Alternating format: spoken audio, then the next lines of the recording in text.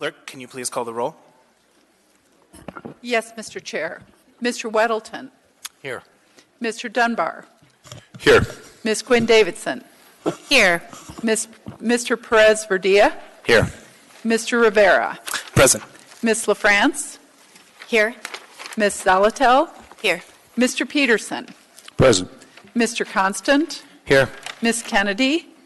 Here. Mr. Dyson. Here. You have a quorum. Thank you, Madam Clerk. Captain Cook, can you please lead us in the pledge?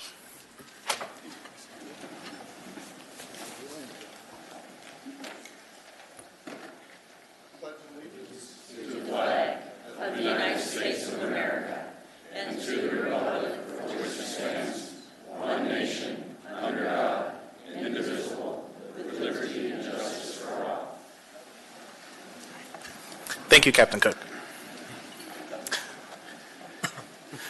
All right, moving on in our agenda. Madam Clerk, are there any minutes of previous meetings? No, Mr. Chair. Thank you, Madam Clerk. Moving on, Mayor's report. Nothing to report. Thank you very much, Mr. Chair. Thank you, Mr. Mayor. Assembly Chair's report. Just really briefly, as my colleagues are aware, we did a change in the seating, so hopefully everyone can get used to their new neighbors. And then I will be updating both the liaisons and a couple of chair positions for committees by the end of the week. So on Friday, likely, you will hear me speak more to that. That is it for me. I'll go ahead, go down the dais, starting with Mr. Dyson for committee reports. Nothing to report. Thank you, Mr. Dyson. Mr. Perez Verdia. Nothing to report. Thank you, Mr. Perez Verdia. Ms. Quinn Davidson. Nothing to report. Thank you, Mr. Chair. Thank you, Ms. Quinn Davidson. Mr. Constant. Thank you. On behalf of the Utility and Enterprise Oversight Committee, on Friday of this week at 1 o'clock at City Hall, I believe in room 155, we'll be having a special meeting of the Assembly in which there will be a public briefing on the litigation with the Marine Administration, MARAD, and also an executive session of the body to get a more detailed briefing from the attorneys in Washington. So everyone is desired to be there and to be participating, and I'll have more detail when I pull the item on the contract. Thank you, Mr. Constant. Mr. Peterson. Thank you, Mr. Chairman. The Ethics and Election Committee meets tomorrow at noon at the Election Center, and that's located at 619 East Ship Creek Avenue. And we'll be meeting from noon to 2 p.m. It's a 2-hour meeting. We have several items to discuss, a couple left over from last month, and we'll also be discussing some results and what happened during our most recent vote-by-mail election. Thank you. Thank you, Mr. Peterson. Vice Chair LaFrance. Thank you, Mr. Chair. The Health Policy Committee, which I co-chair with Ms. Quinn Davidson, met last Wednesday, April 17, and we continued, the Health Department continued a presentation of findings on the community assessment of substance misuse. And just a couple points of note, alcohol is the substance of highest use and misuse in Anchorage. Decrease of drug overdose mortality is declining in Anchorage. However, methamphetamine use is increasing, and Anchorage high school students mostly use and misuse alcohol, vapes, marijuana, tobacco, and prescription medication. We also had a discussion of the combined ordinance prepared by Mr. Gates, which took the ordinance that proposed to raise the age to buy tobacco, for buying tobacco in the municipality to 21, with the ordinance on e-cigarettes. We'll do some further work on the definition of electronic smoking product and clarification of minors, that definition, and possibly introduce a new version May 3rd. And we had a robust discussion with members of the public from the American Cancer Society and American Lung Association and the Health Department present. Thank you, Mr. Chair. Thank you, Vice Chair LaFrance. Ms. Kennedy. Thank you, Mr. Chair. Nothing to report. Thank you, Ms. Kennedy. Mr. Dunbar. Nothing to report. Thank you, Mr. Dunbar. Ms. Alatel. Nothing to report. Thank you. Thank you, Ms. Alatel. Mr. Weddleton. Thank you. The Community and Economic Development Committee met last week, and we looked at a couple marijuana licenses that we'll see at the end of our meeting this evening. We also continued our discussion of what ordinance we would need to make our marijuana laws match the state's new rules for on-site consumption. And we'll continue that discussion this coming Thursday, 9 a.m. at City Hall, room 155, which is a switch from our normal meeting place at Public Works. So anybody interested in that? Thank you. Thank you, Mr. Whittleton. Ms. Broski. Thank you, Mr. Chair.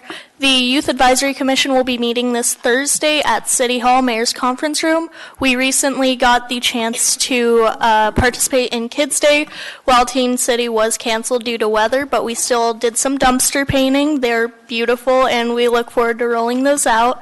And we are still looking for a new youth representative, so if you know anyone or if you are between the ages of 16 and 19, you can sign up to be on my position on the assembly. It's a really great thing, and I have an email list. Just walk up to me, and you can write down your email. Thank you. Thank you, Ms. Broski. Madam Vice Chair. Move to incorporate the addendum. Second. Moved and seconded. Any opposition to incorporation of the addendum? Seeing none, the addendum is incorporated. I'll go ahead and start with that's right, Madam Vice Chair. Thank you, Mr. Chair. Item 9A5, Resolution Number AR 2019-149, a resolution of the Anchorage Municipal Assembly honoring YWCA Alaska and recognizing April 25th through 28th as Stand Against Racism 2019. Assembly members Constant, Dunbar, Dyson, Kennedy, LaFrance, Perez Verdilla, Peterson, Quinn Davidson, Rivera, Weddleton, and Zeletel, and Mayor Berkowitz. Item 9D23, Assembly Memorandum Number AM 319-2019, Eagle River Chugiak Park and Recreational Service Area Board of Supervisors appointments. Barbara Chose, Carrie Essenbacher, Young, and Camila Hussein, Mayor's Office. 9D24, Assembly Memorandum Number AM 320-2019, Chugiak Birchwood Eagle River Rural Road Service Area Board of Supervisors appointment. Joseph R. Wright, Mayor's Office. Item 9D25, Assembly Memorandum Number AM 321-2019, Asset Retirement Obligation Investment Fund Board Appointment, Anna C. Henderson, Mayor's Office.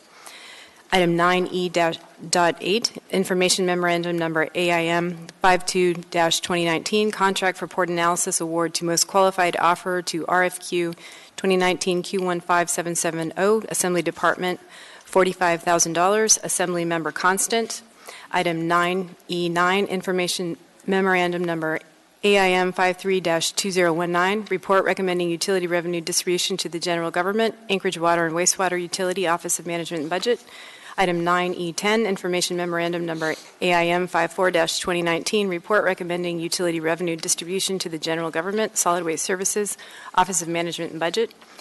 9F6, Ordinance Number AO 2019-60, an ordinance amending Anchorage Municipal Code Chapter 11.60.200, Merrill Field Airport, to update the language for facility damage liability and to adjust mandatory airport fees and charges, Merrill Field, public hearing 5/7/2019, accompanied by 9F6A, Assembly Memorandum Number AM 309-2019, 9F7, Resolution Number AR 2019-150, a resolution of the Municipality of Anchorage appropriating $100,000 as a grant from the Alaska Department of Natural Resources, Division of Forestry, and a contribution of $5,940 from the Anchorage Fire Service Area Fund 131000, Anchorage Fire Department's 2019 operating budget to the State Direct Federal Pass-Through Grants Fund 231 to support ongoing wildfire mitigation, firewise education, and forest restoration programs. Anchorage Fire Department, public hearing 5/7/2019. Accompanied by 9F7A, Assembly Memorandum Number AM 310-2019. Item 9F8, Resolution Number AR 2019-151, a resolution of the Municipality of Anchorage, 1, appropriating the proceeds from one or more grants when tendered in an amount not to exceed $9,151,875 from the Federal Aviation Administration, FAA, Airport Improvement Program, AIP, to the Merrill Airport Capital Improvement Grant Fund 580900, 2, appropriating the proceeds from an intermediate term Borrowing Program ITBP, an amount not to exceed $885,000 to the Merrill-Field Operating Fund 580000 and appropriating such funds to the Merrill-Field Airport Capital Improvement Contribution Fund 580803, amending the 2019 Merrill-Field Capital Improvement Budget, Finance Department, Public Hearing 5/7/2019, accompanied by 9F8A, Assembly Memorandum Number AM 311-2019. Item 9F9, Resolution Number AR 2019-152, a resolution of the Municipality of Anchorage appropriating $2,950,000 to the Maintenance and Operations Department for AWARN infrastructure upgrade, $980,000 to the Anchorage Fire Department for cardiac monitors and ambulance replacements, and $500,000 to the Traffic Department for school zone safety, all within the Anchorage area-wide General Capital Improvement Projects Fund 401100, and appropriating $1,506,000 to Public Transportation Department for bus stop improvements, facility upgrades, and support equipment to the Public Transportation Capital Improvement Projects Fund 485100 from General Obligation Bond Proceeds, Office of Management and Budget. Public Hearing 5/7/2019, accompanied by 9F9A, Assembly Memorandum Number AM 312-2019.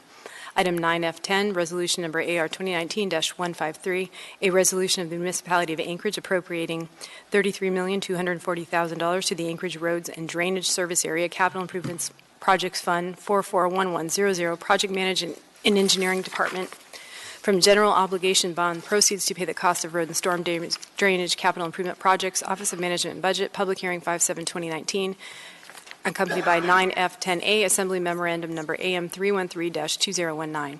Item 9F11, Resolution Number AR 2019-154, a resolution of the Municipality of Anchorage appropriating $3,950,000 to the Anchorage Bowl Parks and Recreation Service Area Capital Improvement Projects Fund 461100, Anchorage Parks and Recreation Department, from General Obligation Bond Proceeds to pay the cost of capital improvement projects, Office of Management and Budget, Public Hearing 5/7/2019, accompanied by 9F11A, Assembly Memorandum Number AM 314-2019.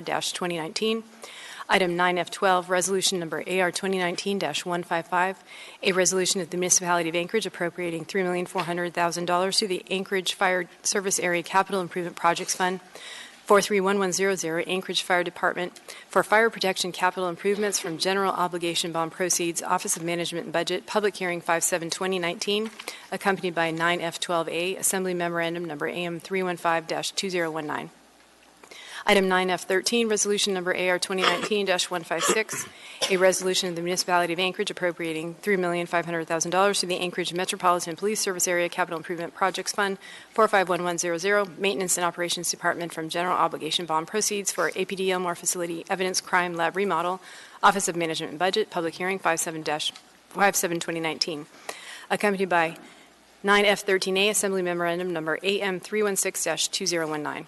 Item 9F14, Resolution Number AR 2019-157, a resolution of the Municipality of Anchorage appropriating a grant in the amount of $110,000 from the State of Alaska Department of Health and Social Services Public Health Division to the State Direct Federal Pass-Through Grants Fund 231900, and appropriating $51 as a contribution from the 2019 Office of Economic and Community Development OECD Operating Budget Area-Wide General Fund 10100 to the State Direct Federal Pass-Through Grants Fund 231800, all within the Office of Economic and Community Development, OECD, to plan for built environmental approaches to increase physical activity and prevent injury and death as part of the AMATS Vision Zero Initiative, Office of Economic and Community Development.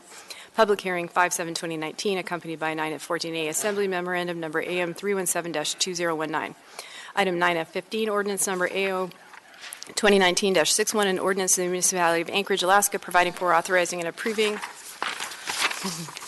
an intermediate term borrowing program for the municipality in the aggregate principal amount of not to exceed $1,665,000 for the purpose of providing funds for capital improvements to Merrill Field, and repealing Ordinance Number AO 2018-27, Finance Department, Public Hearing 5/7/2019, accompanied by 9F15A, Assembly Memorandum Number AM 318-2019. Item 9F16, Ordinance Number AO 2019-62, an ordinance of the Anchorage Municipal Assembly amending Anchorage Municipal Code 26.10.065 to clarify the mechanics of calculating and paying utility revenue distributions. Department of Law, Public Hearing 5/7/2019. Accompanied by 9F16A, Assembly Memorandum Number AM 322-2019.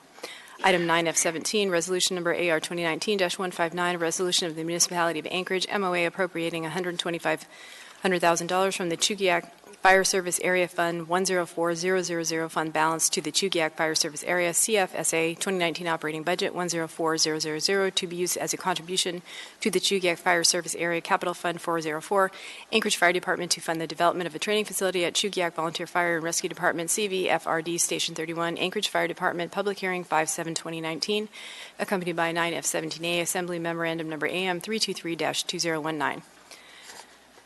14Y1, Information Memorandum Number AIM 51-2019, Resolution Number AR 2019-133, a resolution of the Anchorage Municipal Assembly stating its protest regarding a new restaurant eating place liquor license number 5758 and restaurant designation permit for Spoons LLC DBA Spoon Line located at 174 Hightower Road, Girdwood, Alaska 99587, and authorizing the municipal clerk to take certain action. Thank you, Madam Vice Chair.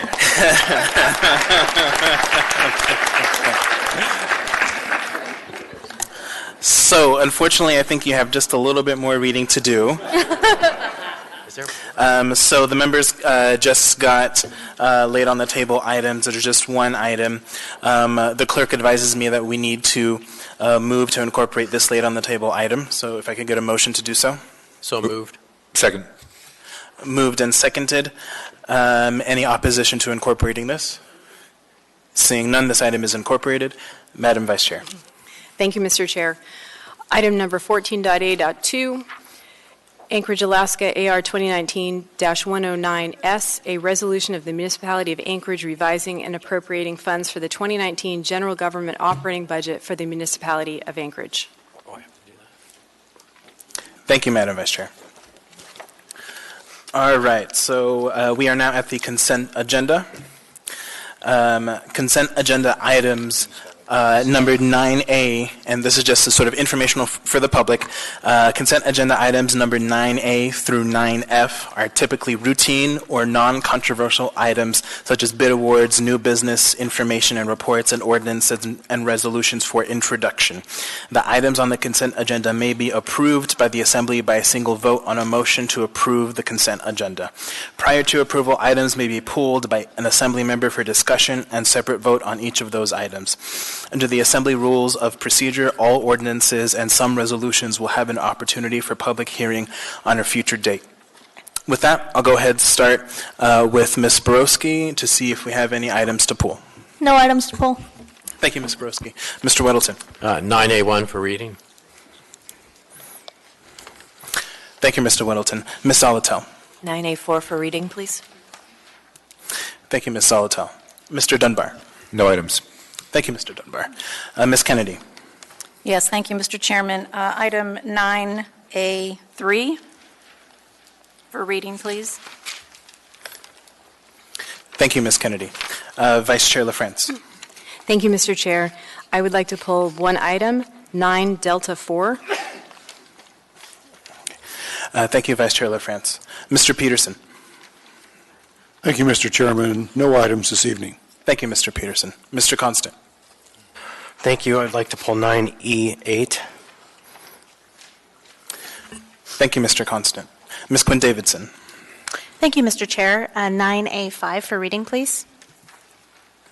Thank you, Ms. Quinn Davidson. Mr. Perez Verdia.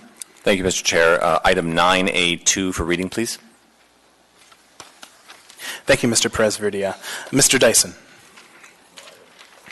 Thank you, Mr. Dyson. So I have items 9A1, 9A2, 9A3, 9A4, 9A5, 9D4, and 9E8. Any further items?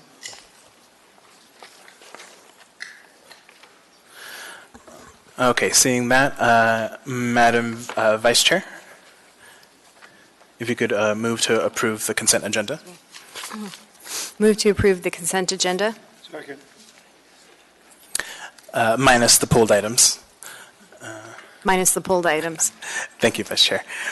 All right, moved and seconded. Any opposition to approving those consent agenda items minus the pulled items? Seeing none, the consent agenda minus the pulled items is approved. We'll go ahead and start with 9A1. Resolution number AR 2019-122, a resolution of the Anchorage Municipal Assembly recognizing and honoring David Cook for 40 years of service with the Anchorage Police Department. Move What to is approve. Thank you. And is there, all right, thank you. Moved and seconded. Any opposition? Seeing none, this item is approved. Who's reading and who's presenting? I am reading. This is a resolution of the Anchorage Municipal Assembly recognizing and honoring Dave Cook for 40 years of service with the Anchorage Police Department. Whereas Dave Cook began his 40-plus year career with the municipality of Anchorage in 1977, working for the Anchorage Animal Control Center. On April 30th, 1979, he joined the Anchorage Police Department as a cadet and was promoted to police officer September 28th, 1980. And whereas Dave has worked tirelessly and humbly to protect and serve the citizens of Anchorage as cadet, officer, canine handler, detective, sergeant, lieutenant, captain, as well as teacher and mentor. And whereas through his dedicated service, he is most notably responsible for helping rid our city of drugs through diligent investigations, searches, seizures, and arrests during his time serving as a detective in the Metro Drug Enforcement Unit. And whereas Dave's personal file is full of accolades, commendations, and letters of praise from citizens and fellow officers, he leaves behind a legacy of integrity, humility, responsibility, and compassion. Now therefore, the Anchorage Assembly hereby recognizes and honors Dave Cook for his years of devoted service to the Anchorage Police Department, Municipality of Anchorage, and its citizens. Passed and approved by the Anchorage Assembly this 9th day of April, 2019. Actually, this 23rd day of April, 2019. Thanks. Where were you last week or 2 weeks ago? I was here, sir.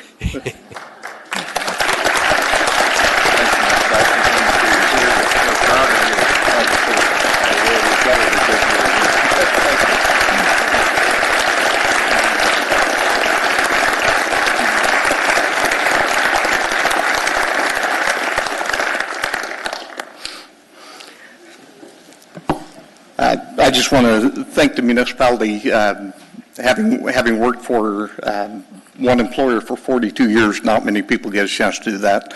I've worked for some absolutely incredible mayors and assemblies, some less than supportive, but most very, very supportive. Many of you ride with our officers. I see you riding with the officers. I see you at the graduations and at all of our ceremonies, and I thank you for that. I would ask that you continue to support our department. The assembly is, or the present administration is incredible in their support, and again, Mayor, I thank you for that. A lot of people are talking about the experience and the skills that are leaving. The staff that we have at the department is incredible. I mean, some really, really sharp young people coming up behind us, and the city is in great hands, and I just thank you again.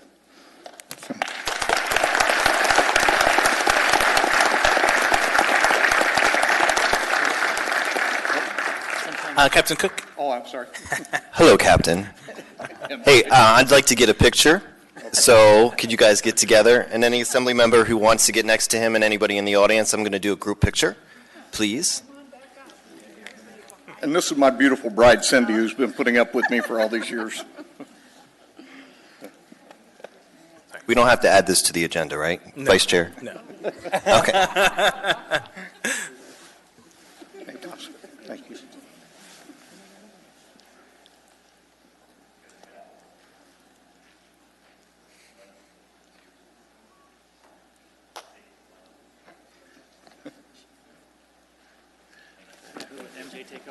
Thank you.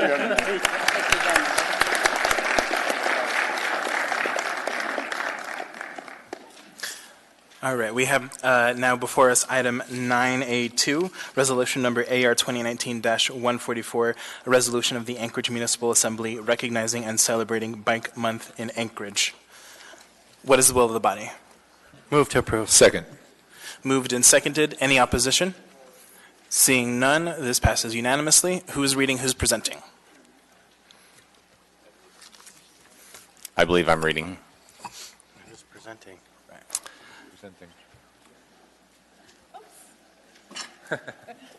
A resolution of the Anchorage Municipal Assembly recognizing and celebrating Bike Month in Anchorage, whereas the bicycle is an economical, healthy, and convenient and environmentally sound form of transportation that encourages active people and a healthy nation, and is an excellent tool for recreation and enjoyment of the municipality of Anchorage scenic beauty.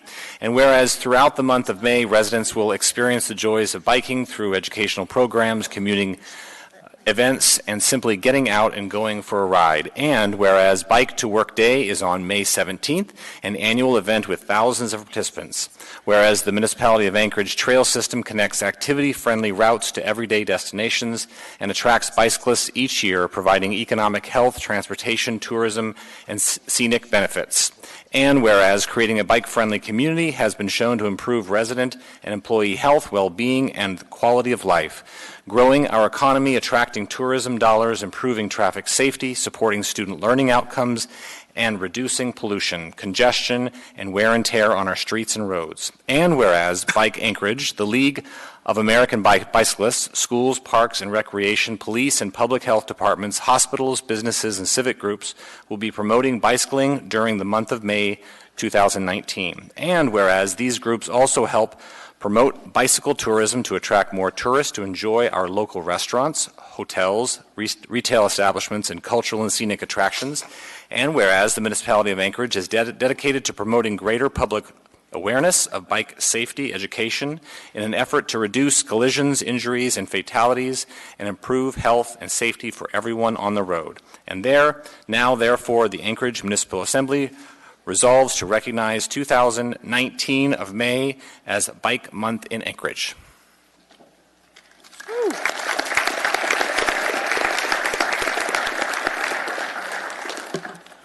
On behalf of Bike Anchorage, I just wanted to say thanks to the Assembly for taking this action. We look forward to celebrating May as Bike Month with all of you, and please remember to bike to work on May 17th. Thank you very much. Thank you. I think I have a question for you, actually, sir. Mr. Constant? Thank you, Pierce and Chelsea, for being here. And we've had a discussion at a small group meeting about the possibility of some developments in the downtown. Do you remember any details about that? Yes. Would you share some thoughts with the body on what that idea might be? Just in round terms. And while you're sharing that, if you could please state your name for the record. Absolutely. My name is Pierce Schwab. I'm the director of Bike Anchorage. So many awesome developments happening downtown. Mr. Constant, if you could clarify exactly what you're referring to. Well, at the meeting, we had discussed the idea of creating some bike lanes using certain pathways downtown, connecting to the trail system and providing a pathway through the downtown that is bike-free on certain parking corridors that could provide much safer and more engaging transportation in the downtown. Absolutely. I think it's absolutely critical that we've got really safe, comfortable bike facilities downtown. That's our core and where we should be focusing. Absolutely. All right. Thank you. Thank you so much. All right, we now have before us item 9A3, resolution number AR 2019-132, a resolution of the Anchorage Municipal Assembly recognizing May 2nd, 2019 as the National Day of Prayer and designating May 2nd as a Municipality of Anchorage Day of Prayer. What is the will of the body? Mr. Chair, I would make a motion to, Move to approve. Move to approve, and then second, a motion to amend.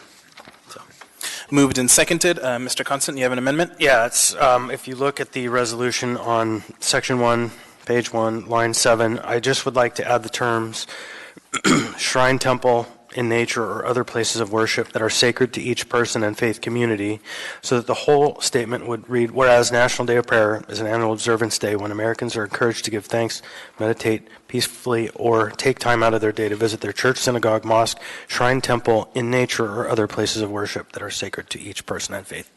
Second. Moved and seconded. Any further discussion on the amendment? Seeing none, I'm going to ask for unanimous consent. Anyone opposed? Okay, that amendment is adopted. And then moving on to the motion, anyone opposed to the resolution? All right, seeing none, the resolution is adopted. Who is presenting, who's reading? Yes. So, Mr. Chairman, I'm reading. Okay, great. And Mr. Dyson is presenting. So, Anchorage Resolution Number 2019-132, a resolution of the Anchorage Municipal Assembly recognizing May 2nd, 2019 as the National Day of Prayer and designating May 2nd as a Municipality of Anchorage Day of Prayer. Whereas National Day of Prayer is an annual observance day when Americans are encouraged to give thanks, meditate peacefully, or take time out of the day to visit their church, synagogue, mosque, shrine, temple, in nature, or other places of worship that are sacred to each person in faith community, and to pray to the deity of their choice. And whereas every year millions of Americans all across the U.S. come together for unified public prayer for America, the National Day of Prayer calls on all people of different faiths to pray for the nation and its leaders. And whereas the National Day of Prayer shares common roots with Thanksgiving, traditional observances in late fall called for prayer and thanksgiving, which was later established as the Thanksgiving holiday by President Lincoln. And traditional observances in spring called for prayer and fasting, which was later established as the National Day of Prayer by President Truman.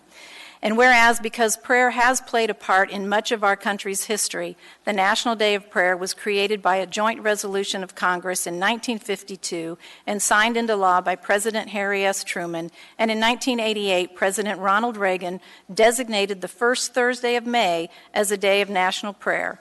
And whereas each year since, the President of the United States has issued a proclamation designating the first Thursday in May as a National Day of Prayer, and whereas the National Day of Prayer belongs to all Americans, and every American can observe in their own way, expressing unity, love, and respect for each other.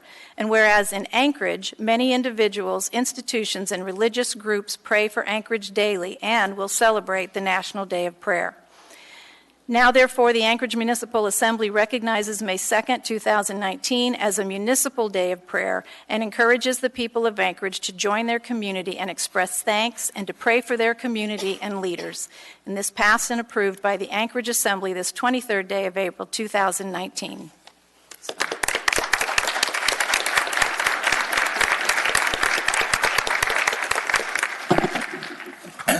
We have here, Lorraine is the Anchorage representative for the National Day of Prayer movement. And so I present this to you and thank you for your work. Thank you. And there's several other people who have very significant part in the prayer. Jim Duncan is the head chaplain for the entire state, all the police chaplains and the prison chaplains. Lucky here is the chair of the Anchorage Prayer Movement, formerly the Anchorage Mayor's Prayer Breakfast. And my buddy Rabbi Greenberg back there is a committed advocate for our community and is becoming a delightful friend. And several other people here, including, I think, my grandson's pastor. But anyways, I've invited several of them to speak. Lorraine O'Neill, on behalf of the National Day of Prayer, I want to thank the Assembly for this resolution and just the opportunity for us all to acknowledge sometimes we need help more than what we have limited to ourselves, and it's a good time to call and ask for wisdom and for help from God. We will be having gatherings in Anchorage on May 2nd to pray together. Everyone is welcome to come and pray. There will be a gathering here in the Assembly Hall at noon on May 2nd. And also some other gatherings which will be posted on the National Day of Prayer website. Thank you. My name is Delray Lucky Schultz. I'm with the Mayor's Prayer Breakfast, or the Anchorage Prayer Movement, as Assemblyman Dyson mentioned just now. We've been in business since about 50 years now, a little over 50 years, when a bunch of people got together to pray for the mayor and for your predecessors and Anchorage, and have been meeting almost every year since then. It's an opportunity for us to get together and follow what our Lord commanded us to pray for your leaders, and that's what we do. It's not a political organization. We don't support or defend any political issue. We're here to pray and pray for you. And one short story, I had an individual that he and I did not get along very well a couple of years ago. I found out he had prostate cancer. And I said, Jim, I'll be praying for you. and our relationship changed. When you tell somebody they're praying for them, you wouldn't believe how all of a sudden they change, as well as the person doing the praying. So I thank you for this resolution. Thank you. Anyone else? I would like to thank all these people here. Deacon Kurt Adler from St. Elizabeth Antietam, on behalf of our pastor, Father Patrick Brosemer, and over 1,200 of our families that are in our congregation. We thank you very much. All right.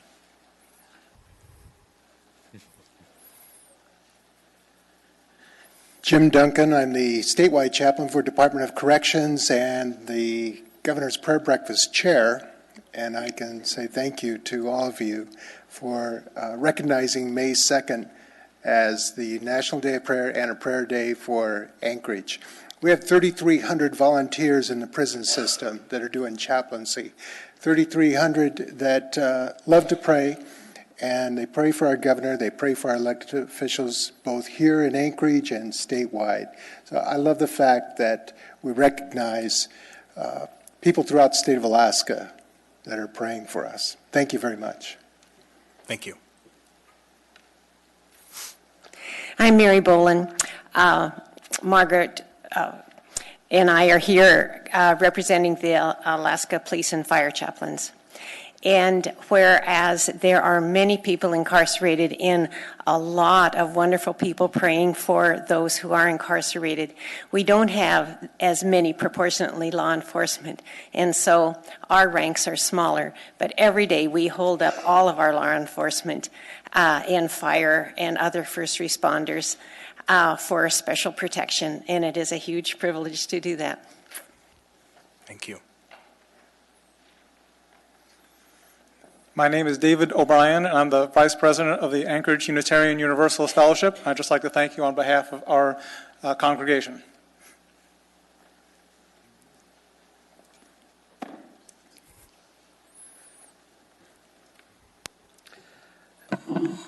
It's my honor and pleasure to be part of this great effort of our friend Fred Dyson and everyone here regarding this National Day of Prayer. As a student of one of the greatest sages of our country and nation, the Lubavitcher Rebbe, Rabbi Menachem Schneerson, he was a great promoter of increasing and adding more spirituality, prayer, and reflection in our society, because this is one of the best ways to encourage people to add in acts of charity, kindness, to bring in a spirit of service to our fellow Americans, our fellow Alaskans, fellow human beings. And by doing so, we create a better society and a great future to our city, our state, and our country. Thank you so much. Thank you. Anyone else? Thank you. Thank you for all you do. Thank you so much.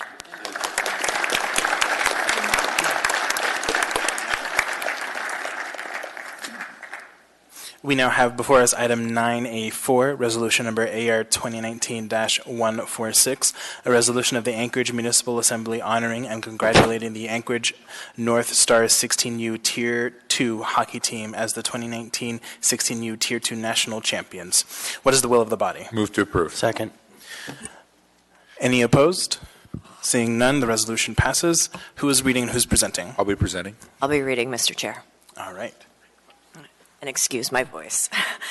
A resolution of the Anchorage Municipal Assembly honoring and congratulating the Anchorage North Stars 16 under Tier 2 hockey team as the 2019 16 under Tier 2 national champions.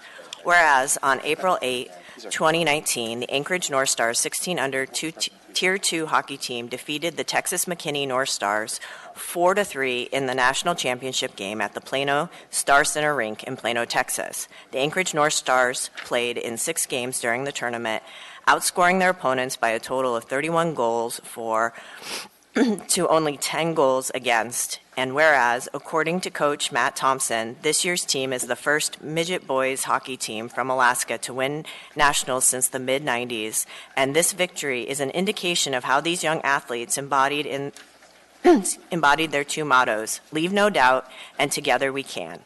And whereas, with only 51.5 seconds remaining in the championship game, on the bang bang play off the rush, forward Tucker Lean skated the puck wide and found teammate Hayden Fox backdoor for the game winner into the net. Now, therefore, be it resolved that the Anchorage Municipal Assembly recognizes the Anchorage North Stars 16 under Tier 2 hockey team. Players, number 65, Jarrett Beckett, number 56, Peter Flannery Shutt, number 8, Hayden Fox, number 2, Colton Gherkin, number 36, Jacob Hall, number 27, Tyler Huffer, number 60, Oleg Kelleher, number 18, Tucker Lean, number 26, Spencer Lund, number 20, Revi Mack, number 21, Colin McCormick, number 14, Garrick McNich, number 28, Trevor Monahan, number 4, Logan Orr, number 41, Alex Pavia, number 80, Teague Porter, number 7, Landon Reed, number 23, Drake Reed, number 13, Josh Tyra. Coaches, Coach A.J. King, Coach Graham McManaman, Coach Corey Roy, Coach Matt Thompson, and celebrates their national championship, honors their dedication to their sport, and thanks the Anchorage Hockey Association and all of the coaches, parents, and families for keeping these outstanding youth sports programs present in Anchorage. Passed and approved by the Anchorage Assembly this 23rd day of April 2019.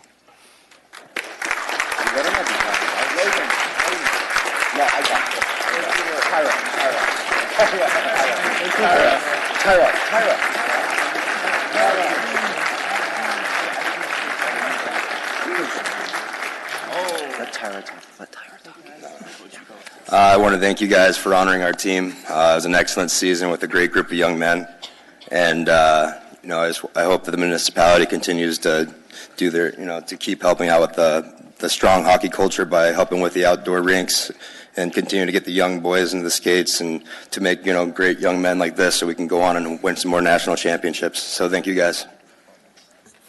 Thank you, sir. Could you actually state your name for the record, please? Name is Matt Thompson. Thank you. Mr. Constant. Thank you. I just wanted to point out that last year we had a young girls hockey team that were city champions, so young boys and girls in this town. Well, yeah, sorry about that. Thank you. The girls won nationals 2 years ago from the same organization, so we're both proud of both those teams, so thank you guys. Congratulations.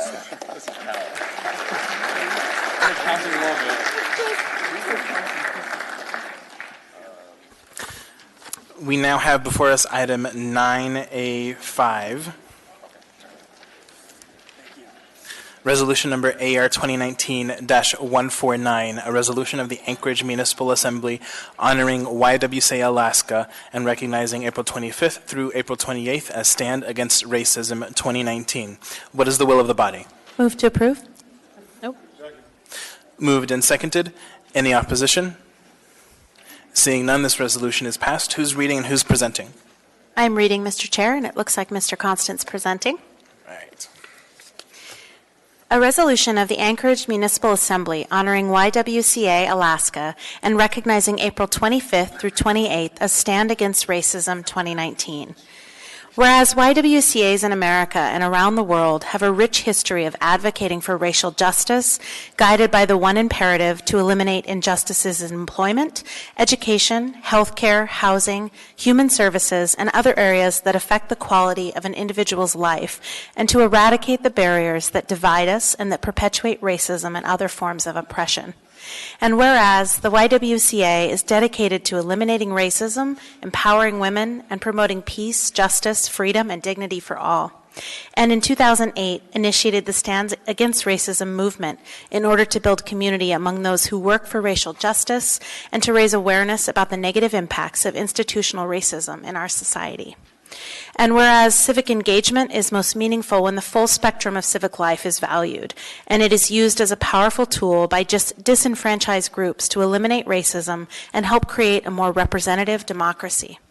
And whereas the YWCA stands in solidarity with communities of color and all immigrants who deserve to be safe, healthy, and treated with dignity and respect, as highlighted in the Stand Against Racism 2019 theme, No Hate, No Fear. And whereas since 1989, the YWCA Alaska has been part of the international YWCA movement, which serves more than 25 million women and girls in over 100 nations, has participated in the national Stand Against Racism event since 2010, and on April 22nd, 2019, partnered with the Anchorage Equal Rights Commission to host a panel discussion and dialogue around racism in our community. And whereas the YWCA Alaska will collaborate with organizations and individuals throughout Alaska to host a variety of Stand Against Racism 2019 events from April 25th through April 28th, and invites the community to participate in Stand Against Racism 2019 activities in Alaska, while over 2,200 organizations and 300,000 individuals will be participating in activities nationwide. Now, therefore, the Anchorage Municipal Assembly honors the YWCA Alaska for its dedication to eliminating racism and empowering women in the Anchorage community and throughout the state of Alaska, and recognizes April 25th through 28th as Stand Against Racism 2019. Passed and approved by the Anchorage Assembly this 23rd day of April 2019.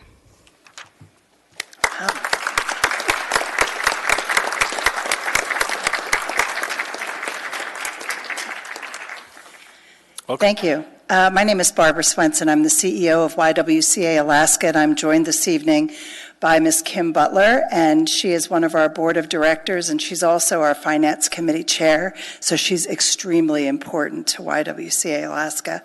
And together, we would like to thank the Assembly for this fabulous resolution on behalf of our board of directors and our very engaged and dedicated team at YWCA Alaska as we continue to partner with other community organizations to eliminate racism and empower women in our communities. Thank you so very much for your support. Thank you so much. On behalf of the YWCA Board of Directors, thank you so much for recognizing the work that the Y continues to do, not only here in Anchorage and Alaska, but nationwide, and for recognizing the importance of standing against racism and the impact that that statement can have. So thank you so much. Thank you. Thank you both. Thank you.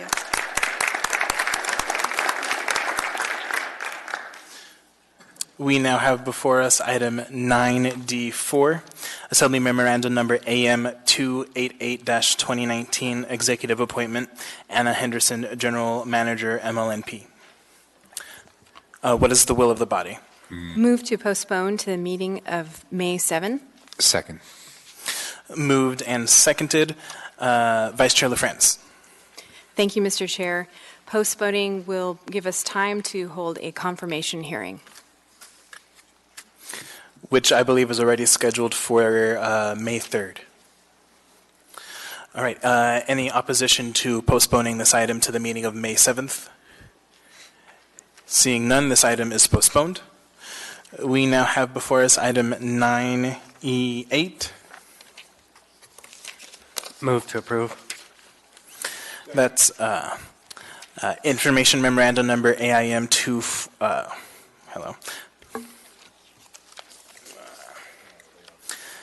AIM 52-2019 Contract for Port Analysis Award to Most Qualified Offer to RFQ 2019 Q15770 Assembly Department.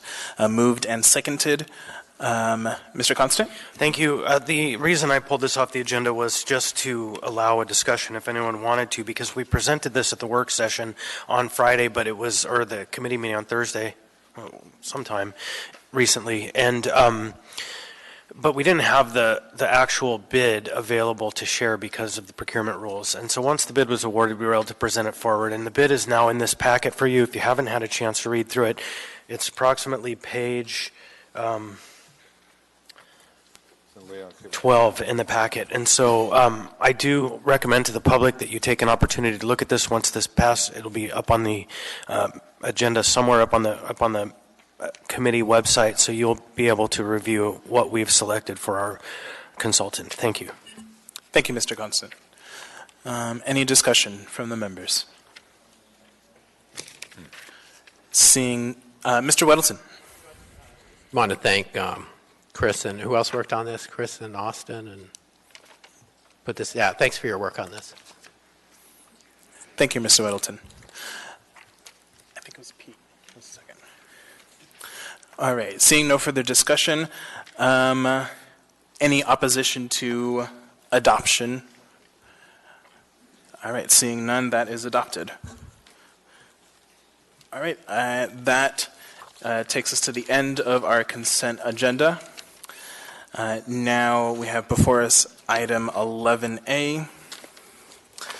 That's AR number 2019-101, a resolution requesting the Alaska State Legislature and Governor revise state statutes to remove the local contribution limits and allow local school districts and their taxpayers to raise additional funds for their own schools.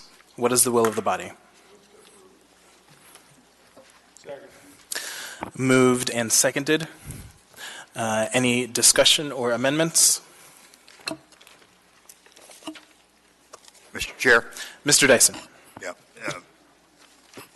I originated this, and amendment number 1 are my suggested improvements, and there are some excellent suggestions from Ms. LaFrance, and in the certainly in the state legislature, amendments are allowed to be called a conceptual amendment, which basically agrees and that they're fine, but allows for some wordsmithing by our folks to make them fit grammatically, and there's a little bit of duplication. So, with the body's permission, I'd like to move conceptual amendment 1.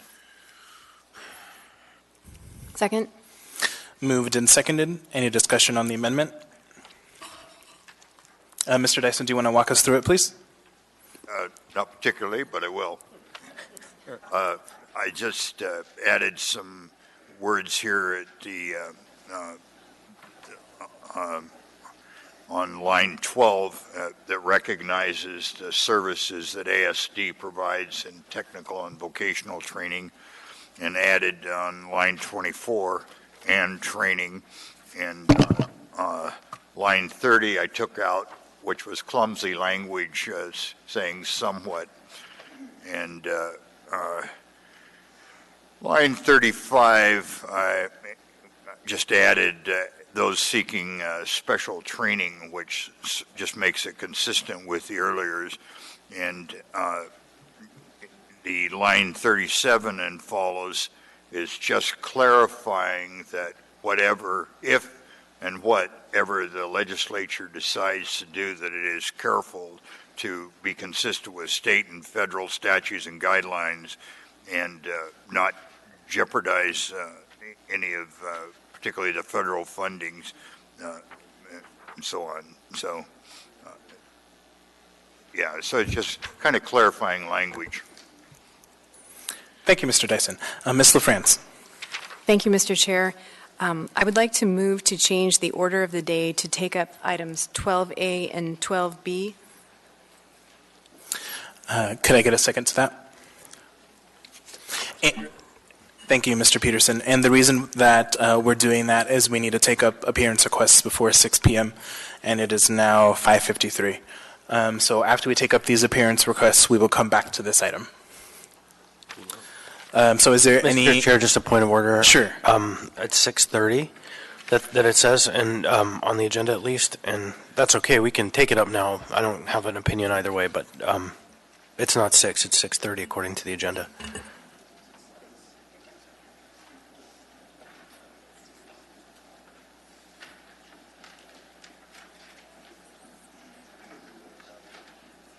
Thank you, Mr. Constant, for correcting that. So we can go ahead and continue taking this item then, and if we need to change the order before 6:30, we can do that. So Ms. LaFrance, are you okay with taking back that motion? Yes. And Mr. Peterson? All right, thank you. All right, so we'll continue discussion then on item 11A, the amendment. Mr. Dunbar. Yeah, I wanted to ask a clarifying question. I heard Mr. Dyson or someone moved conceptual amendment 1, LaFrance, and in our packet we have LaFrance amendment number 2, then we have Dyson amendment number 1, and when he was reading through it, it sounded like he was talking about Dyson amendment number 1. Right. So I guess for Mr. Dyson, which amendment are we actually talking about right now?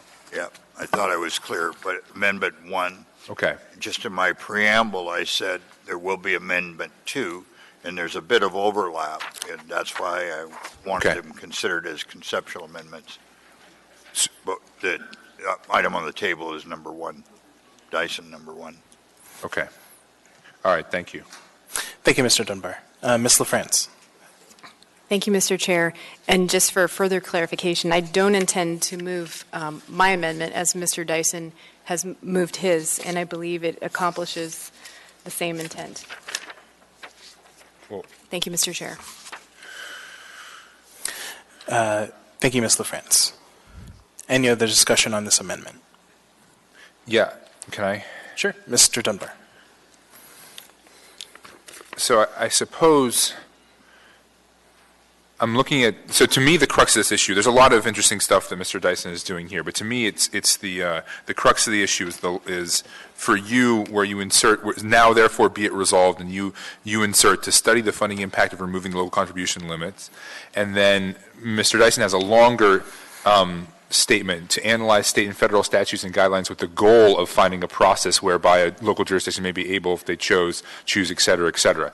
I actually prefer your language, Ms. LaFrance, because I'm not sure. This sounds to me like, again, we have this goal of doing this, and I am still hesitant to make that statement for reasons we've talked about at length.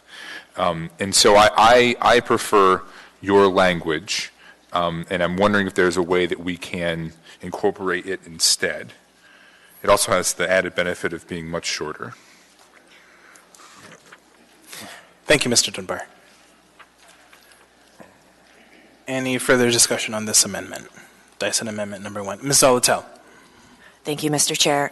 I just want some clarification. Is this only to raise additional tax revenues dedicated to special education and disability support services? Because it seems that's a significant difference between the two amendments as well. Thank you, Ms. Zolotel.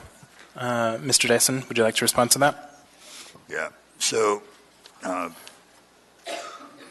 every year, the administration and/or the assembly presents to the legislature items that we would like them to do.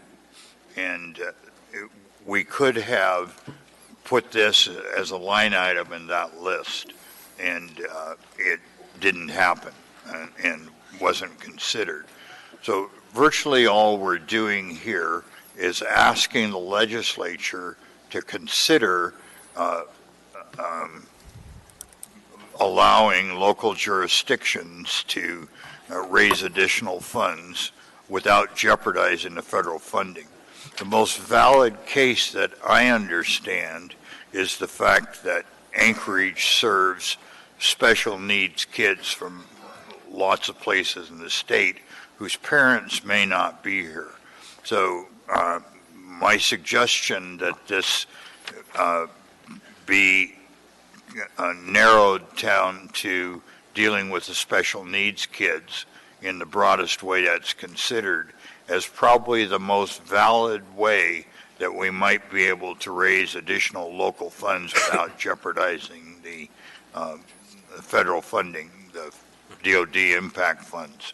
So I have tried to tailor it for that. But the legislature can do whatever they want and make it broader and narrower. Thank you, Mr. Dyson. Anything further, Ms. Zolotel? Thank you, Ms. Zolotel. Mr. Weddleton. Okay, I guess now I get it, why you did that. Because really now when we read it, we say, hey, can we tax ourselves to help people who are from outside the district? Which kind of doesn't sit well with me, though I know it's our reality, too, that people from all across the state come. But I'd want to have a resolution on how the state can tax everyone in the state to help us handle, the hard cases in Anchorage. So I kind of appreciate the plea for letting us get more money somehow, but I don't know if I want to drop that on our property taxpayers. coming right out and saying, hey, bring us your hard-to-teach people. We're ready, and we'll tax ourselves for it. But that's where we land with this. So anyway, just, I guess, a thought more than a question. Thanks. Thank you, Mr. Weddleton. Mr. Dunbar.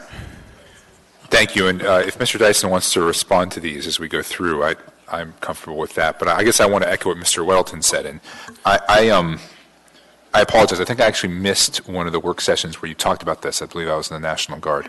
And rereading it now and understanding the focus you're putting on folks from out of the city coming in to get educational services, which I think is a relatively small percentage of our actual budget.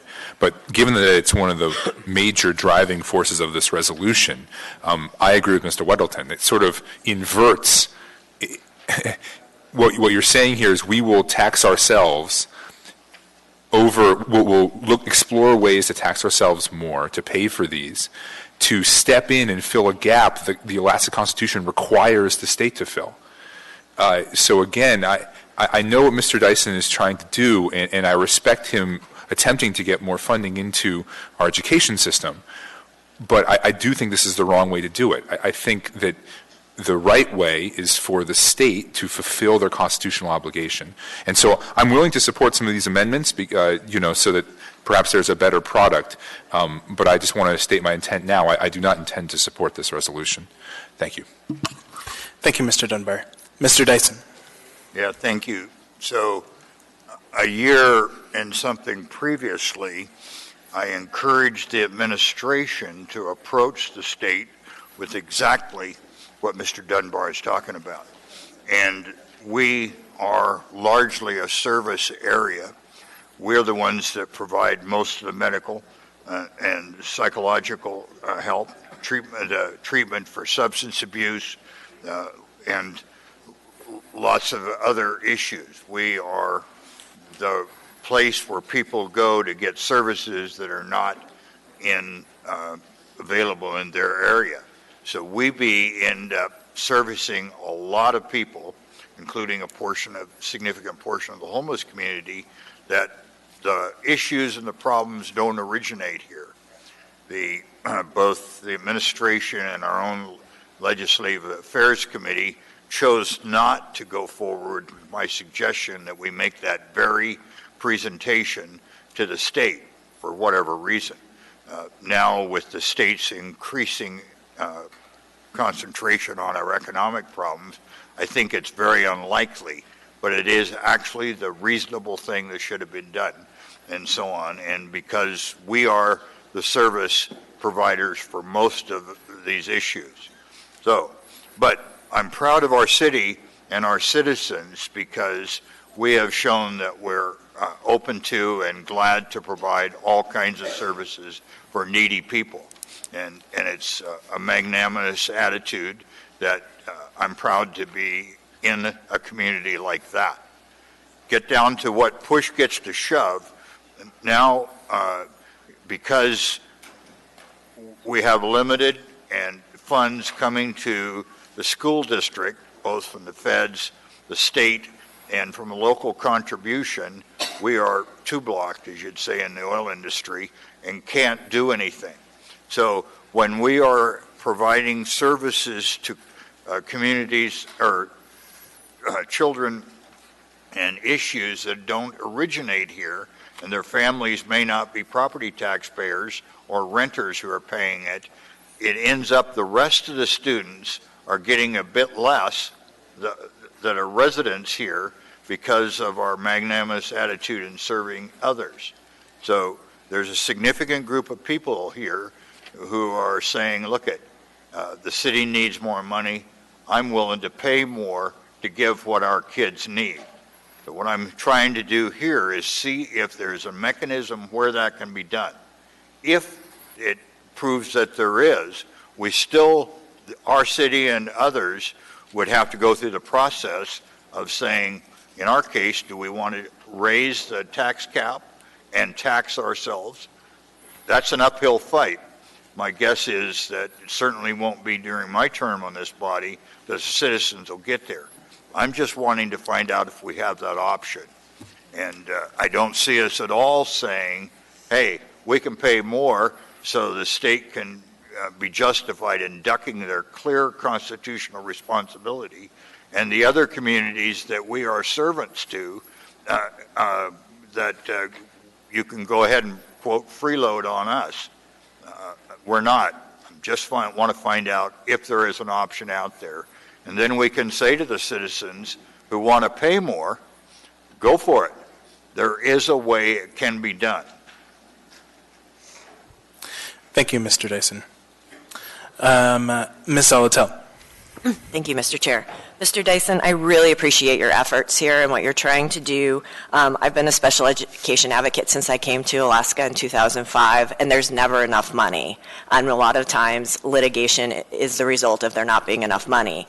That said, there are some mechanisms already in place within special education law and other agreements between school districts that would really need to be looked into, I think, a bit more, so that what you're trying to do to recover some of these temporarily placed students' expenses could actually already be done. And I think this, while I applaud the effort, I think it's really complex, and I think it would probably need a little bit more work. So unfortunately, I'll be voting against this resolution, although I applaud the effort. Mr. Rivera? Thank you, Madam Vice Chair. I tend to agree with Mr. Dunbar on this, both on the amendment, which we have before us now, and on the underlying motion. I believe we asked for a variety of data that we still haven't received to help us make the decisions here. And without that, and then without really understanding what the legislature will do, I think we're doing things a bit out of order. So I would suggest, I will be voting no on this amendment and no on the resolution. And perhaps we could bring it back after the legislature makes their decisions and we have more data to look at. Thank you, Madam Vice Chair. Thank you, Mr. Rivera. Mr. Constant. So I just seem to recall 2 weeks ago that the mover of the motion asked for this thing to be postponed indefinitely. And I voted with him on that one, but did not carry the day. And I just would like all of us to contemplate that in thinking forward how we engage in the work of this body. Because,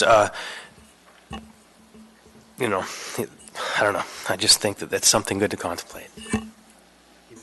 Thank you, Mr. Constant. Any other discussion on the amendment? Mr. Dyson.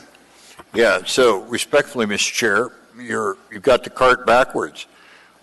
I'm asking the legislature to go and get the data, look at all the complex issues and interactions with the community, and use their significant resources to do that research. All we're asking is them to look at it. And then if they do that, then the data will be available. And this is just a suggestion, a request to them to look at this issue. And I appreciate your perspective, but for us to have to get all the data, we're ill-equipped to do that. I certainly am. And they are equipped to do it, and they're about to go into an 8 or 9 month when their research arm isn't serving the direct, and they have the capacity to do it. So if you guys want to choose to not ask them to look at this issue and in its depth and complexity from their perspective, go for it. Thank you, Mr. Dyson. Any other discussion on the amendment? Ms. Kennedy. Thank you, Mr. Chair. I do agree that this gets to be a little bit confusing, but excuse me. If you know anything about state education funding, it is confusing, and it's really very complicated, and there are a lot of moving parts to it as well. And I think the state is kind of putting us in a predicament to a certain extent when we're looking at what may be happening with bonded indebtedness and Anchorage having to pay the full faith and credit of some of those bonds. There's a lot of funding issues that the state does need to look at. and even in whether or not we're risking our federal money impact aid, for example. So I like the very first part of this that just says to analyze state and federal statutes and guidelines, and I agree that the state is going to have to be the one to answer those questions. And if this is a way to get our foot sort of in the door or to start that conversation, then I'll support it. I don't think it necessarily breaks down into specifically special ed services. I think it probably would end up impacting state education in Anchorage as a whole. So like I said, if this is a way of kind of drawing attention to the state in terms of where we're at right now with this big question, then I think we should support it. Thank you, Ms. Kennedy. Any further discussion on the amendment? Seeing none, members may proceed to vote.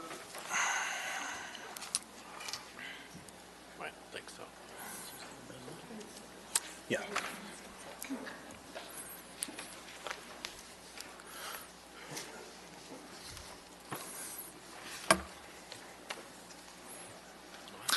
That amendment fails 6-5.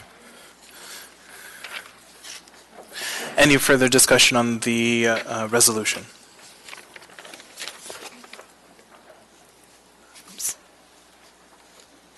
Ms. LaFrance. Thank you, Mr. Chair. I will move LaFrance Amendment Number 2. Second. Moved and seconded. Ms. LaFrance. Thank you, Mr. Chair. This amendment just adds language to make clear the intent to study the funding impact of removing the local contribution to dedicate to special education and disability support services, not as eloquently worded as Mr. Dyson's amendment, but I believe along the same lines. Thank you, Ms. LaFrance. Mr. Dunbar. I'm going to support this. I want to speak to the main motion once this amendment is done. Thank you. Oh, sure. Right. Mr. Constant on the amendment. Yeah, taking Mr. Dunbar's advice about not supporting amendments on a document you're not intending to support, I still have a small amendment I would like to propose to this. And so at the very, at the bottom of the front page of your amendment, Ms. LaFrance, the one that starts beginning at line 38, I would like to move an amendment that changes the line that says removing the local contribution limits. I would strike "and if" and add "such that state and federal funding is not jeopardized."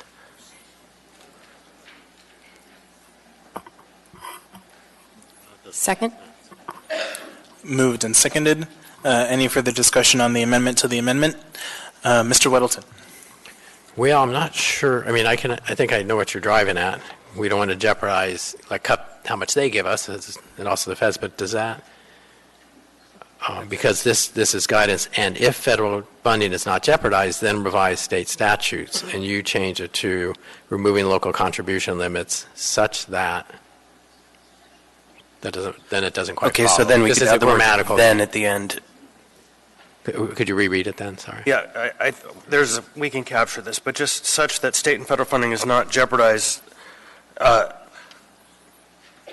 Yeah, I don't know what the answer. Well, maybe could I offer something? Please. So maybe just instead, and if federal and state funding are not jeopardized, would that meet your intent? Yes. Okay. However we get there. So what do we do? Do we move that? What am I doing? What have I done, Chair? Mr. Constant appears to agree. Ms. LaFrance, do you agree? Okay, it is changed. Anything further, Mr. Whittleton? No, thank you. Thank you. Any further discussion on the amendment to the amendment? Seeing none, members may proceed to vote on the amendment to the amendment. We're out here 6:30, 15 minutes, we're good. For the public appearances, we're good. Now we have before us LaFrance Amendment Number 2. Any further discussion on the amendment? Seeing none, members may proceed to vote.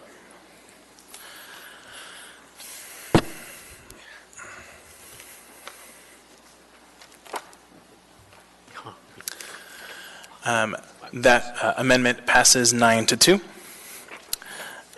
Now we have before us the main motion. Mr. Dunbar. Thank you, Mr. Chair. So,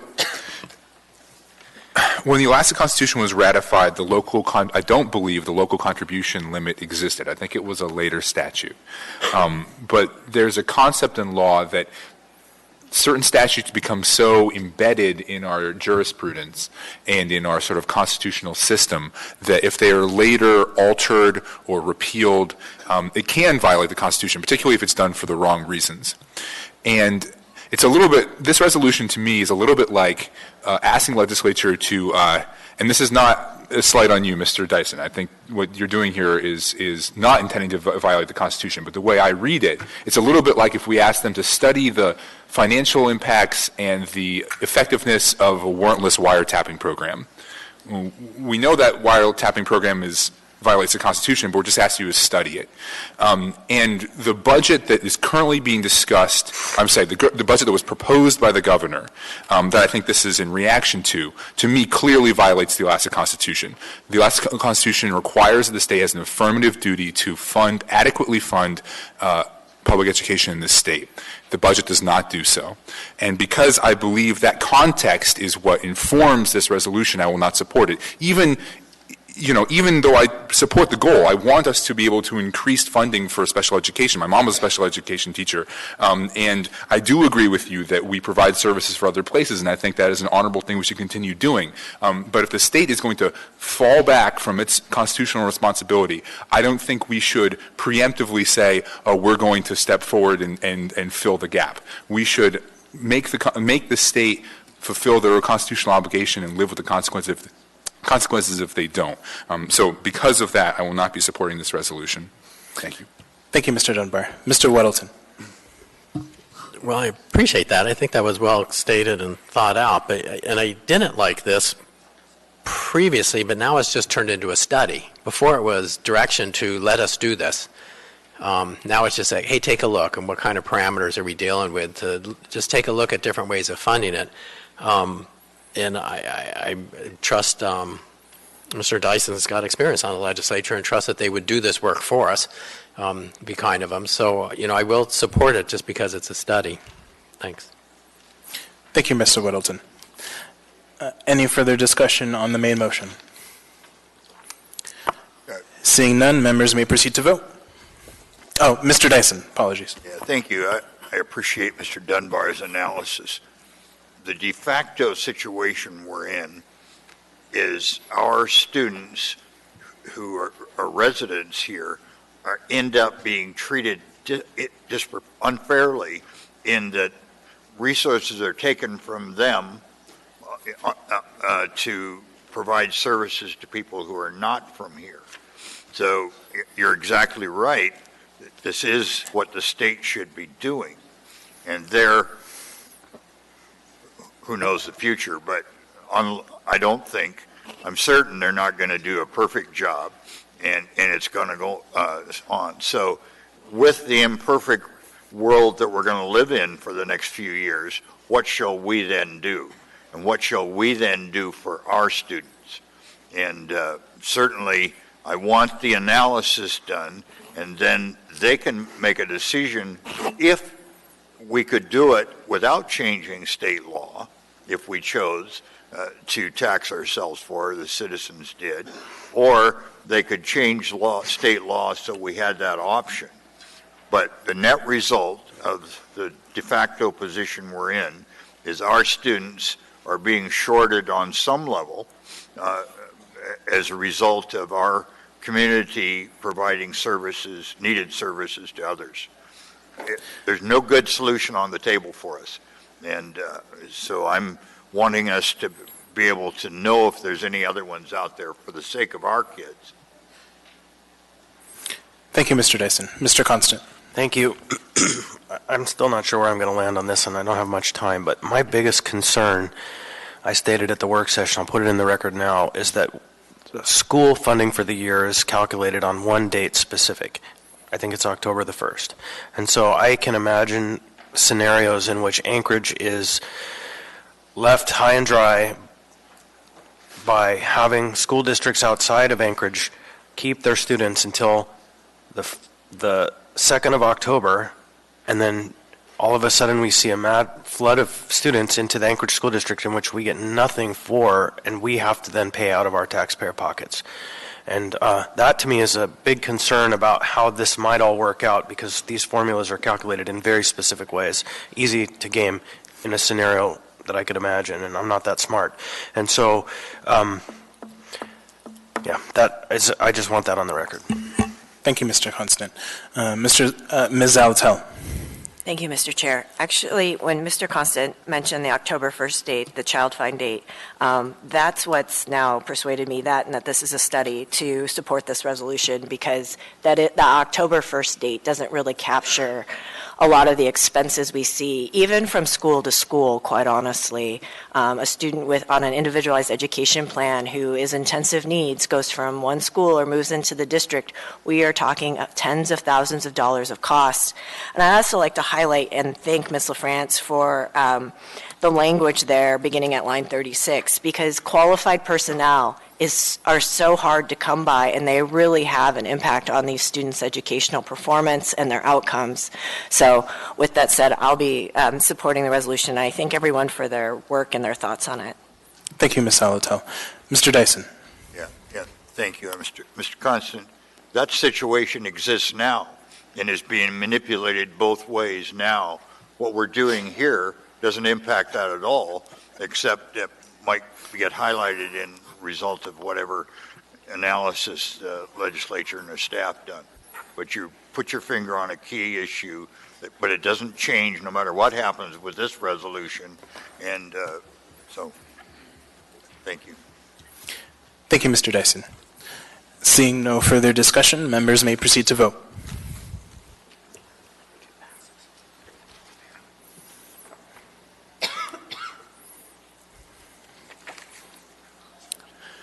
That resolution passes 7-4. We are now on appearance requests. First appearance request is Lucy Oden.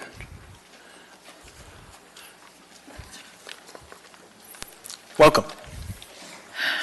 Thank you very much. And I just wanted to thank the Assembly to have me speak for people with disabilities. I got to take off my glasses to read. Hi, my name is Lucy Oden, and I'm on the East Side District, where Dunbar is in his district.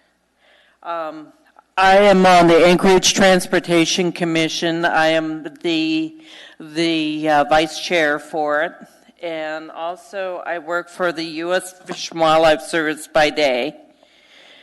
And I just wanted to talk about the Order More Taxis for People with Disabilities, Title 11.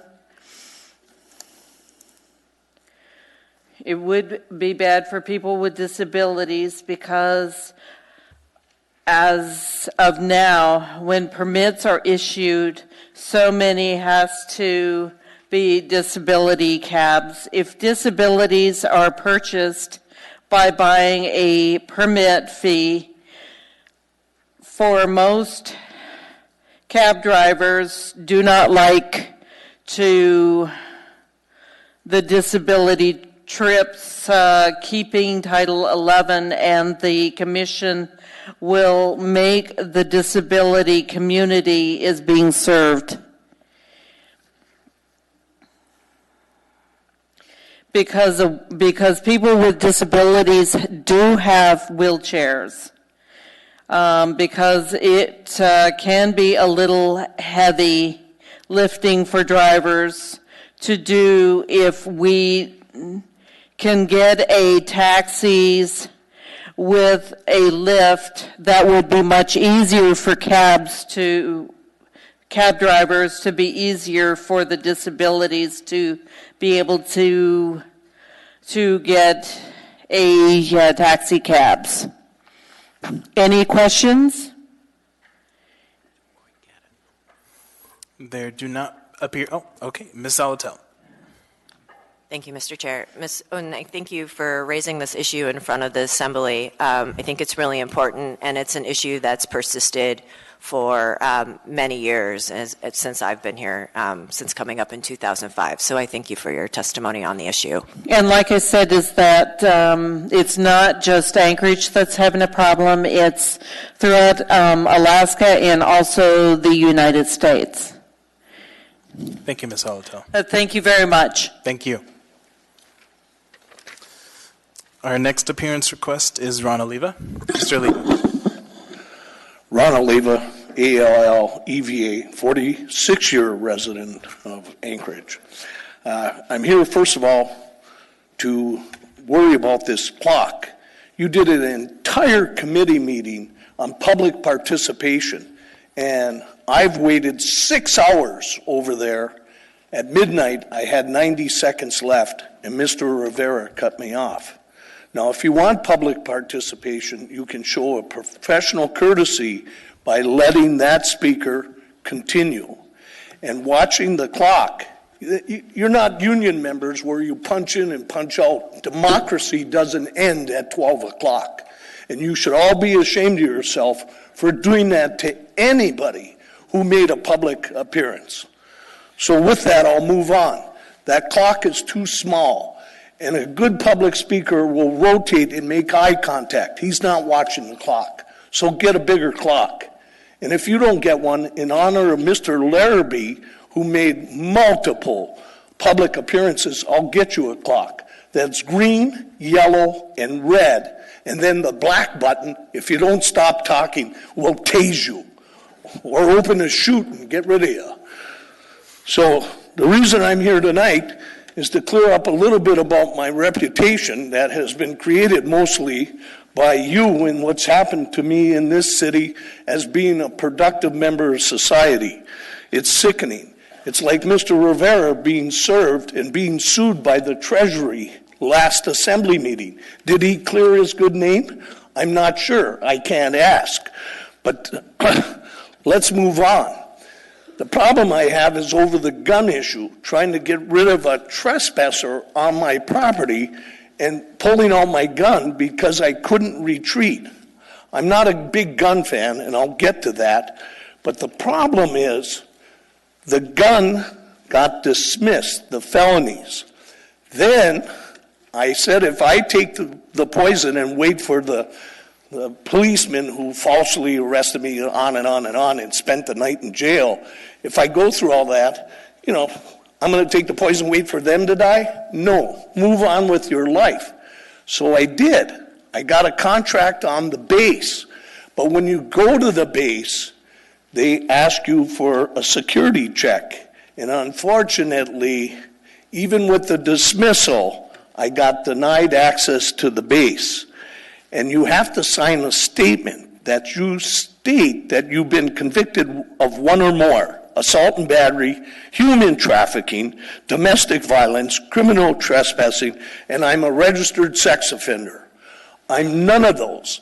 It takes 120 days to appeal to the commander, but my point is when you go to the municipality, it's another 120 days because there's 2,600 people ahead of you. So you have to somehow clean this system up, not to ruin a good, tax-paying, hard-working family man's reputation, If you could and let him work. Mr. Oliva. Yes, Mr. Rivera.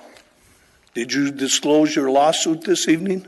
So, Mr. Oliva, this is about your appearance request. All If you right, could please wrap let's it up, talk please. ethics because you're my representative and you're one heartbeat away from being the mayor. Does anyone have any questions for Mr. Oliva? All right, I do not see any.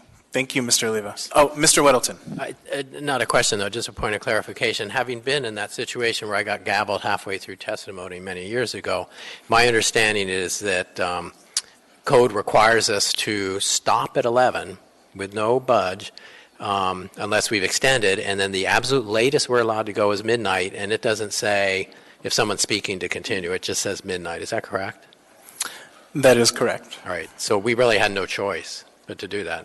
Okay, thank you. Mr. Chair. Shame on all you for that, Mr. Little. I actually believe the charter states that the citizens are immune from any action that occurs after midnight, or some very close statement to that effect. I don't believe that there is an ordinance, I could be wrong, that states at midnight we must turn off the lights and shut the doors.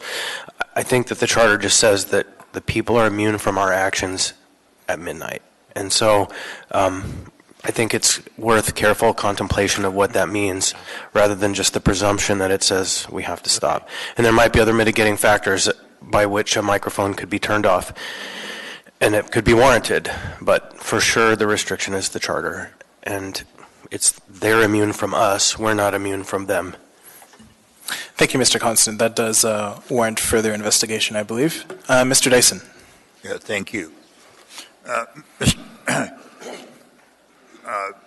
It raises a very interesting question, and we have this presumption of innocence in our culture and our law, and it's well established. And I fought during the years in the legislature to get court records so that people who were acquitted or the charges were dismissed disappeared from the public record, lest people be suffering just from the accusation. So I would like a response from the Municipal Legal Office on what we can do in our states or city ordinances to preclude this sort of thing, in this case, a denial of access for a 120-day period. That's an undue burden, it appears to me. So that's kind of a formal request for some analysis on that and what, if anything, we can do to solve it. Thank you. Thank you. I think the administration has heard that request. I don't know if they have a response. Okay. Thank you, Mr. Leva. All right. So we are going to go ahead and take our regularly scheduled dinner break, and we will be back in 20 minutes to take up item 13A.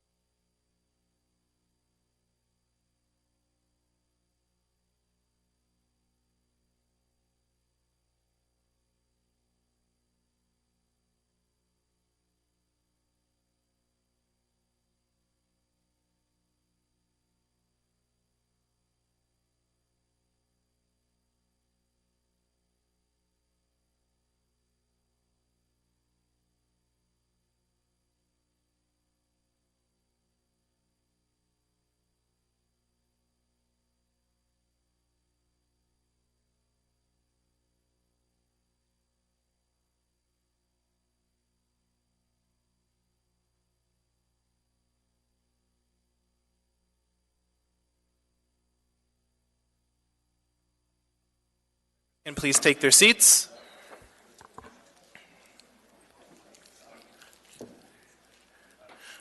All right, we have before us now item 13A, resolution number AR 2019-97, resolution approving the Heritage Land Bank 2019 Annual Work Program and 2020-2024 5-year management plan. And Madam Clerk, I believe we are we scheduled to open public testimony today? Correct. Yes, okay. So would anyone like to testify on this item?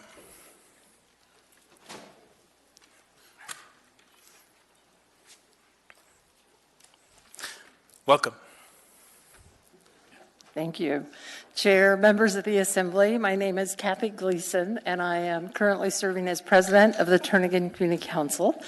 And I appreciate your attention to the matter at hand with regard to the 2019 and the Heritage Land Bank work program and the 5-year management plan.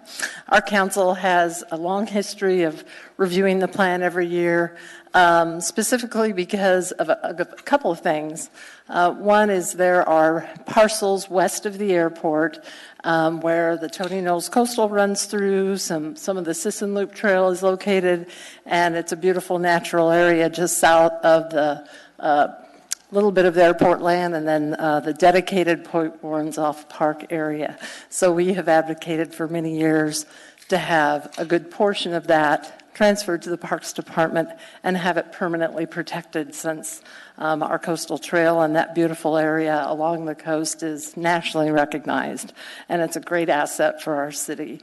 The second one is we've always advocated for the HLB to acquire lands that were identified in the 1986 Municipal Entitlement Act, and those parcels include places that you would normally think were dedicated parkland, but they're actually on airport property like Little Campbell Lake, and sections of the coastal trail where it runs through on airport property. So those are the two key areas our council has followed. So if you look at amendment number 5 specifically, it's just a cleanup amendment that the council had proposed because the plan for many years has had both in their 1-year and their 5-year plan to set as a priority acquisition of those parcels. And so those lands that were identified back in 1986. So we noticed they were left out of the 5-year plan, and so we appreciate putting that back in, because I doubt if miraculously all that would happen this year. The second one is to have specific language that is an offshoot from last year's amendments that were made, that we worked hard with HLB and the municipality and the assembly to identify that, yes, let's identify some of those areas that are designated parks or natural areas in the 2040 land use plan, and get those transferred to the Parks Department and look at permanent protection for those areas. And so that's amendments 1, 2, and 3, and we certainly support those, and we appreciate, I certainly appreciate the 2 West Anchorage Assembly representatives for working with me on behalf of the council on that. Thank you. And also having an opportunity at last Friday's work session to discuss this as well. And so I think I'll just say, please support the amendments that you have before us. And if you have any questions, I'd be happy to answer them. Thank you.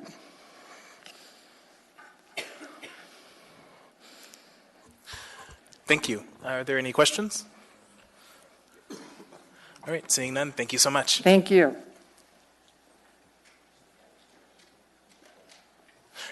Would anyone else like to testify? Anyone at all? Seeing, hearing none, public testimony is closed. What is the will of the body? Move to approve. Second. Moved and seconded. I see we have a series of amendments. Who wants to go first? Ms. Quinn Davidson. Yes, thank you, Mr. Chair. I'd like to move Quinn Davidson and Perez Verdia amendments number 1, 2, 3, and 5. And do we have a second? And the reason I'm doing those together, Mr. Chair, is that they all relate to the issue that Ms. Gleason just spoke about. We've worked with the administration to craft amendments to the HLB plan, and we think it represents TCC's interest. TCC does as well, and so does the administration. They think it fits nicely within the HLB plan. Thank you, Ms. Quinn Davidson. All right, any discussion on amendments 1, 2, 3, and 5? Mr. Dunbar. I have a procedural question, and then I have a more substantive question. The procedural question is for the clerk. Unfortunately, she is. Let's see here. And actually, my next question is for you, Mr. Falsey. So I don't know if you want to stay here or go back to your seat. I'm just curious about the procedure when you. Is there any issue with moving a bunch of amendments in a group like that? I can't recall the last time we've done that. Do you have to go one by one through them? And I have no problem with it. I'm just sort of curious. Just not something I've heard. So I'm advised by the clerk that as long as there are no objection to moving all of those amendments together, that we can do so. Okay. My question is for Mr. Falsey or for Ms. Ward. Do you have any opposition or discussion for these 4 amendments? No, the administration is happy to not oppose these amendments. Okay. That's all I got. Thank you, guys. Thank you, Mr. Dunbar. Mr. Weddleton. Okay, I just want to confirm from someone that, are we imposing costs on Parks and Rec through any of these amendments?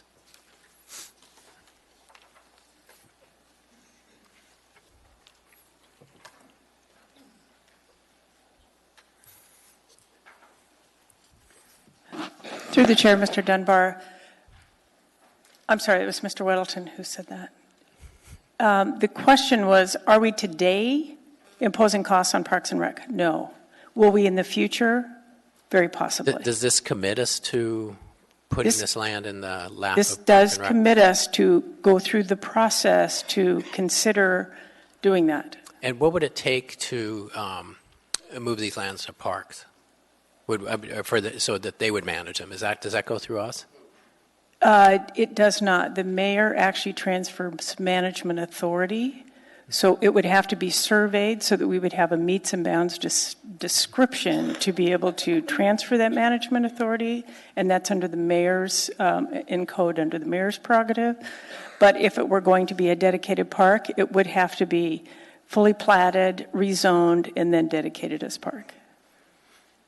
Okay, and my concern on this is I actually like the goal that Mrs. Gleason's brought up and have for the many years she's been trying to get this in there.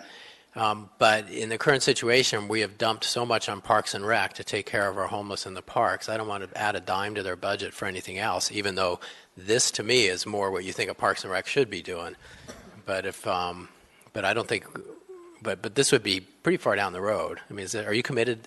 I'm sorry, was this in the short term, like year, or is this in your 5 years? Through the chair, Mr. Weddleton, we are to start the process. I would say if we were going to fully plat, rezone, and dedicate, it is years down the road for that. All right, thank you. Thank you, Mr. Weddleton. Any further discussion on these amendments? Seeing none, members may proceed to vote.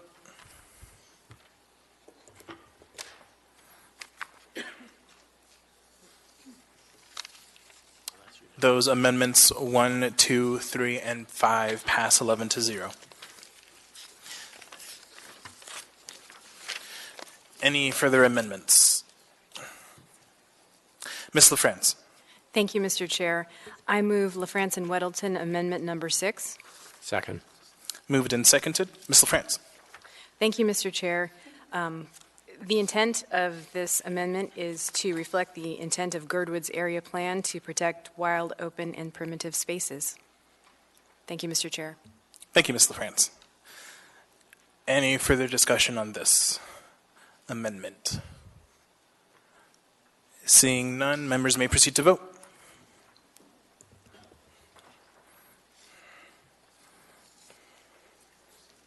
That amendment passes 11-0. Any further amendments or discussion? Ms. Kennedy. Thank you, Mr. Chair. I would, excuse me, like to move amendment number 4, please.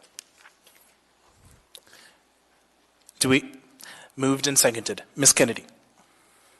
Thank you. This is to add into the HLB plan the idea of adding the concept for searching for some property in the Chugach Eagle River for a cemetery. And that's, well, I'll leave it at that unless there's any questions. So. Thank you, Ms. Kennedy. Mr. Peterson, seconded. Any further discussion? Mr. Constant. I would just like to say welcome to my peers who are now laying ordinances and not ordinances, amendments on the table at their first meeting. It's good to see active participation. I like it. Thank you, Mr. Constant. All right, seeing no further discussion, members may proceed to vote on the amendment.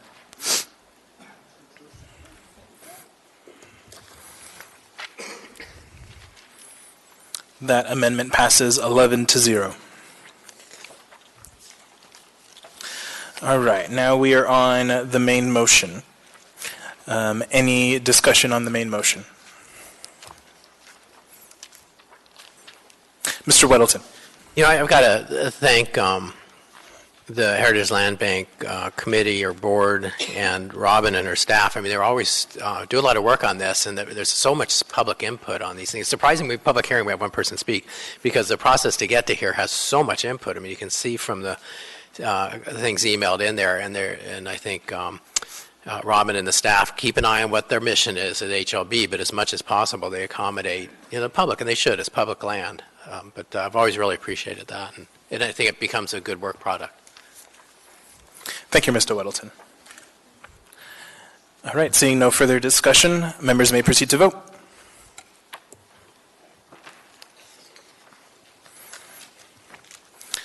And that passes 11-0. And now we have before us item 13B, ordinance number AO 2019-31, an ordinance amending the zoning map and approving the rezoning of a strip of land measuring 69 feet by 330 feet of government Lot 5, Section 18, T12N R3W remnant from R2M Mixed Residential District to I2 Heavy Industrial with a Special Limitation District containing plus minus 0.52 acres generally located south of West 92nd Avenue between Arctic Boulevard to the west and C Street to the east within the northwest quarter of Section 18, T12N R3W SM Alaska, Bayshore Clat Community Council, Planning and Zoning Commission Case 2017-0070, Planning Department. What is the, so we're going to go ahead and open public hearing, but I believe it is the intention of one of the members to postpone this to allow for this to go back to the community council. But members of the public may testify at this meeting or they testify at the next meeting, but unless there is an S version, you cannot testify at both. So with that, public testimony is open. To the chair. Yes, Mr. One thing, there is an S version in front of us now. Thank you. And another, I would encourage people to speak now, because if we are going to delay, that kind of informs changes that we may make to it later. So. Thank you, Mr. Wilson. Welcome. Good evening. Mr. Chairman, members of the Assembly, my name is Tony Hoffman. This application was prepared by me, and I've been working with the developer for 2 years while we push this through, working with staff and doing the community council meetings, crafting all the whole work you see in front of you, and creating what we thought was a good compromise from what we could potentially develop right now as an I-2 industrial development, which would require minimal screening. This berm that we've presented, and with the special limitations that we've worked out at planning and zoning through 2 or 3 meetings, we believe is a good compromise and helps alleviate a lot of the impact that the I-2 development will have on the subdivision. The limitations are well crafted, and I'm here mostly just to answer any questions that the Assembly members may have. Thank you. Mr. Weddleton. Oh, thanks for coming, Mr. Hoffman. So, tell me, so if we do not pass this rezone, can the property owner use this I mean, what we're talking about is a property this big and one strip is residential, and we're looking to just rezone that strip.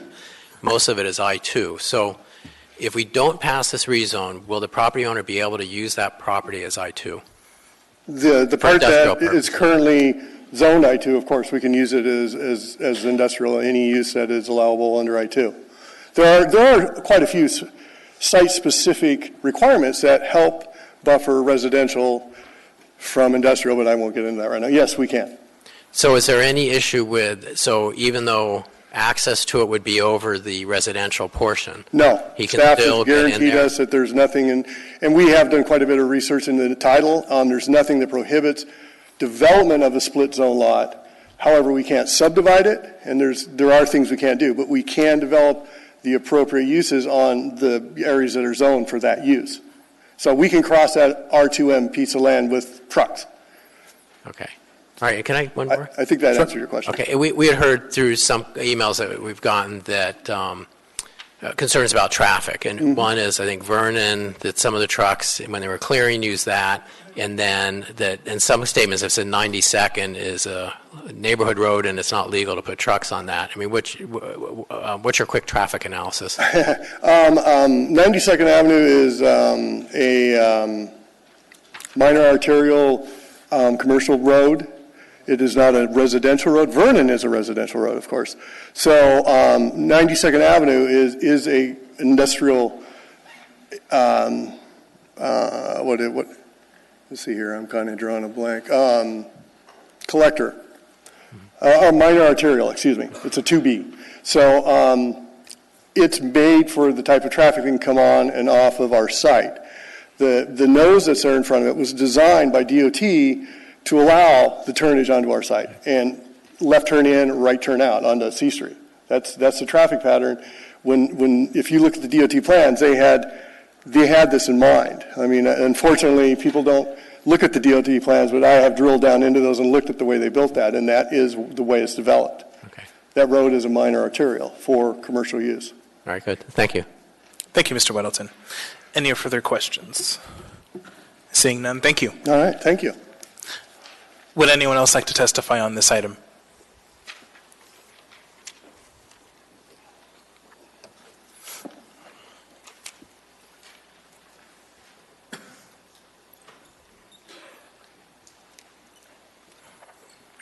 Welcome.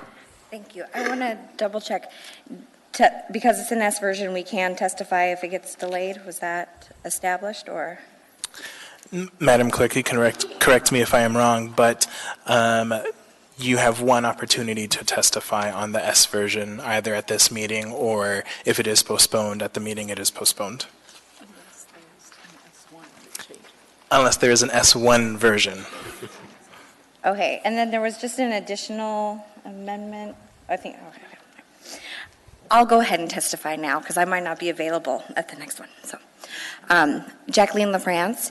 I'm a resident of the Newland neighborhood that is directly to the north of this applicant's lot. I would like to say that the information I was given about the road is that it's not built to weight standards beyond that actual median. So any part that a truck would drive on might have to be improved, which certainly shouldn't get passed on to taxpayers to have to do that. The other thing I want to say is that I drive there all the time, and if anyone is parked on their property on 92nd, a large truck cannot make that turn into that property. And the reason I know this is because for when I lived there, but also if that would have been the case, if that was possible, they wouldn't have used residential streets to clear that property, but they didn't. They had, the only access that they had to that site was through a neighborhood, and they did not put that in their haul route permit application either. And then, so safety is a major concern.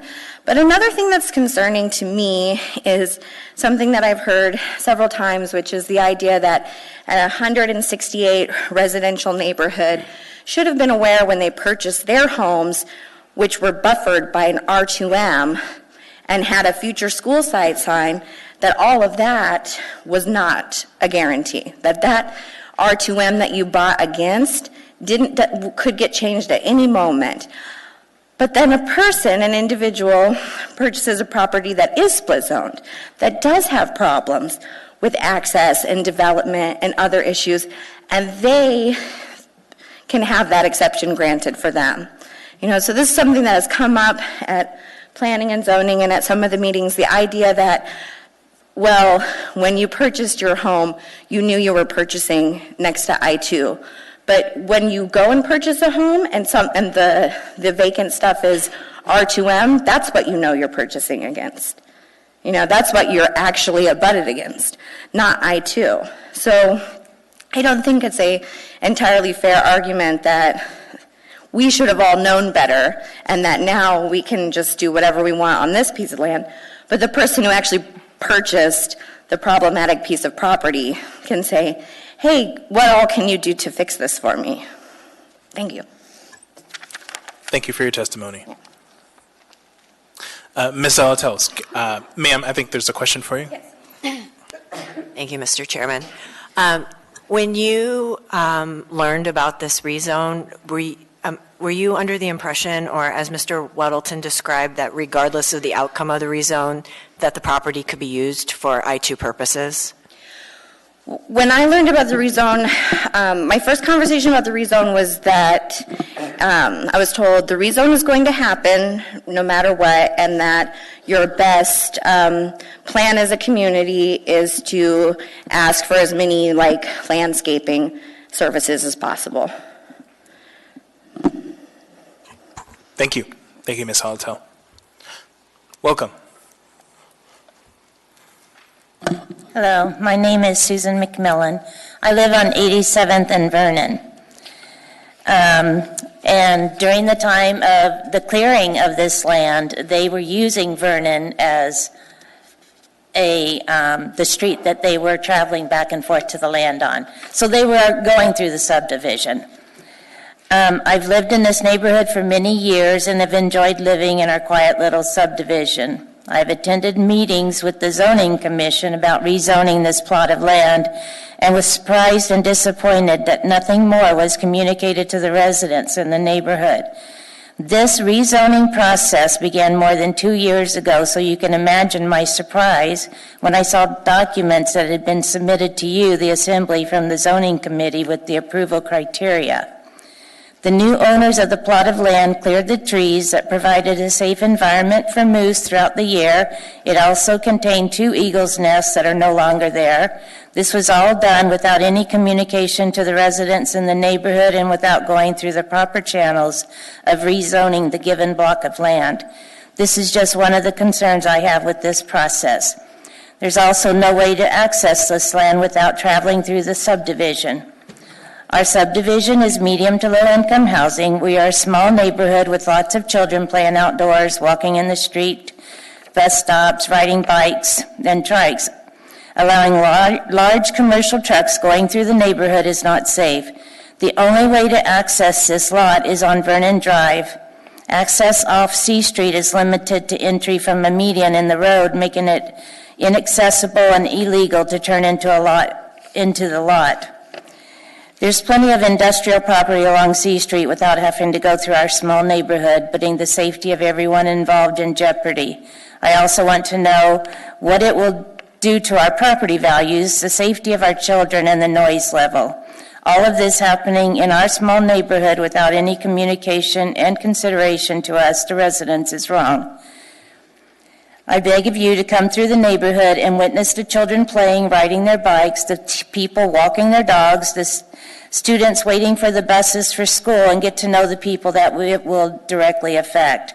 This is not a neighborhood that can withstand large trucks traveling down the roads through the neighborhood. I can't help but wonder what would happen if this were a more affluent neighborhood, how it would be received, if even be up for consideration. I urge you to vote this rezoning, and I urge you to vote down this rezoning until you have thoroughly understanding of the huge devastating impact it will have on our wonderful little community. Thank you for your testimony. There don't appear to be any questions. Welcome. I have a question before I do my public comments, can I ask a question? Sure. I'm unclear about the one time that we can make comments. So it can be now or the next one, correct? Correct. Okay. I will hold my comments then. Okay. Would anyone else like to testify on this item? Anyone at all? Seeing, hearing no one, can someone make a motion? I think Ms. Salatel. Yes, thank you, Mr. Chair. I move to continue the public hearing until June 4th. Moved and seconded. Ms. Salatel. Thank you, Mr. Chair. I move to continue to June 4th so that both the Bayshore Clack Community Council and the Taku Campbell Community Councils have another chance to meet. I think in our work session and throughout the packet, it indicates that this rezoning has been confusing for the residents. There's been a significant passage of time and, in fact, an intervening land use plan that's been passed since the community council resolutions that opposed this rezone. I would encourage planning and zoning to be at the community council meetings with the residents and the property owner to talk through these issues we're hearing, to really have this conversation and get the public input at that neighborhood process, because you're going to be neighbors.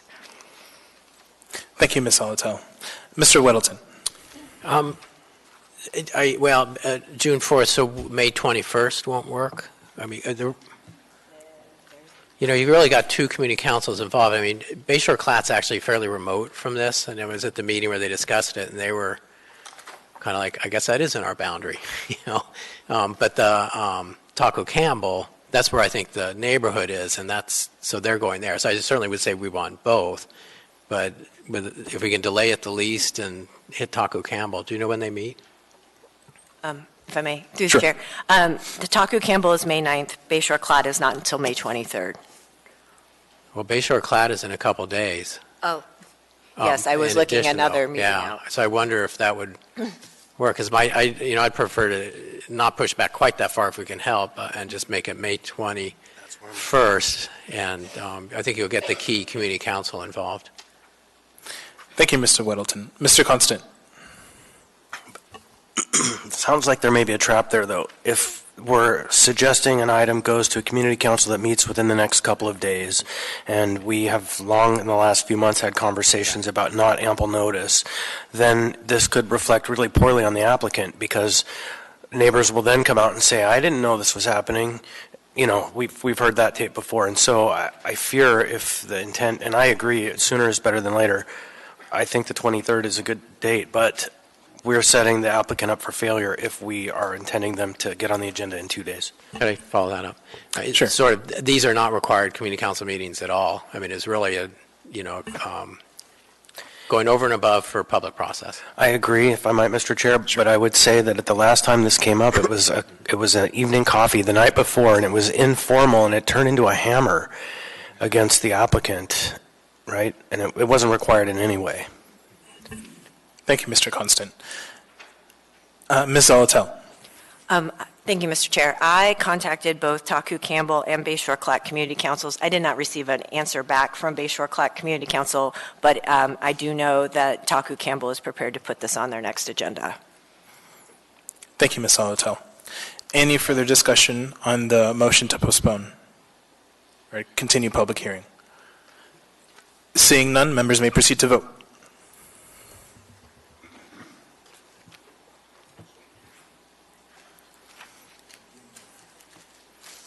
Mr. Chair, before you call the roll.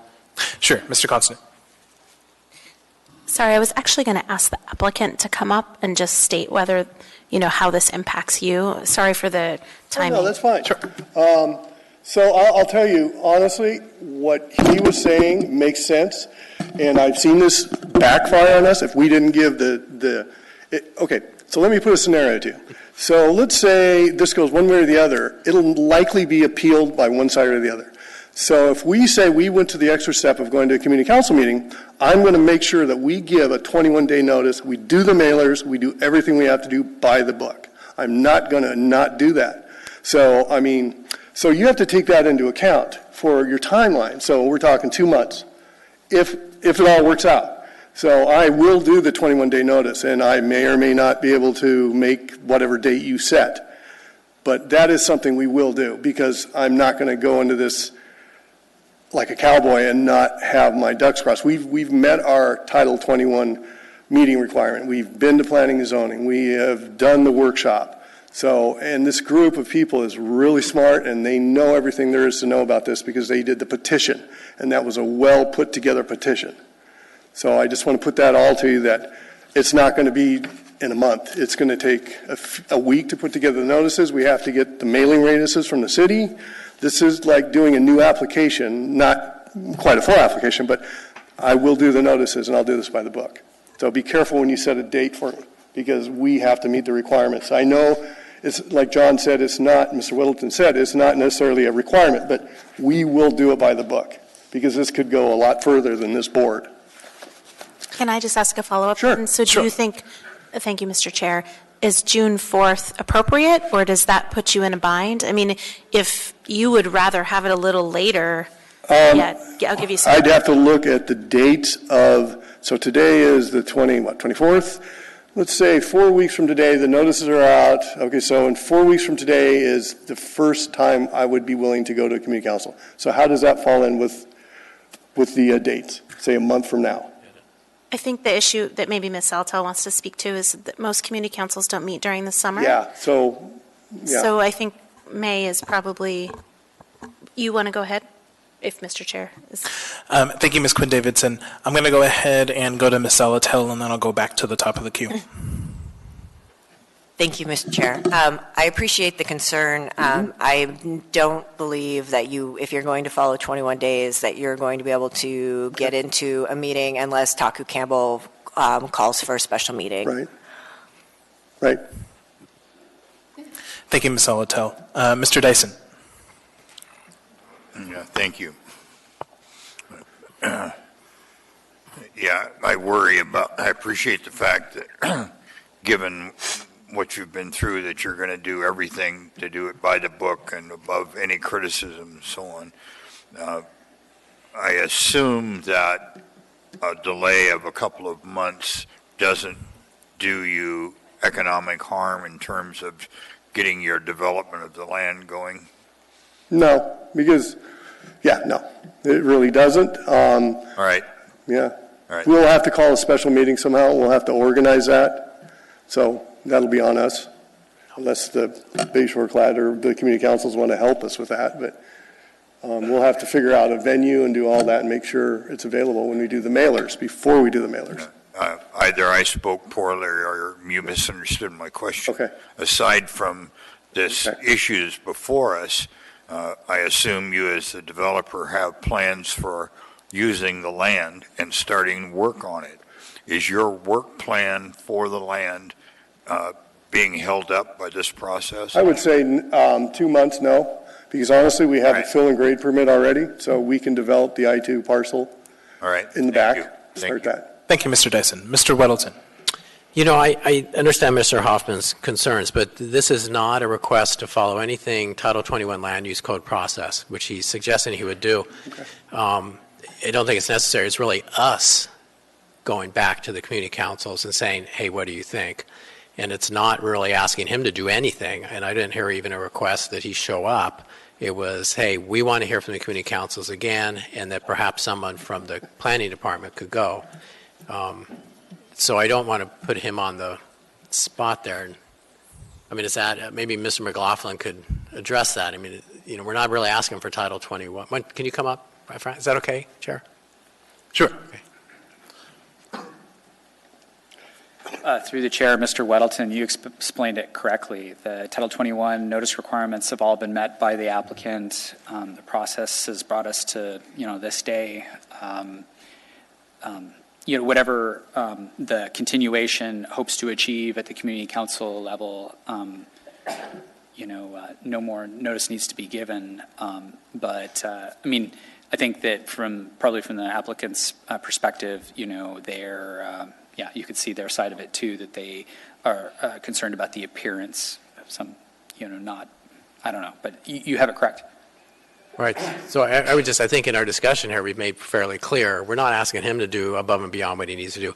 We as a body just want to hear again from the community councils. And we don't have that requirement, 21-day notice and so on. I think we already took care of that notice, or Ms. Zolotel did. So, All right. Thank you, Mr. Weddleton. Thank you.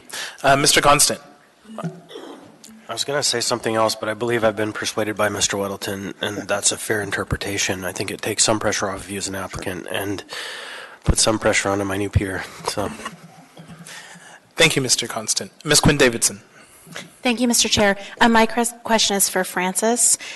I was just wondering, can you give us a little bit of background on how these normally go? I mean, do you normally go to community councils? And if it didn't happen here, why? How does an applicant make that decision? I'm a little nervous on this body of, you know, on one hand, we talk about how we can't get any development in the city. And then on the other hand, we perpetually are delaying and moving things forward that cost applicants money. And if it's not a requirement, I don't see why we need to delay it. So I just want to better understand that from your perspective, please. Yeah, I mean, I think the planning department's perspective is you know, the 2040 plan calls for this property, all of it, to be I-2. This is a housekeeping matter. You know, the planning department seeks to remind the assembly to support your adopted land use plan map. The planning department normally doesn't attend community council meetings. All the land use issues that go before them that they discuss, they'll start turning and asking us specific questions.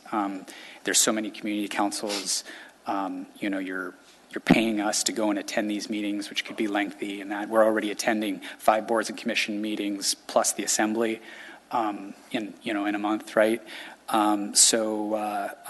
We'll go if we're invited, but we hope that it, you know, is really necessary. There's some value added to it. Can I do just a follow-up, please, Mr. Chair? So, Francis, is it typical then for this sort of application to have gone to the community council? Like, what percentage of applications do that? And I'm just trying to get a sense of whether it's appropriate to ask him, this applicant, to do that. Yeah, I mean, he went to the community council as required by code. You can set up your own meeting, and that's what some applicants have to do in the summertime when the community council doesn't meet and the land use entitlement that they need can't wait. 90% of applicants that require a community meeting go to the community council for that meeting, and that's what these guys did. Very few set up their own meeting. The preference is to go to the regular community council meeting rather than set up your own meeting. And I think in terms of the applicant, it's usually easier for them to go to a meeting where the place and location and everything's already established versus trying to rent some space near the site of the rezoning and then organizing their own meeting. Okay, great. It looks like you're in the queue, Ms. Zolotel, but if you could speak to why you're asking to postpone this since he's apparently already met the requirements. Thank you, Ms. Quinn Davidson. Ms. Zolotel. Thank you, Mr. Chair. Ms. Quinn Davidson, I'm specifically asking because at the work session we had on Friday, this application in particular was delayed longer than normal due to a retirement, Mr. Whitfield said. Also intervening and what was part of the protestation by the community councils was there's been an intervening land use plan adopted by the Assembly, which is what designates this as kind of in the plan for I-2. And the community councils didn't have that information. In fact, they argued in their resolutions that it wasn't consistent with the long-range plan for the area. So I think this really should go back to them to consider the new information. There isn't something set up to naturally have it go back into that process when we do have an intervening event. And I think they should get a chance to consider that intervening event. And due to the longevity. And I would say these are special circumstances. This isn't something I would want to kick back every time. I think this particular case has special circumstances. Thank you, Ms. Zolotel. Seeing no further discussion, I believe we've taken our vote already. Can we put up the vote, please?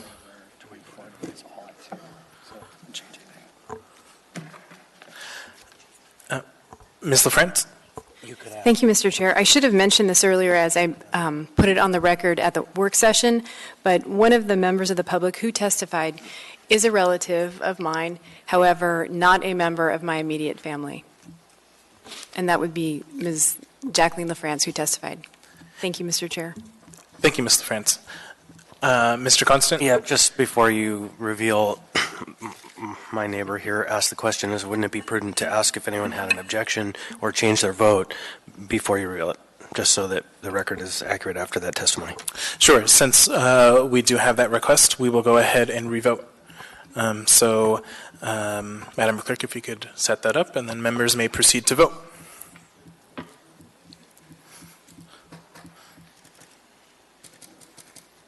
we voting on the amendment, or are we voting on We are voting on the postponing the public hearing, continuing the public hearing to June 4th.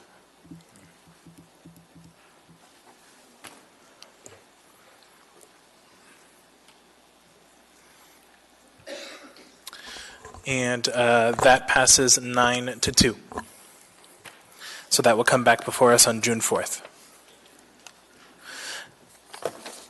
We now have before us item 13C, ordinance number AO 2019-44, an ordinance of the Anchorage Assembly amending Anchorage Municipal Code sections 2.30.035, 2.30.060, and 2.30.065 regarding assembly procedures for agenda items.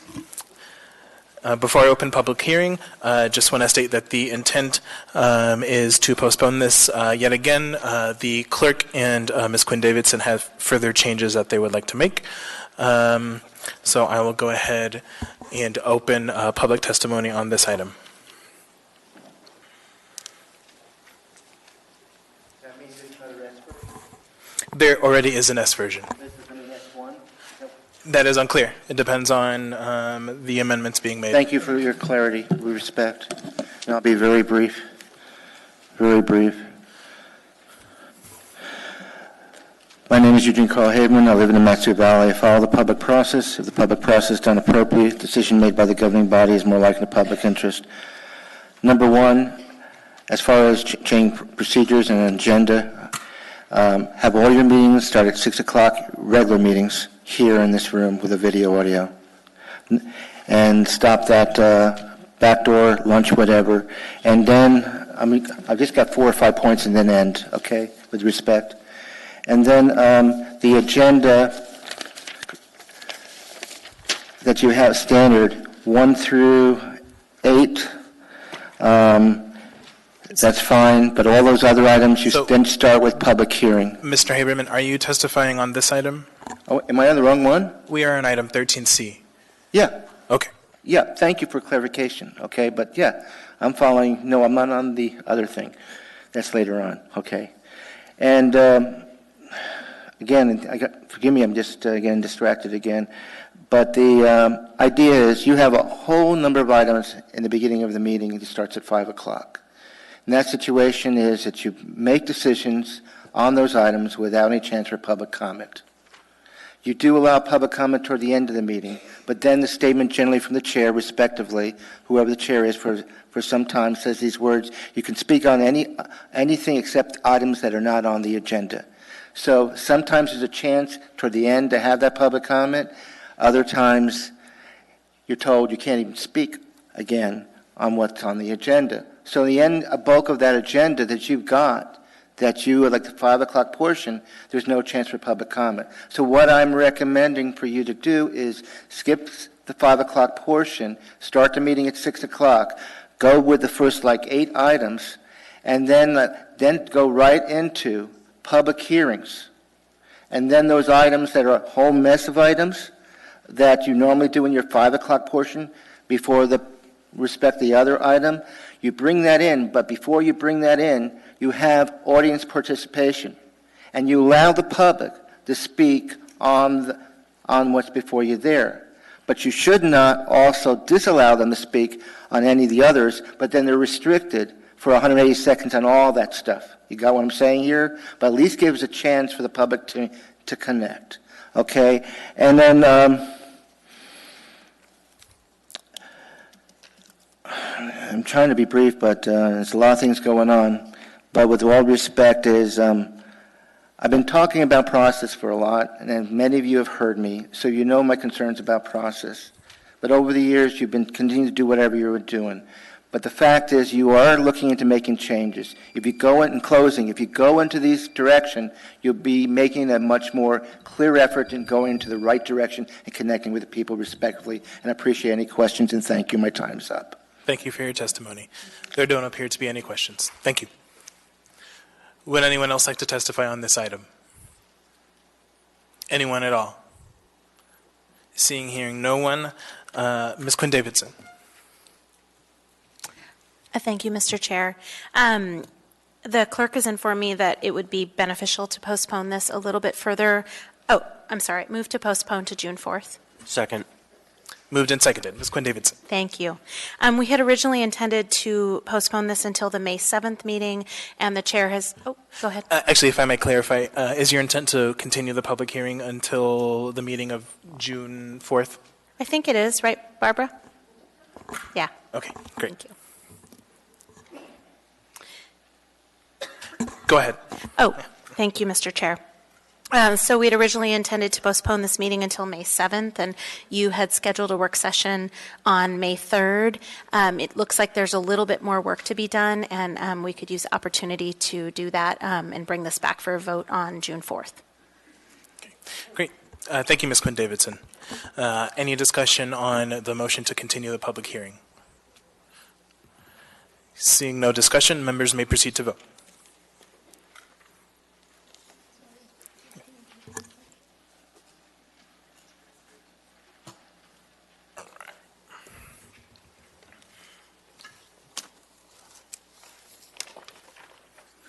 That motion passes 11-0, so that item will be back before us on June 4th.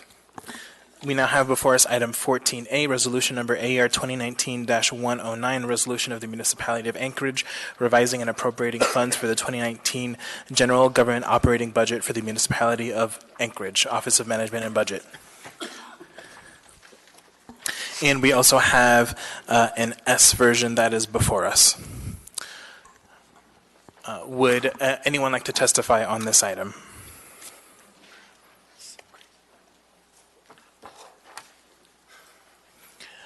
Anyone at all? Seeing and hearing no one, public testimony is closed. What is the will of the body? Move to approve. The S version? Yes, sir. Thank you. And moved and seconded?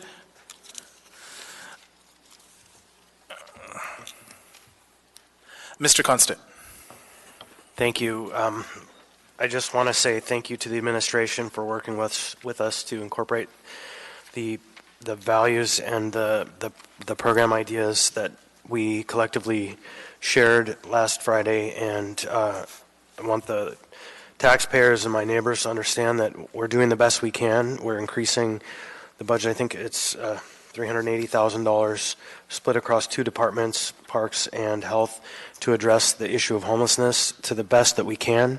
And the message that I have for people when they ask what next is simple. We're going to continue implementing the plan we've been developing, but with only the resources that we have available. The more resources we identify, the more of that plan we can work. So I strongly urge your support. Thank you, Mr. Constant. Mr. Rivera? Thank you, Madam Vice Chair. So I also want to thank the administration for their work on this and for including most, if not all, of the Assembly's amendments to this. Just for the record, I want to read through these different amendments because this is an S version, and I'm not sure if members of the public have this in front of them. So the S version does as follows. It removes $450,000 for the Anchorage Stormwater Utility Action Plan, and it adds in $30,000 to support area plan updates for Girdwood and South Addition, adds in $10,000 for insurance for the Federation of Community Councils, adds in $5,000 for the Anchorage Art Way Initiative, and it adds in $335,000 for homelessness initiatives, $185 of that to the Health Department, and $150 to Parks and Recreation for camp cleanup and abatement and overflow shelter. It also adds $70,000 for new police position with mid-year start in support of state crime lab work for municipal testing. So again, thank you to the administration. Thank you, Mr. Rivera. Ms. LaFrance. Thank you, Mr. Chair. And my thanks as well to the administration for working these priorities into this S version. I do have one question for Mr. Wilbur, and I understand these items are primarily funded by removing the $450,000 from the stormwater utility, and there's an additional amount, excuse me, of $75,754. That's an increase to the overall budget. Am I reading that wrong? Oh, through the chair, I'm not sure. To answer your first question, while the stormwater utility is still a priority of the administration, we're just going to look for, we're going to explore some alternatives on how to do that. So it's not that we're not going to progress with that priority. We're just going to look at it a little differently. And then your second question, I'm sorry, Assemblymember LaFrance. This is a slight increase to the budget, So, if I read it correctly, and I'm wondering where that $75,000 thank you. came from. So I believe you're referencing the S version on the assembly line. And what we do on the resolution is based on these adjustments for the approved budget. Am I looking at the right place?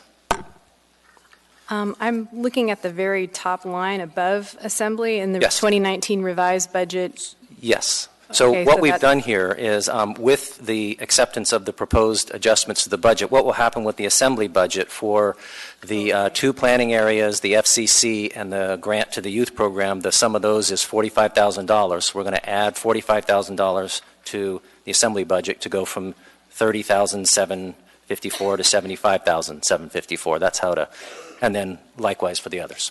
Thank you, Mr. Wilbur. You know, Thank you. I read it wrong. I read it kind of quickly here, so I appreciate that extra explanation. Thank you, Ms. LaFrance. Mr. Dyson. Thank you, Mr. Chair, and thanks to the administration for putting a half year's worth of money in the budget for the biological sample science lab technician at the state crime lab for working on Anchorage evidence issues, and I appreciate the administration taking care of that issue. I'm trusting that we will find money to continue to fund that position, and perhaps one more as the need is. But well done, and thank you. Thank you, Mr. Dyson. Ms. Broski. Thank you, Mr. Chair. I'd like to speak on the $5,000 to the Anchorage Artway Initiative. I spoke earlier on how at Kids Day we painted dumpsters to put around town and kind of make the city look prettier and kind of not just have those weird green dumpsters and trash cans around town. And this money is going to forward this project where we paint trash cans and dumpsters and put them around town and kind of just pretty the city, make Anchorage more attractive, and it's for youth, and studies have shown that youth involvement in art after school can increase participation in school, motivation in school, and just overall cognitive ability. So, thank y'all. Thank you, Ms. Broski. Mr. Dunbar. Thank you, Mr. Chair. Lance, you partially answered my question, but I was hoping you or Mr. Falsey perhaps could elaborate a little bit. So I'm happy to see some of these priorities from my colleagues and from the Assembly get funded, but I am disappointed to see us taking what seems to be a significant step backwards on the stormwater utility, which is something we've been talking about for going on 2.5 years. What does it mean alternative funding sources will be explored? Could we elaborate on that a little, please? Yeah. So when we originally were looking at the continuing the utility, one of the ways in which we could do, we might be able to, as an example, and Mr. Slifka can jump in here, since it's going to be at the end of it, we're going to have a utility that will bring in a revenue stream. So we may be able to put together a borrowing or a loan program where we kickstart this thing, and then as it matures and gets developed and approved, the revenues from that can then actually go back and then support the loan approach that we would to basically get the utility started. That's one option. When you say loan, you mean within the municipality itself, loaning or I'll going let out to the Mr. market? Slifka be specific on the mechanism, but that could be one approach. Yes, through the chair, we are exploring where we could find sources to borrow the money to continue to develop this utility. I mean, it's probably come from an external source as opposed to from within the municipality. Is there, may I ask one follow-up? So I think the latest notion is that it's housed within AWU. Is there some way that AWU funds could be utilized or loaned Chair, the to it? answer is no. This is completely separate, that the facilities themselves, actually, the stormwater infrastructure itself does not actually reside within AWU. The reason why AWU has been kind of the lead is a part of a larger strategy to have integrated management across all of the utilities for some cost savings down the road. And so since they have a lot of expertise in this area, they have been the ones that have been doing the work, but it ultimately would be a separate utility, if that makes sense. It does. Thank you, Mr. Slifka. Thank you, Mr. Chair. Thank you, Mr. Dunbar. Ms. Salatel. Thank you, Mr. Chair. Thank you to the administration for including, excuse me,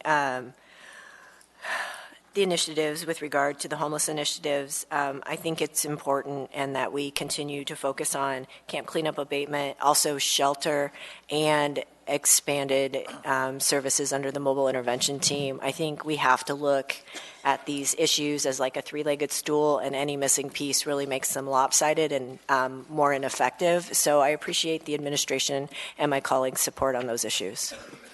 Thank you, Ms. Alatel. Ms. Kennedy. Thank you. I appreciate so much all of the things that are meant to address specific requests and requirements, and I also appreciate the fact that things just keep costing more, and that's going to continue. We know that. And I think, though, that for me, I've really been struggling with this whole idea because this absolutely raises the tax burden on property owners, and the thing that really concerns me is the fact that this pushes up the level to the point where we start at a higher level next year with the amount of taxes that we're even allowed to begin to assess under the tax cap. And one of the things that I kept hearing over and over in my neck of the woods during my campaign was, I just can't afford any more taxes. And for some of our homesteaders out and our elderly people out in the Chugach Eagle River area, that's absolutely a true statement. And so I think for that reason alone, I'm not going to support this. What I will say, though, that being a more active part of the budget process for next year, I will be doing my best to figure out how we really get to the point where we don't have to keep adding, or we figure out where the revenues can come from so that it's not a tax or a property owner tax burden. So anyway, appreciate the efforts. I certainly know this is hard for everybody, but I'm going to be a no vote. Thank you, Ms. Kennedy. Any further discussion? Seeing none, members may proceed to vote.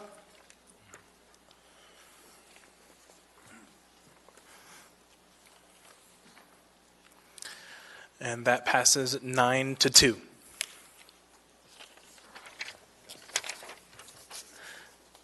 We now have before us item 14B, ordinance number AO 2019-47, an ordinance setting the rates of tax levy, approving the amount of municipal property tax, and levying taxes for all service areas of the municipality of Anchorage general government for 2019.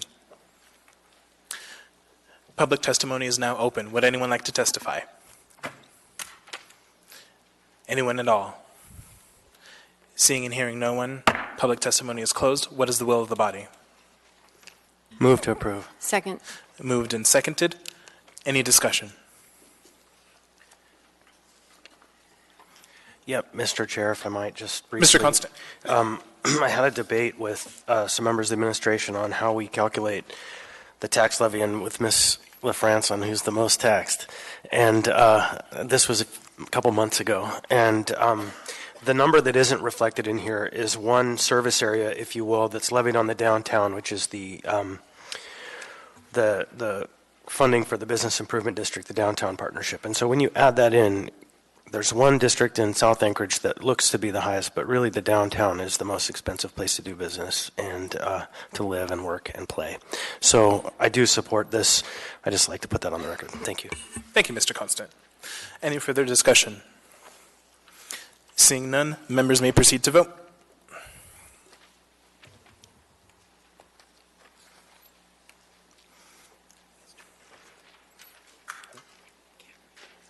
Mr. Perez-Verdia. What's that? Oh, sorry. Thank you.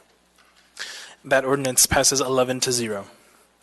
We now have before us item 14C, ordinance number AO 2019-48, an ordinance setting the rate of tax levy, approving the amount of municipal property tax, and levying taxes for the Anchorage School District for tax year 2019. Public testimony is now open. Would anyone like to testify? Welcome.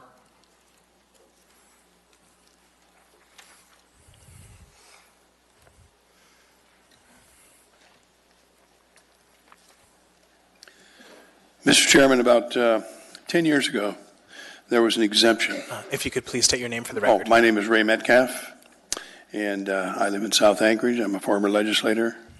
And about 10 years ago, there was an exemption made for what's now about $1 billion worth of property. It's going untaxed, and the exemption was arranged by elected officials who were business partners with the people who owned the property that is now exempt. And $1 billion worth of exempt property translates into about $13.5 million that this city is not receiving, money that other taxpayers have to make up for. And it's the privately owned base housing. The base housing, if you look at your Constitution of the State of Alaska, it says, quote, "it shall be taxed to the extent it's privately owned on the federal property." Doesn't say may, it says shall. And this exemption was put together by people who owned property with the people who owned the base property. And I've brought details on it. It also violates another provision of the state constitution, and that is that there's a provision in the state constitution that says you cannot pass legislation for a single entity. And that single entity required a change in the state law because I was involved with a group of people that were getting ready to sue the city for failing to properly tax. And they went to Juneau and they got the law changed so that they could, according to state law, exempt the on-base property. But that's never been challenged in court. I believe that the state statute that enabled the city of Anchorage to remove that property from its tax base is a violation of the state constitution. I've got details right here, and I'm going to ask somebody to pass them around if that's... You can give them to the clerk.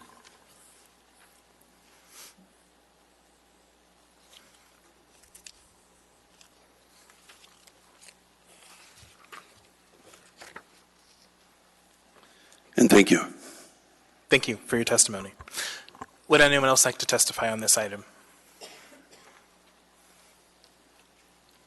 Anyone at all? Seeing, hearing no one, public testimony is closed. What is the will of the body? Move to approve. Second. Moved and seconded. Any discussion? Mr. Dunbar. Thank you. So for the administration, and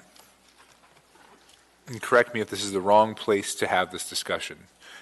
We had a work session and we discussed anticipating what the state legislature might do on bond debt reimbursement and how that would impact our mill levy. Is this the mill levy that would theoretically have accommodated that additional charge, additional cost being sent down from the state? Yes, this is it. Okay.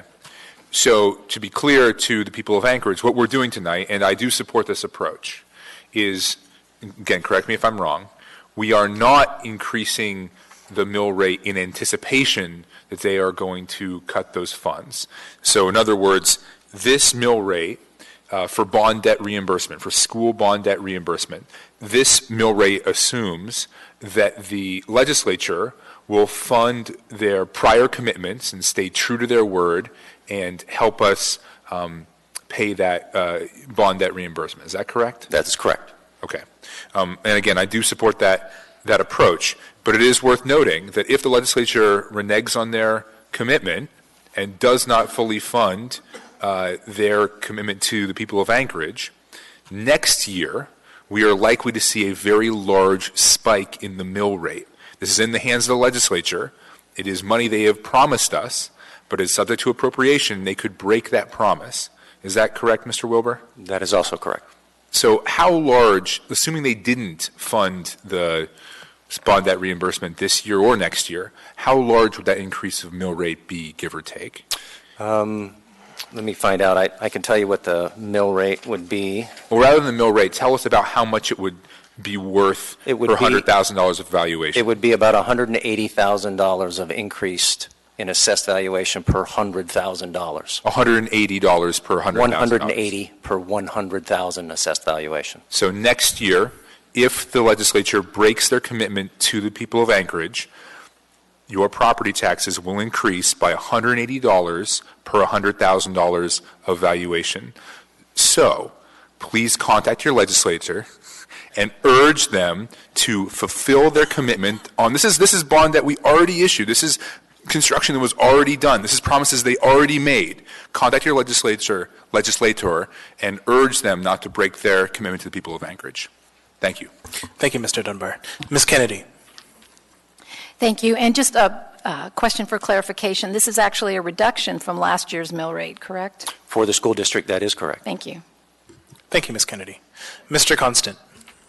Thank you. I think that Mr. Dunbar was right on point, except there might be one more layer to what he proposed. If the legislature this year and next year doesn't fund the bond debt reimbursement, we're setting the levy right now for this year. And so this year's difference will also be due next year. And so it's not just $180, right? Through the chair, it assumes they don't reimburse this year and they don't reimburse so that's next year. Aggregate. Correct. Okay, thank you. Thank you, Mr. Constant. Any further discussion? Seeing none, members may proceed to vote.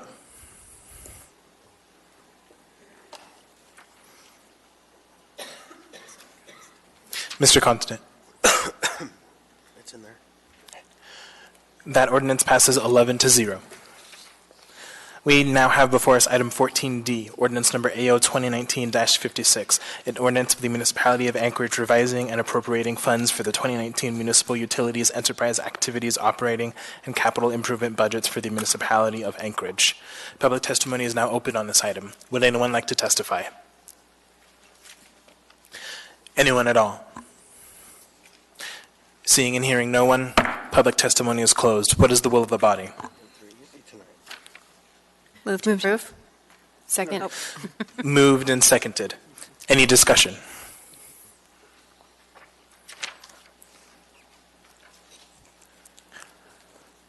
Seeing none, members may proceed to vote.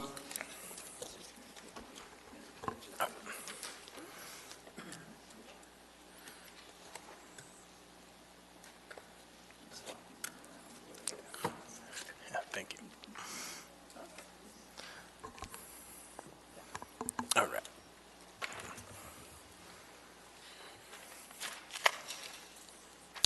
That passes 10-0. Did we not count someone?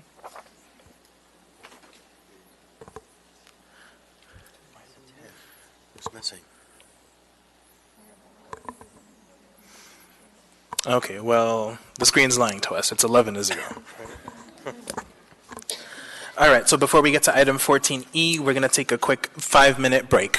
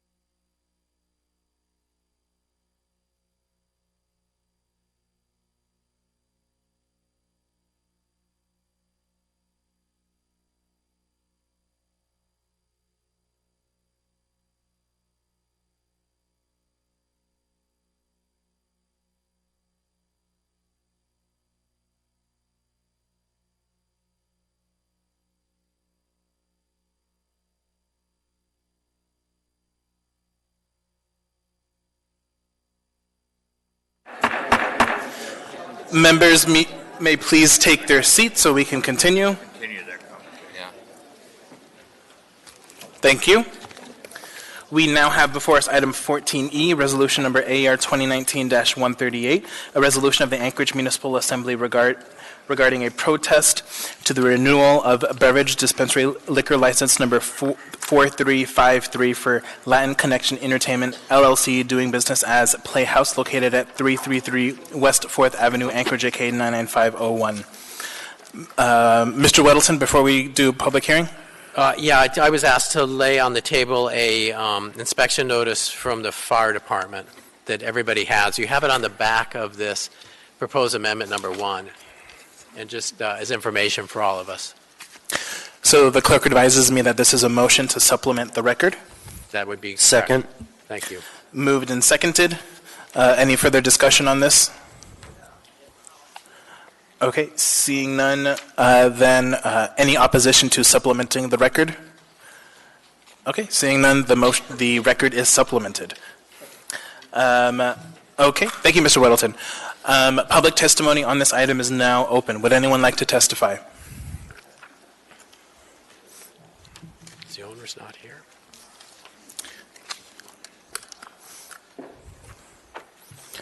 Anyone at all?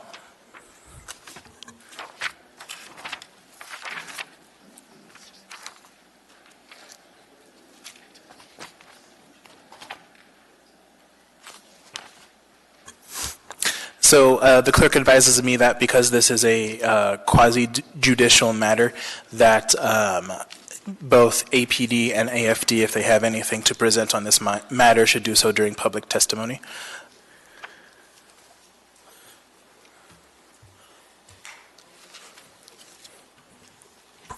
Mr. Constant, before? I just would like to ask a question. Sure, go ahead. Thank you. Chief Dahl, presented to the record, to AMCO and to the Assembly with this file is a series of violations that APD has cases for. I would like it if you would please walk us through APD's experience with this petitioner at this location. Thank you. Sure, to Mr. Constant, through the chair. So this establishment's been closed for a while, obviously, and there's an attempt now to reopen it. We have not had as many problems there since it's been closed. However, some of the information we provided to the Alcohol Control Board starts in November of 2016, and again, because that's the time frame that this was open, that's why these cases are relevant. So November 5th of 2016, assault on a police officer by a patron of the Playhouse. The next day, November 6th of 2016, a felony assault, injury caused by a weapon, and misconduct involving a weapon, a loaded firearm in the bar. That occurred on that day. November 19th of 2016, child neglect, left without adequate care. Playhouse patron left a 2-year-old child in his car while in the bar. A large disturbance inside the Playhouse on December 4th. There was failure to register as a sex offender offense on June 3rd of 2017. The bartender at the Playhouse was arrested for that. July 9th of 2017, misconduct involving a weapon. In the 3rd degree, felon in possession, and then also in the 4th degree, firing recklessly in the downtown area. July 9th of 2017, access to a licensed premise by a minor. 3 20-year-old females were cited in the bar. So these are some of the criminal cases that came out during that time period. I will tell you just some of my own personal experience. I was the midnight shift commander at APD from late 2013 until early 2015. And during that time period, this location was a constant problem during bar break. That continued after my tenure, after I left midnight shift. We would actually go to the I would bring the officers I had on duty pretty much from all over the city, and I'd bring them all downtown and deploy them along 4th Avenue from about 4th and, really about 4th and E to 4th and C Street there.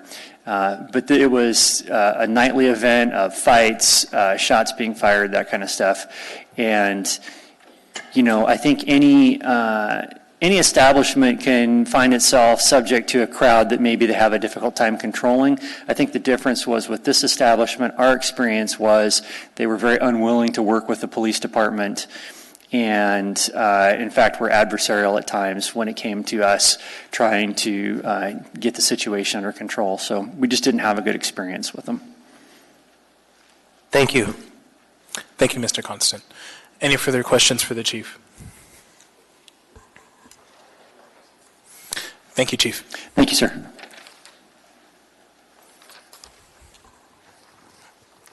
Welcome, Chief. Good evening.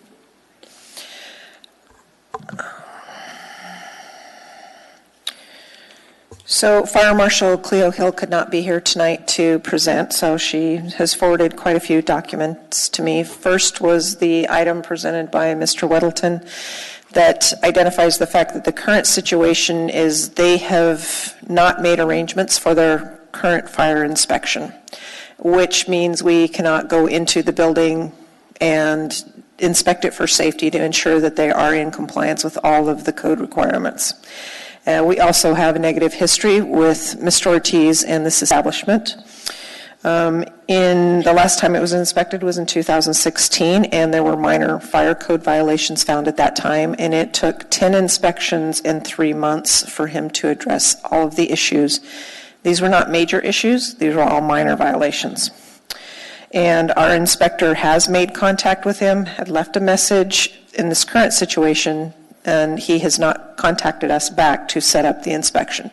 Until the inspection's complete, we cannot sign off on the building. Thank you. Any questions for the chief? There appear to be no questions. Thank you. Would anyone else like to testify on this matter? Anyone at all? Before I close public testimony, is Mr. Ortiz here? Ms. Honest, can you walk us through if you contacted Mr. Ortiz and that record, please?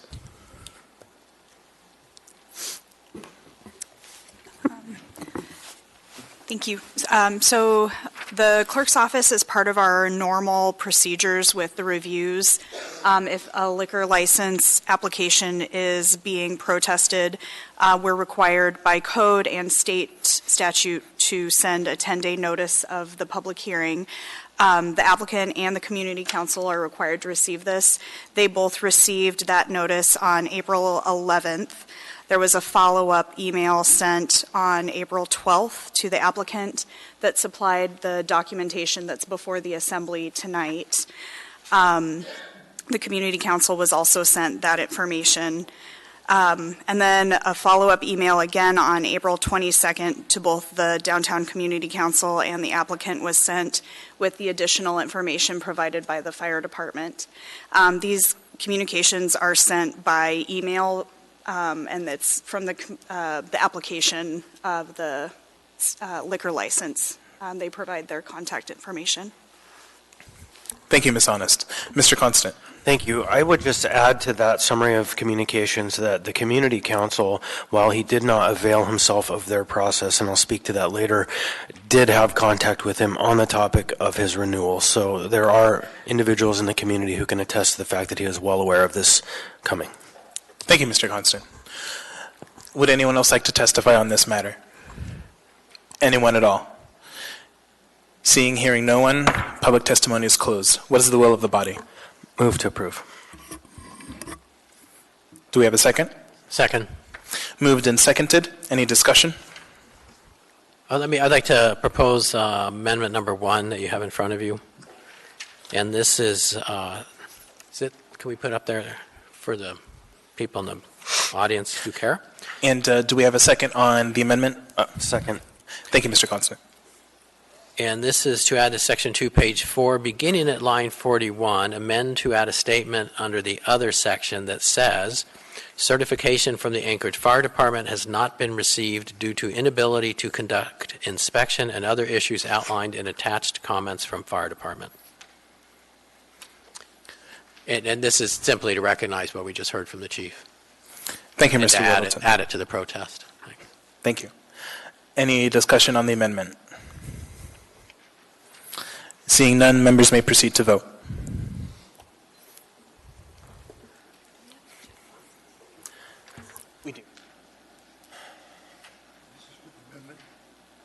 Yes, for Weddleton Amendment number 1.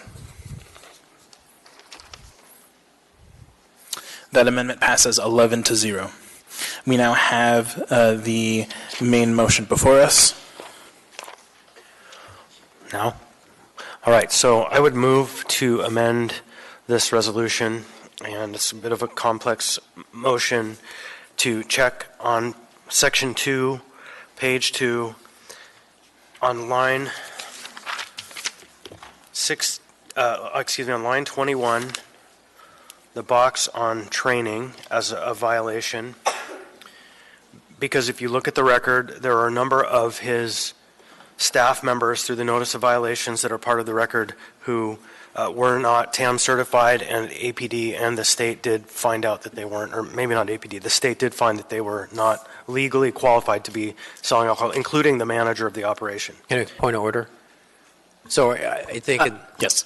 Sorry, you made a motion, we didn't get a second. Do you want to make a motion, tell us which boxes you would check and make it one motion? And Sure. Speak to It's the training box on line 21, the operations procedures box on line 27, the public safety box on line 30.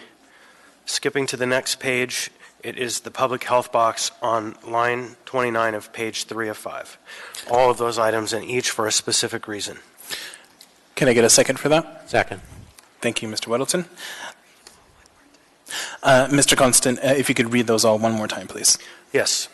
On page 2, line 21, check the box for training. Same page, line 27, check the box for operations procedures. Same page, line 30, public safety. Skip to the next page, page 3, line 29, public health. Thank you, Mr. Constant. Anything further on the motion?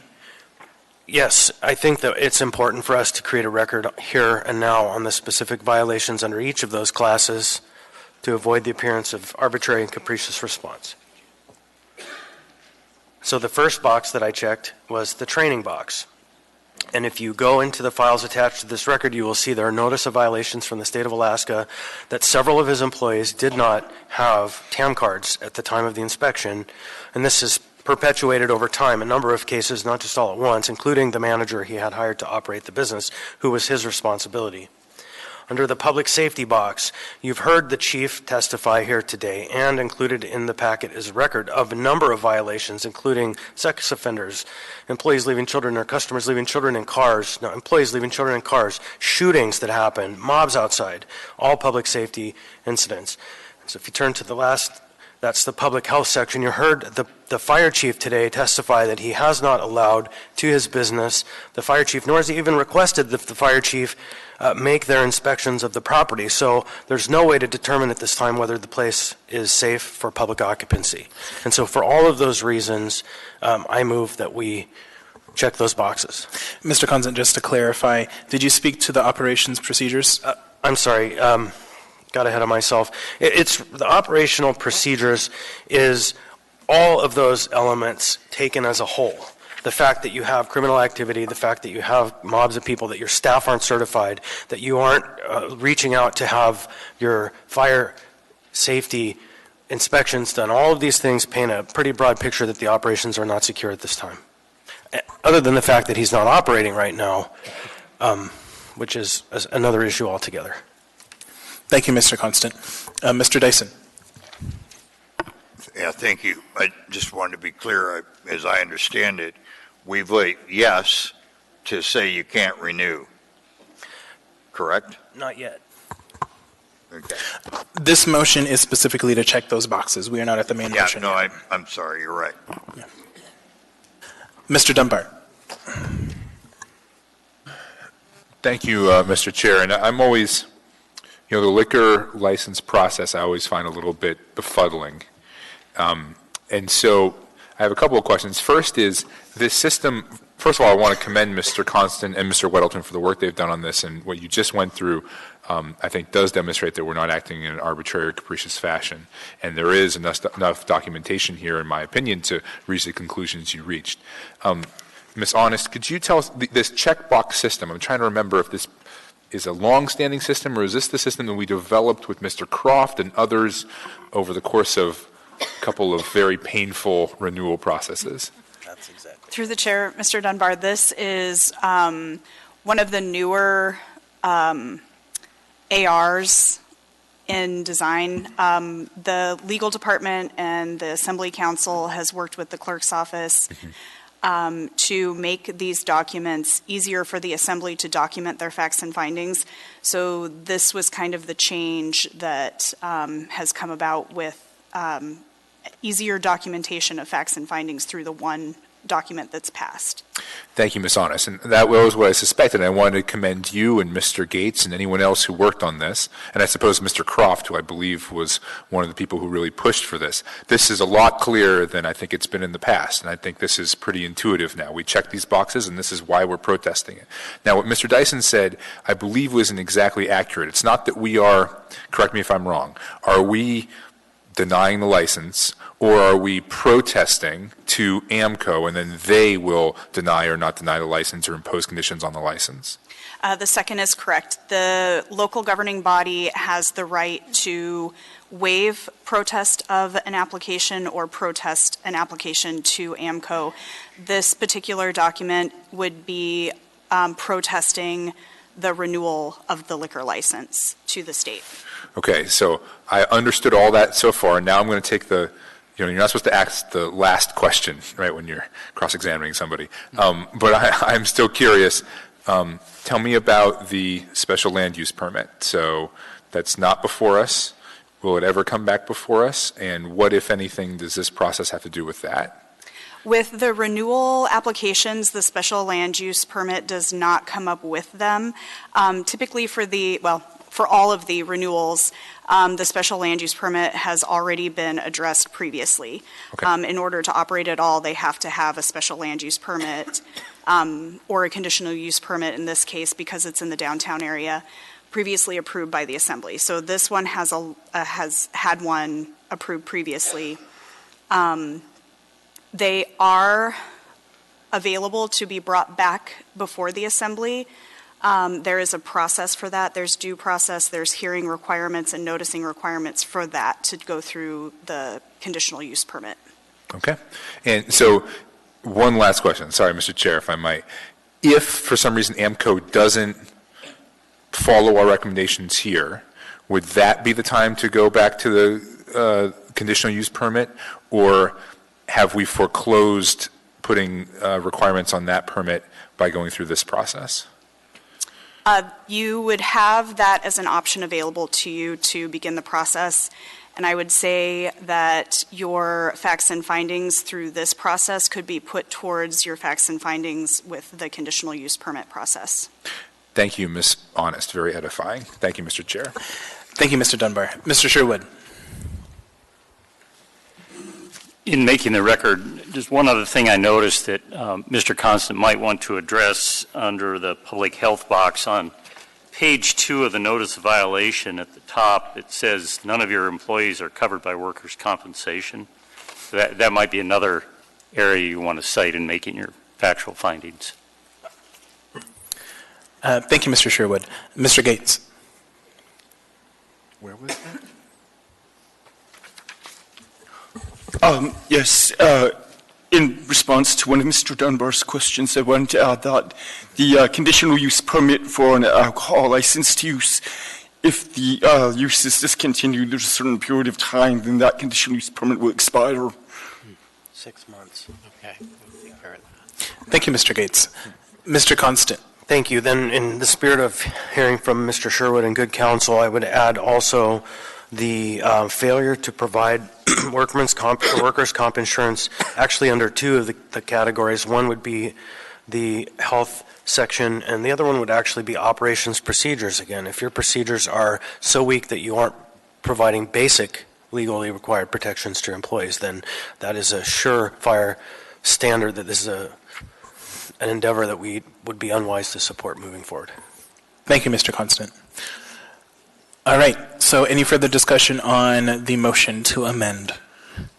Seeing none, members may proceed to vote.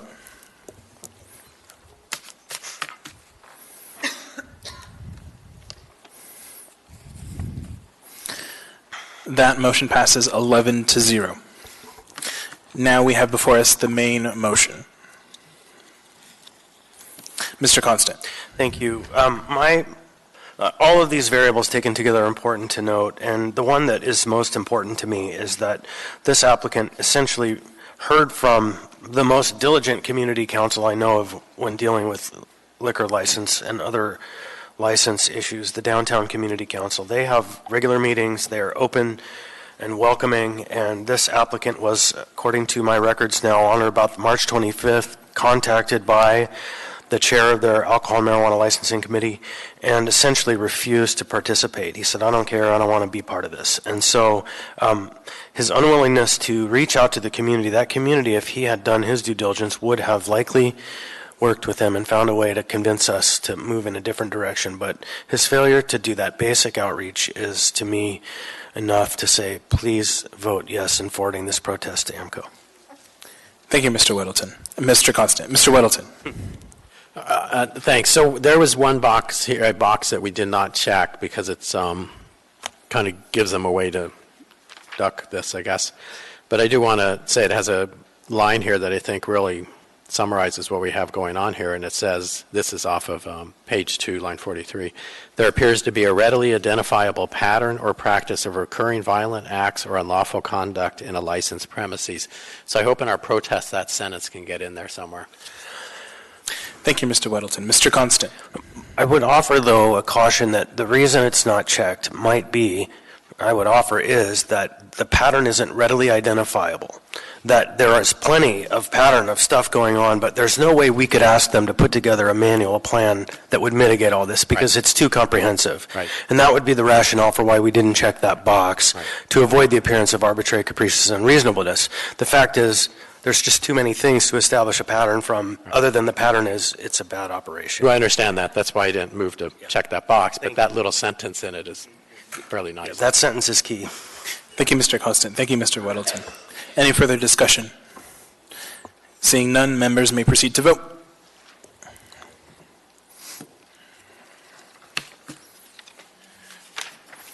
And that passes 11-0. We now have before us item 14F, ordinance number AO 2019-42, an ordinance renaming the municipality's Employee Relations Department to Human Resources Department. Waive reading. Thank you. Public testimony is now open. Would anyone like to testify? Anyone at all? Seeing and hearing no one, public testimony is closed. What is the will of the body? Move to approve. Second.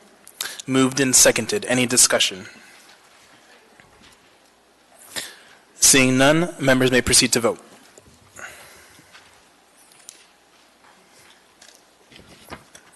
That ordinance passes 11-0.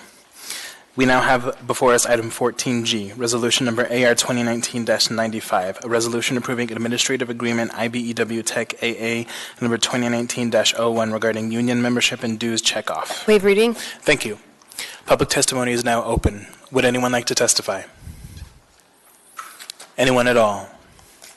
Seeing and hearing no one, public testimony is closed. What is the will of the body? Move to approve. Moved and seconded. Mr. Weddleton.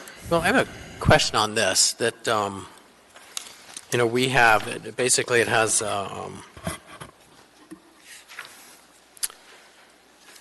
where's the wording here? They can either join the union or be a agency fee payer. And I just wonder, my impression from the Janus decision was that kind of where that came from is people said, I don't want to pay into the union, I don't agree with what they do or say. But this essentially says you can join and pay or you cannot join and pay. And I just want to verify that this is all in conformity with the Janus decision. Thank you, Mr. Weddleton. Yes, to the chair, this is all conforming with the Janus decision. The Supreme Court of the United States left open the notion that you could be required to pay to the union your fair share fee or your agency fee for the services that the union is providing to you. All parties are represented by the bargaining unit and have to participate in the grievance arbitration process. So this is, as we understand it, completely on all fours with the Janus decision. Okay, could I follow up a little bit? And not to argue with that. I mean, it seems like if you're getting the benefit, you have to pitch in. But I think in at least one other contract, we didn't go that route. We said you can join or not join, but if you don't join and you use the union for representing you in a grievance or something like that, you would pay by the hour. And I think that was police or someone half a year ago. So through the chair, I'm not sure that accords with my recollection, and I'm looking in the direction of Raylene Griffith, who is our Labor Relations Director, to remind me whether that is in fact an avenue that we adopted with a different labor union. So through the chair, we have been working with the unions to amend the language to be in compliant with Janus. Some unions have a different perspective on Janus, so we are working with them to find a way that so the members can either pay for their fees or the dues, or they can work that agreement out through the union. But through the contracts, we still have the right to represent them and afford them the benefits of the union contracts. Okay, so there's more than one way to skin the cat, you're saying? Correct. Okay, that's good information. Thank you. Thank you, Mr. Weddleton. Mr. Dyson. Yeah, thank you, Mr. Chair. My recollection is that previous to Janus, there was a process whereby a member could refuse to pay the portion of the dues that went for public advocacy and supporting of campaigns and those sorts of things. And I'd just like to be assured that members of the municipal workforce do not have to, the monies that they have to pay are not to support those union activities that are other than working between the employee and its employer. Through the chair, that does accord with my understanding. Say it again. That does accord with my understanding. So previously, and I'm looking in this direction, prior to Janus, there were some arrangements where we said you must join the union, but if you don't want to pay for their political activities, you can opt out. After Janus, we now say if you don't want to pay for the political activities, you don't have to pay for them, and you don't have to join the union. But what remains is that there is a fee that you pay for the work that the union is performing on your behalf to negotiate these collective bargaining units and to represent you both in that process and in the grievance process. Let the record reflect that the city manager said yes. Thank you, Mr. Dyson. Very well he said it. All right, any further discussion on this item? Seeing none, members may proceed to vote.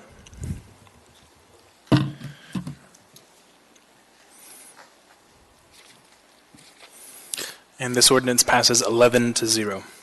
We are now on item 14H, resolution number AR 2019-96, a resolution approving administrative agreement IBEWAA number 2019-01 regarding union membership and dues checkoff. Waive reading. Thank you.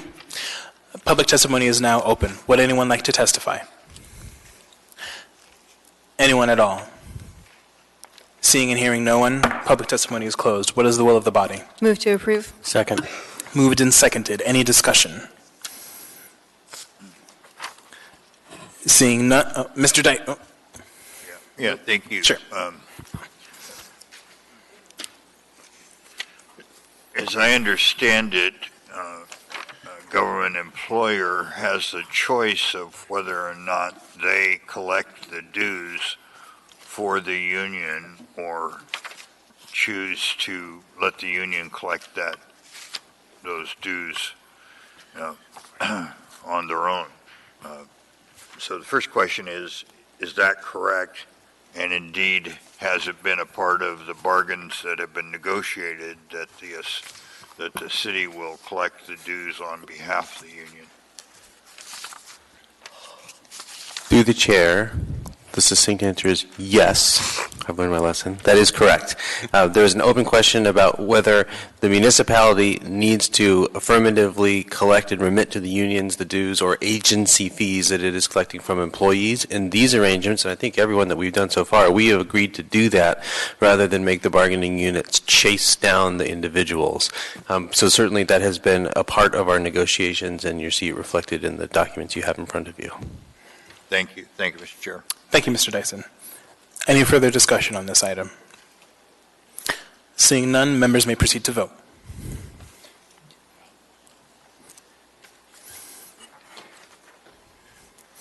That resolution passes 11-0. We now have before us item 14I, ordinance number AO 2019-49, an ordinance authorizing A&W Services LLC to relinquish a portion of their leasehold interest in Lot 3, Block 4 by amendment. Waive reading. Thank you. Public testimony is now open. Would anyone like to testify on this item? Anyone at all? Seeing and hearing no one, public testimony is closed. What is the will of the body? Move to approve. Second. Moved and seconded. Mr. Constant. I would just like to note for all of our benefit that we are 26 letters away from being done, and the longest agenda since I've been on the body, so we're getting there. Thank you. Thank you, Mr. Constant. Any further discussion on this item? Seeing none, members may proceed to vote.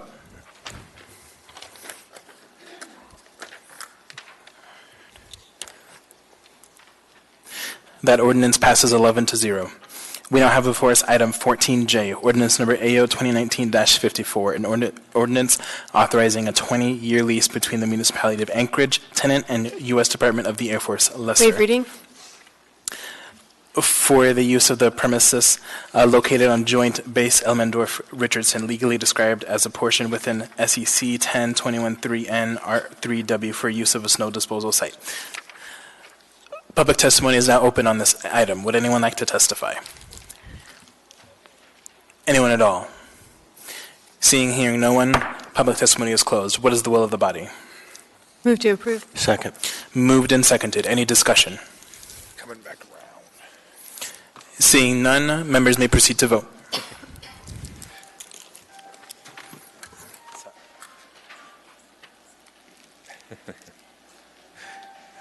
That ordinance passes 11-0. We now have before us item 14K, ordinance number AO 2019-52, an ordinance of the municipality of Anchorage, Alaska, authorizing the borrowing and accepting from the State of Alaska Drinking Water Fund an aggregate amount not to exceed $49,085,600,000 for the purpose of financing a portion of 28 AWU capital improvement water projects. Waive reading. Thank you. Public testimony is now open on this item. Would anyone like to testify? Anyone at all? Seeing, hearing no one, public testimony is closed. What is the will of the body? Move to approve. Moved and seconded. Any discussion? Seeing none, members may proceed to vote.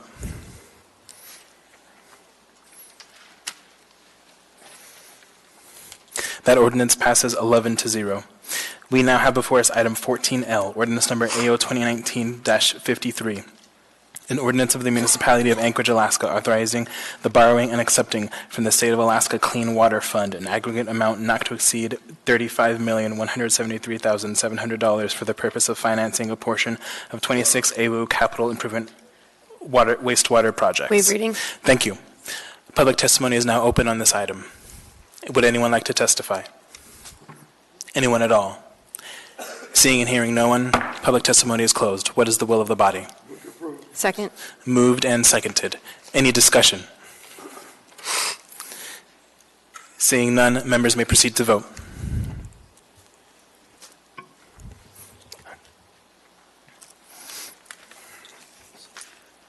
Suzanne.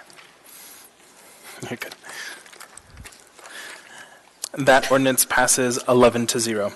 We are now have before us item 14M, resolution number AR 2019-113, a resolution of the municipality of Anchorage appropriating $104,400 from the State of Alaska Department of Transportation, appropriating $2,296 as a contribution from the 2019 Anchorage Police Department operating budget, Anchorage Metropolitan Police Service Area Fund 151000 to the State Direct Federal Pass-Through Grants Fund 231, Anchorage Police Department for click it or ticket seatbelt enforcement. Waive reading. Thank you. Public testimony is now open on this item. Would anyone like to testify?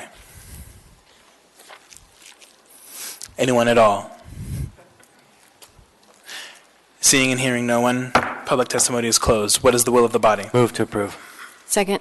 Moved and seconded. Any discussion? Seeing none, members may proceed to vote.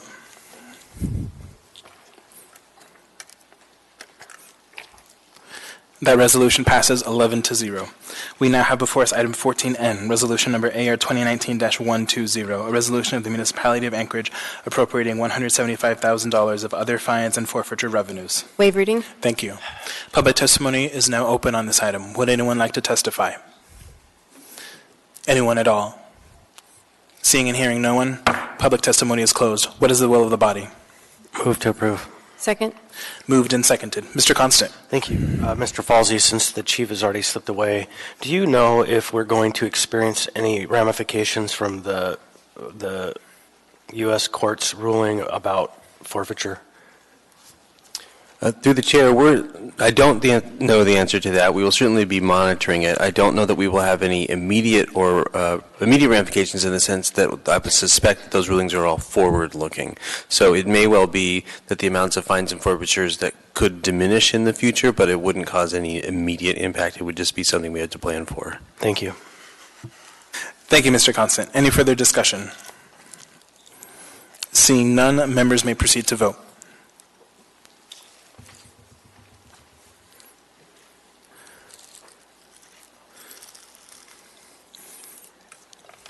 Mr. Perez-Urrutia.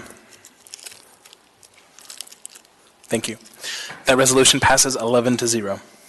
We now have before us item 14O, resolution number AR 2019-128, a resolution of the Municipality of Anchorage appropriating $162,400 from the State of Alaska Department of Transportation and appropriating $3,571 as a contribution from the 2019 Anchorage Police Department operating budget, Anchorage Metropolitan Police Service Area Fund 151000 to the State Direct Federal Pass-Through Grants Fund 231, Anchorage Police Department for Glen Highway Speed Enforcement. Waive reading. Thank you.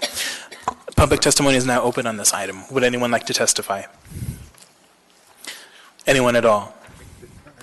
Seeing and hearing no one, public testimony is closed. What is the will of the body?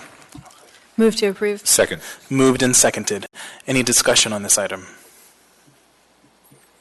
Seeing none, members may proceed to vote.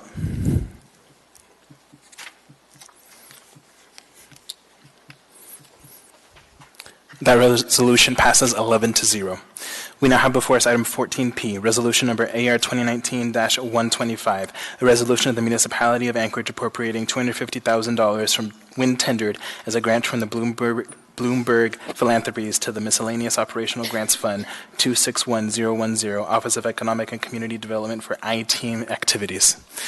Public testimony is now open on this item. Would anyone like to testify? Anyone at all? Seeing and hearing no one, public testimony is closed. What is the will of the body? Second. Moved and seconded. Any discussion? Seeing no one, members may proceed to vote.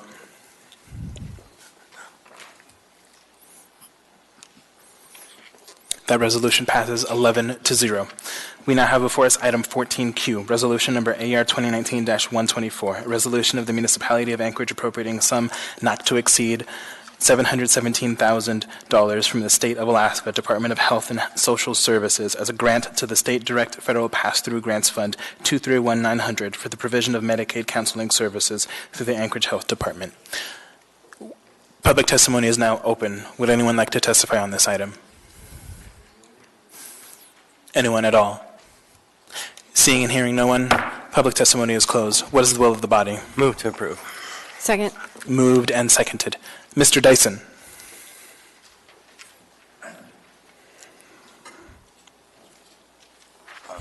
I was confused on an item about 4 here, and we didn't pass the N2, which was a correction on the N, unless I missed something.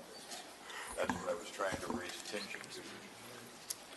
Mr. Chair, the way we When we pass that AR, the N2 is just automatically approved. That's the way we assume. So the clerk advises me that when we passed that item, the resolution AR 2019-120, that item, the A, automatically is approved. So when we moved it, we moved N, not N2, but somehow the other N2 is assumed to be a part of N? Yes. It is assumed because it is an assembly memorandum that is attached to the resolution. Through the chair, I think I can offer some clarification, having caught up to the conversation. The action item that was passed was 14N, the assembly resolution. The memoranda just accompanied the action item, and the memorandum only was different in that we had an accounting stream clarification. So the action item was 14N, the resolution, and it was correct. All right. Thank you, Mr. Chair. Thank you, Mr. Dyson. Any discussion on item 14Q? Seeing none, members may proceed to vote.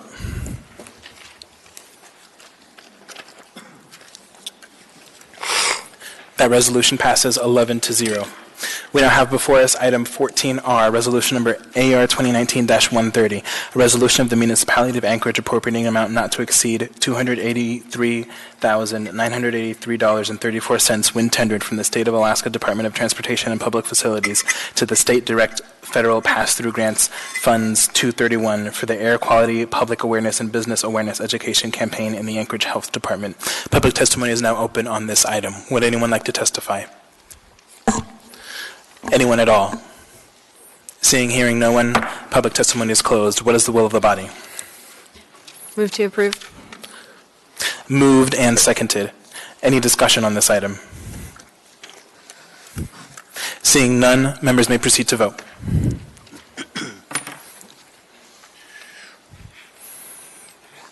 That resolution is passed 11-0. We now have before us item 14S, resolution number AR 2019-126, a resolution of the municipality of Anchorage appropriating fundraising funds from the Friends of the Library, FOL, in the amount of $90,250 for miscellaneous operational supplies, materials, programming, furniture, and advertising. Waive reading. Thank you. Public testimony on this item is now open. Would anyone like to testify? Anyone at all?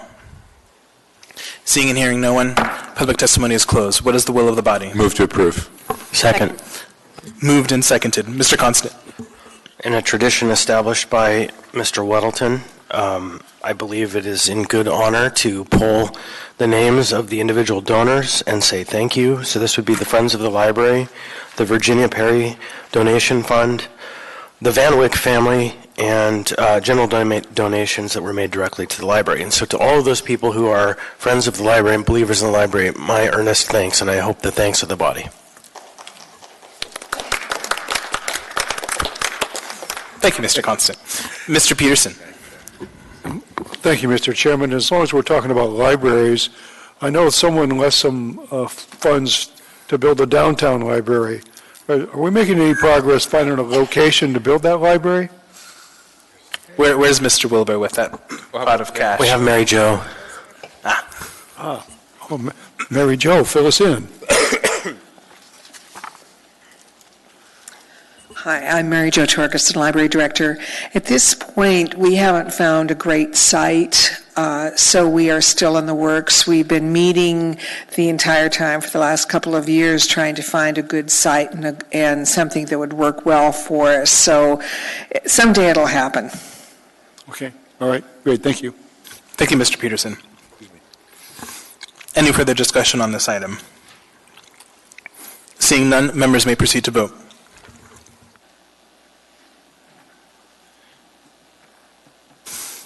That resolution passes 11-0. We now have before us item 14T, resolution number AR 2019-127.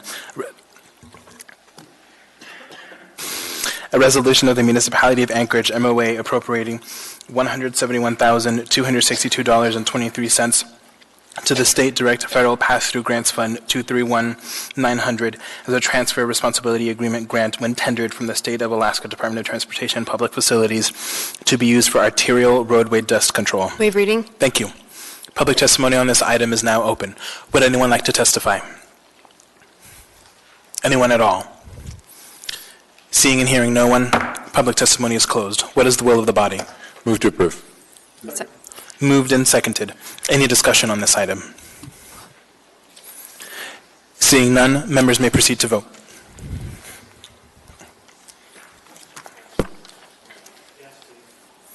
Mr. Constant votes yes. That passes 11-0. We now have before us item 14U, ordinance number AO 2019-41, an ordinance amending the zoning map and providing for the rezoning from CER3SL Chuyak Eagle River multifamily residential with special limitations 1 to CER1 Chuyak Eagle River single family residential for tract J2 Eagle Crossing subdivision phase J and the NW 1/4 NW 1/4 southwest 1/4 northwest 1/4 T14N R1W section 17 SM Alaska. Thank you. Public testimony is now open on this item. Would anyone like to testify?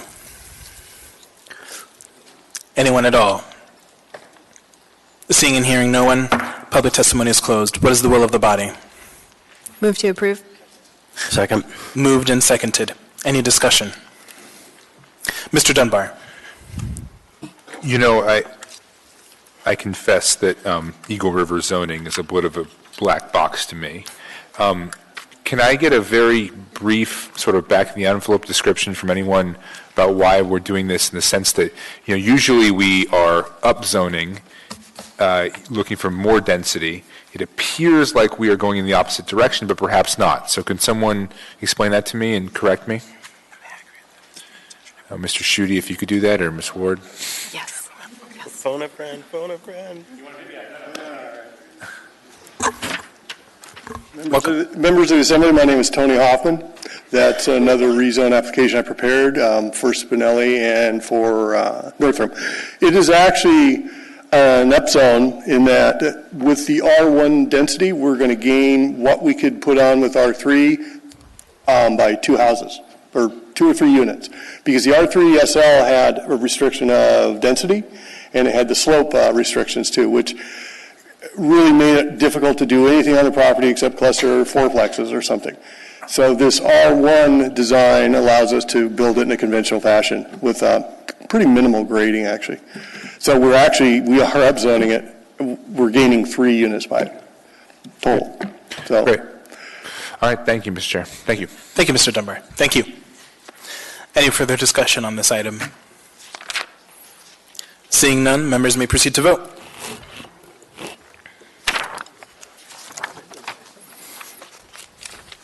That ordinance passes 11-0.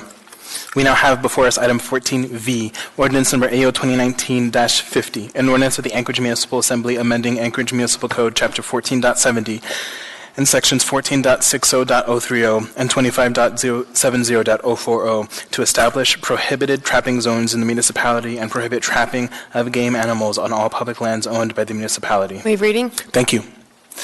Before I open public testimony, I just want to state that it is the intention of the sponsors to postpone this item to a future meeting and to continue the public hearing. I'm unsure of whether we will see an S version or not, so I just want to give that advice before I open public testimony. Mr. Weddleton? Thanks. So I just don't want anyone who's here to speak on this be dissuaded because we may continue it. I mean, comments that you make now will guide us in any if we have a work session or any amendments that we may propose for a future version. So please talk to us. Thank you, Mr. Weddleton. Good advice. All right, I'm going to go ahead and open a public hearing. Would anyone like to testify on this matter? Welcome.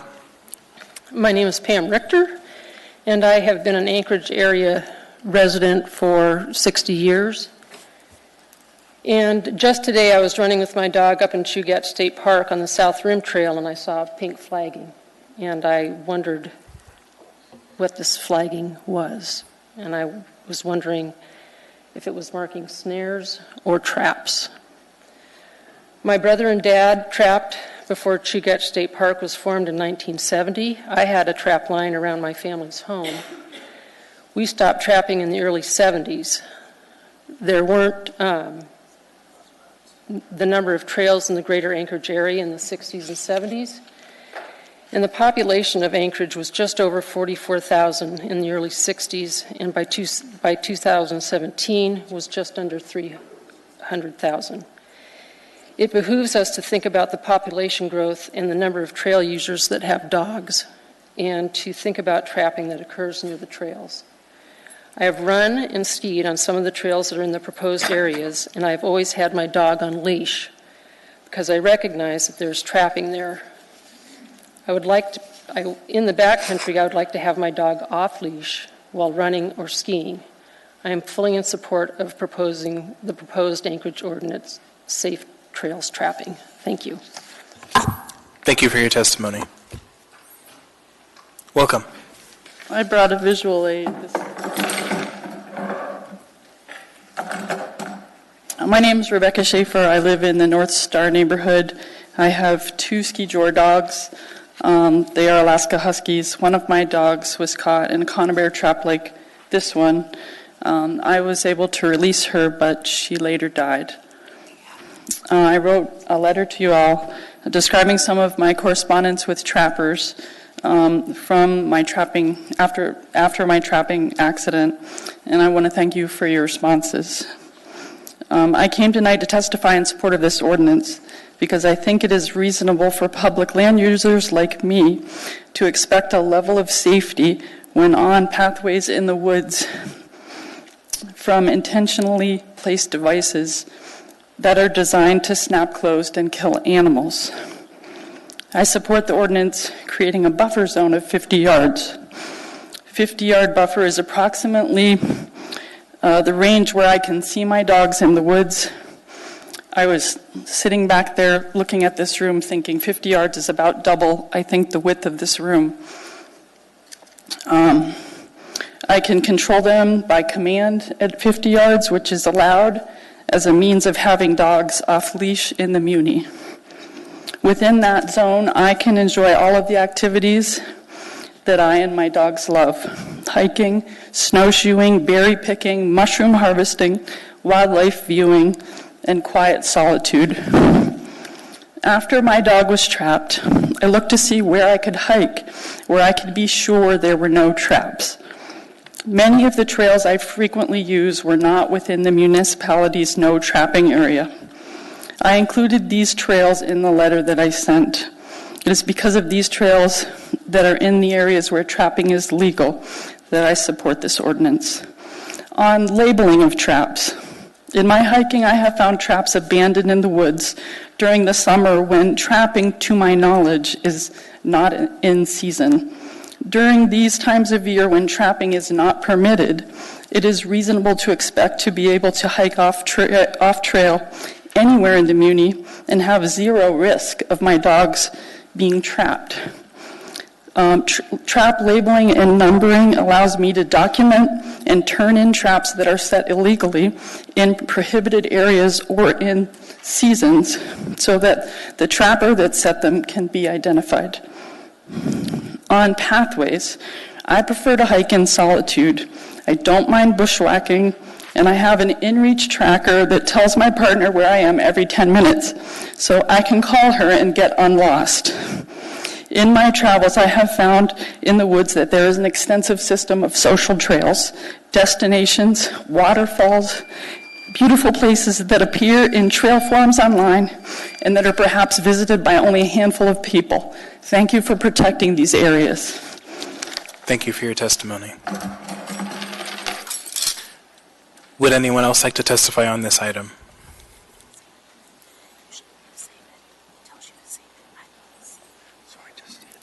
Welcome.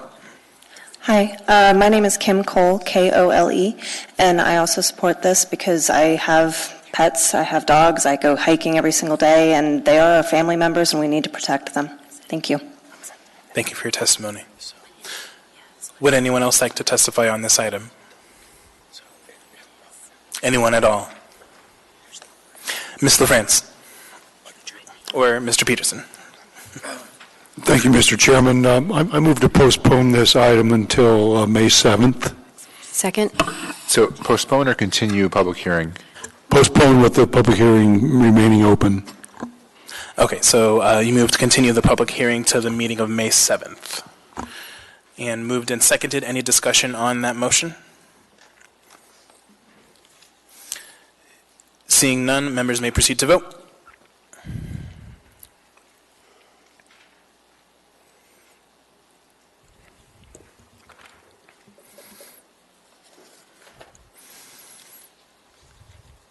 That item is postponed 11-0 to the meeting of May 7th. We now have before us item 14W, ordinance number AO 2019-57, an ordinance of the Anchorage Assembly amending provisions of Anchorage Municipal Code, Chapter 2.30 regarding conduct of public hearings, audience participation, and appearance requests. Wait, reading? Thank you.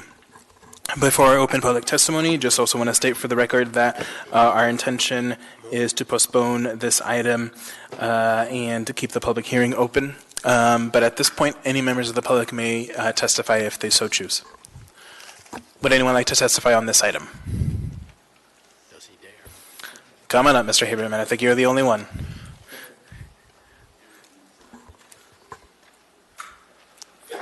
Welcome.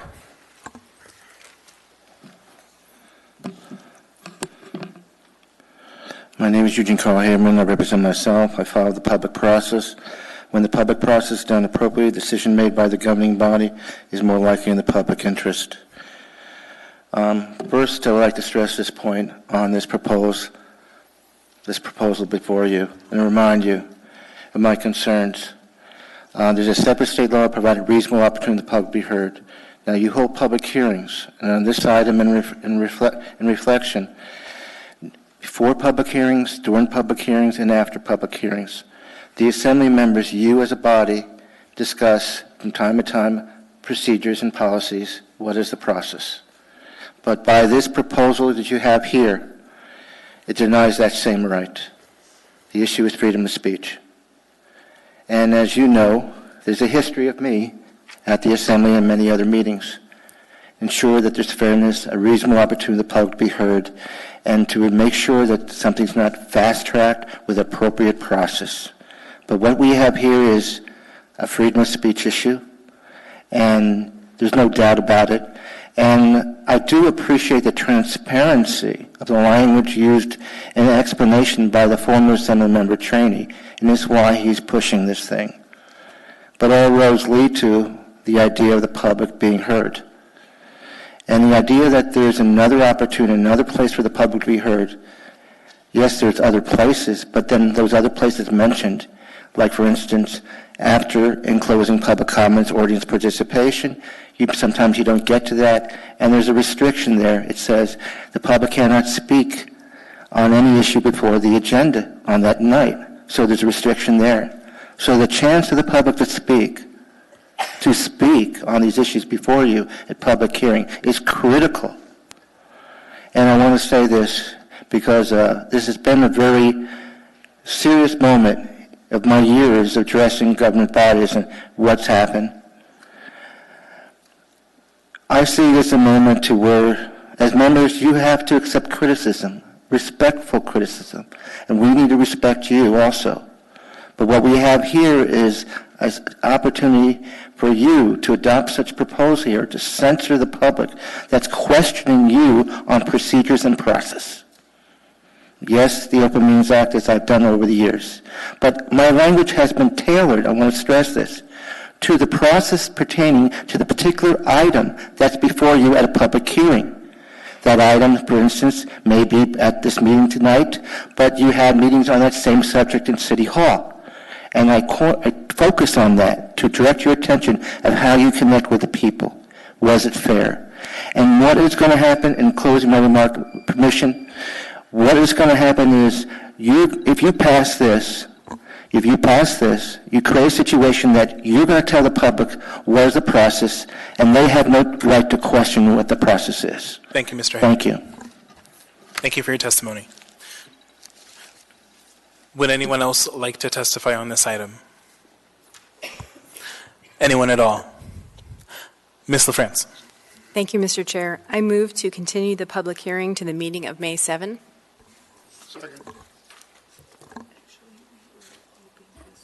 June 4th.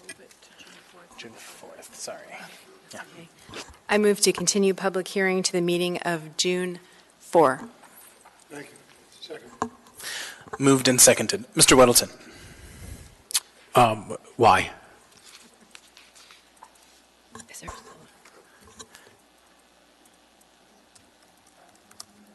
Mr. Rivera?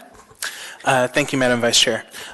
So we have a work session scheduled to deal with both this item and Mr. Croft's item.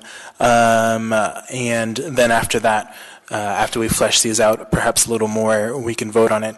Of course, it is the will of this body. If we want to vote on this item today, we can do that. Thank you, Mr. Could I maybe just follow up then?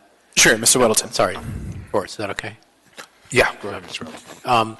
So I just, because there is some, we're talking about assembly procedures, so the one that we had earlier today that we postponed, some of this crosses over, so you're thinking of perhaps combining them into one? And No, I don't believe that is the intent of this motion, is to combine them into one. We'll still keep them in two separate, because I believe they contain two separate ideas, but I think they both deal with how we operate process-wise. Okay, all right, thank you. Thank you.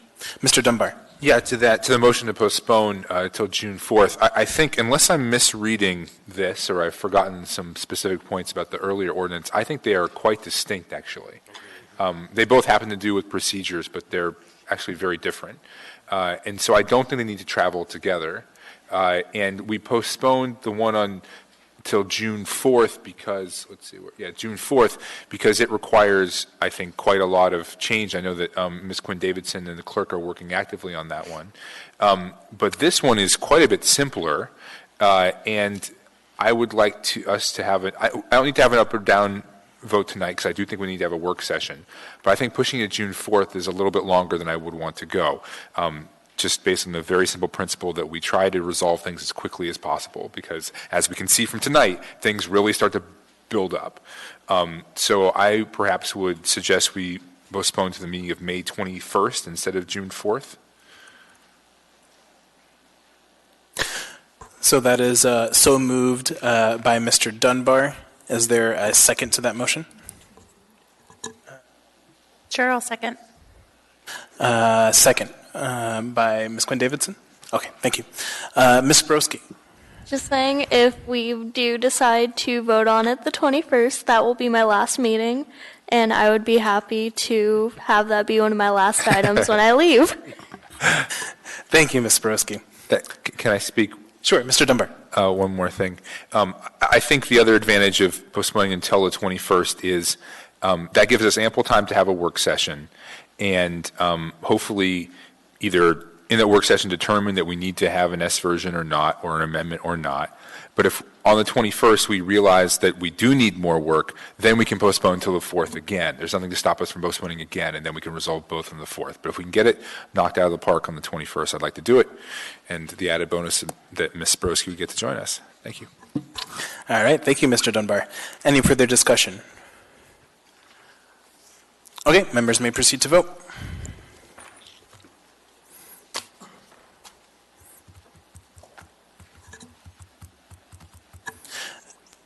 Mr. Dyson. Oh, is absent. Okay. So that is approved 10-0.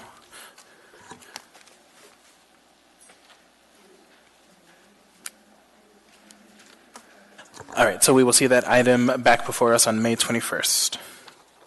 So now we have before us item 14X, ordinance number AO 2019-51, an ordinance of Anchorage Assembly to prohibit use of a cell phone or mobile communication device by drivers in active school zones or on school grounds. Waive reading. Thank you. Ms. LaFrance. Thank you, Mr. Chair.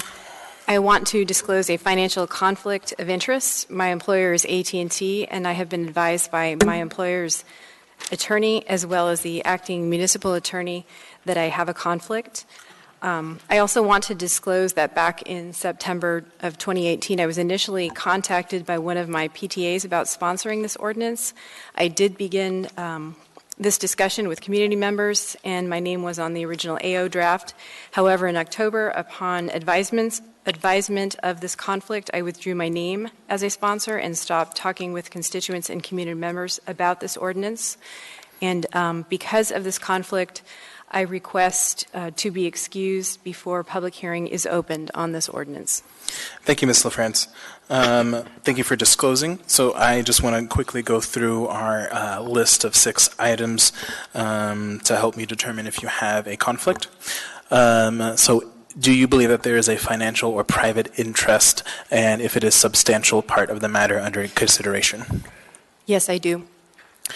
And do you believe that the financial or private interest directly and substantially varies with the outcome of the official action? I don't know, but I feel like I should say yes. Thank you. Does the financial or private interest, is it immediate and known or conjectural and dependent on factors beyond the official action? It may be on factors beyond the official action. Thank you.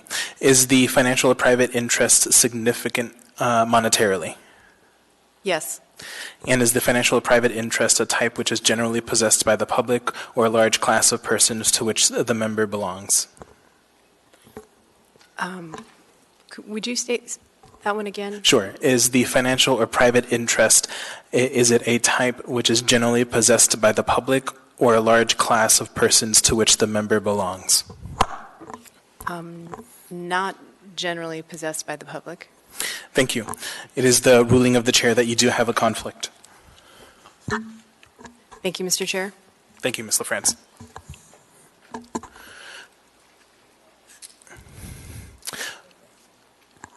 Okay. Public hearing on this item is now open. Would anyone like to testify? And apologies, before it was apparent at a work session on Friday that we needed to postpone this and have a bit more consideration, so we will be postponing this item likely. Welcome. Thank you, Mr. Chair. I'm David White. I retired as CEO of Alyeska Pipeline Service Company a few years ago. I've lived here for about 19 years. I've had children in the school system for 14 years and continuing. I actually initiated the legislation that this ordinance is drafted on.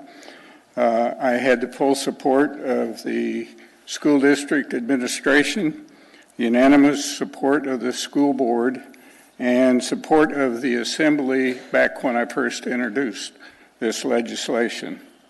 I came upon this idea because I volunteered as a crossing guard at Bowman Elementary for 5 years at the corner of Chinook and Gregory. It's the intersection at the exit of the parking lot for Bowman Elementary. During that time, distracted parents, mostly using cell phones, ran stop signs, failed to see crossing guard signals, ran over the curb multiple times where kids stand while waiting to cross the street, and made turns from incorrect lanes which endangered additional traffic and children. I also had the personal experience of being run into by a parent on a cell phone from behind when I quickly stopped to avoid a child that ran across the middle of the block. I believe that this is the single most controllable danger that exists in school zones today, and that the ordinance being considered will reduce that risk while still providing what parents need in terms of being able to communicate with their children. That being, if their car is in park or if they use hands-free, they can still talk to their children. I strongly support the ordinance and recommend that you approve it. Thank you for your testimony. Welcome. Good evening, Mr. Chairman, Assembly members, Mayor Berkowitz. My name is Ernie Hall. I started my day out today reading the Desert Sun newspaper from Palm Springs, where they had an article in there about a young lady 21 years ago going to the Coachella event this week that killed herself driving into a barrier going off of an off-ramp turn because she was distracted by her cell phone. It is against the law in California to drive using a cell phone. It obviously didn't do that young lady a lot of good, but I absolutely urge support of this ordinance. I'm the assembly member that David approached 5 years ago when we started this process. So it's taken 5 years for it to come full circle. Apparently, hopefully it's just going to take maybe a few more weeks. We're close to the end of the school year anyway. But there is no doubt in my mind that this ordinance will save injuries and save lives. The bad news about that is you won't realize that because when you do something to prevent these things happening, nobody knows. But when they do occur, we all become very conscious of that. What I find out when I'm in California is, a lot of people drive using their cell phones, but they're very conscious of where they're breaking the law when they do it.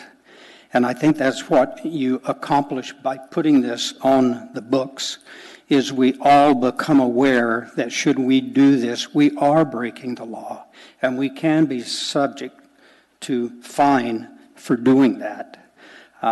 There is no downside to this ordinance, so I absolutely ask you and urge you to support this for the sake of our kids. Thank you. Thank you for your testimony.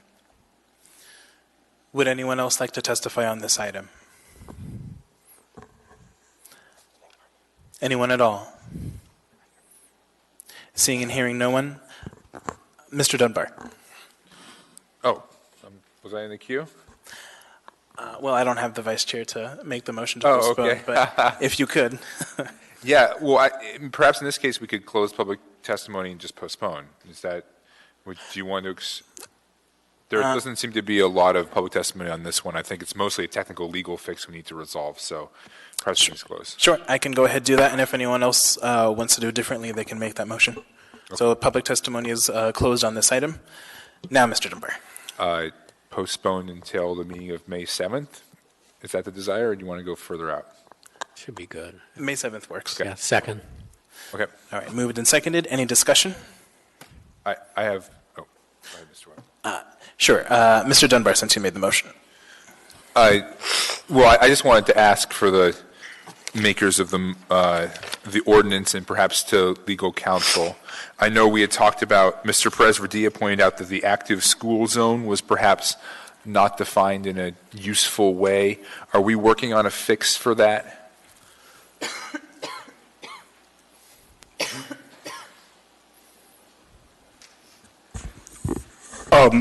Thank you. There's a definition for school zone in Title IX, which applies to all of Title IX. It will apply how it's used here.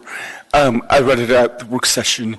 It's the school grounds, no streets adjacent to the school grounds. So it's just right adjacent to the school grounds. Active is defined in this ordinance, I believe. Right, it says when people are visibly present in the school zone, but I think we came to a realization at the work session that that's not a super practical standard. Anyway, I guess just to flag that for the makers of the ordinance and the folks, if that's something we could have addressed before the work session. I was trying to remember the other things that came up at the work session. That's the only one that caught my eye. You know, for me, the primary issue with this is notice. I support this ordinance, but I want to make sure that the public is on notice whenever they are subject to it. Thank you, Mr. Chairman. Thank you, Mr. Dunbar. Mr. Weddleton. I'd like to, I guess, draw your attention or add supplemental information. There is an AM now that you should have had handed out earlier today, or was laid on the table. Did that get distributed?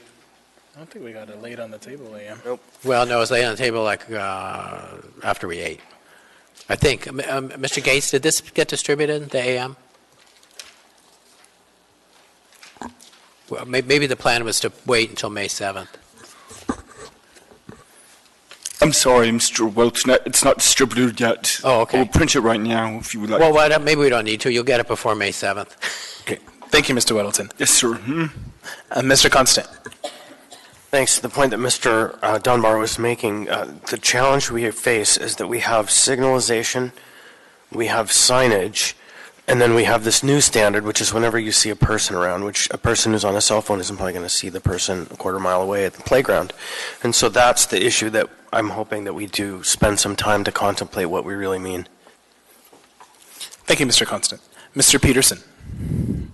Thank you, Mr. Chairman. And I was just wondering if there happens to be a blinking yellow school zone sign in that area, would that sign have to be on for someone to for APD to be able to write someone a ticket? Any of the lawyers have an answer to that?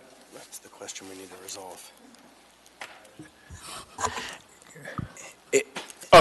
I don't particularly read it that way. I'm sticking to the language, the plain language here of active school zone. It's during school operating hours and at any other time, persons are visibly present in the school zone. People have to be visibly present.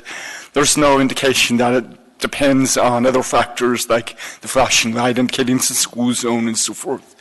I think that many of those concerns would probably be addressed during the enforcement actions. When people issue tickets, if they challenge them, it'll be resolved on appeals. Okay, thank you. Thank you, Mr. Peterson. And I also think we'll probably continue to address these questions at the next work session. Mr. Constant. Yeah, on that note, I think I disagree with the policy call of waiting for enforcement officers to make a determination, let it run through the courts, that I think we should be clear what we mean before we vote yes or no. Thank you, Mr. Constant. Any further discussion on the motion to postpone? Seeing none, members may proceed to vote.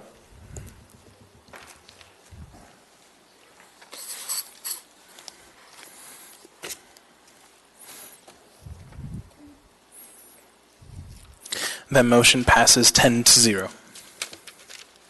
So we will see that item before us on May 7th. If someone can get Ms. LaFrance, please.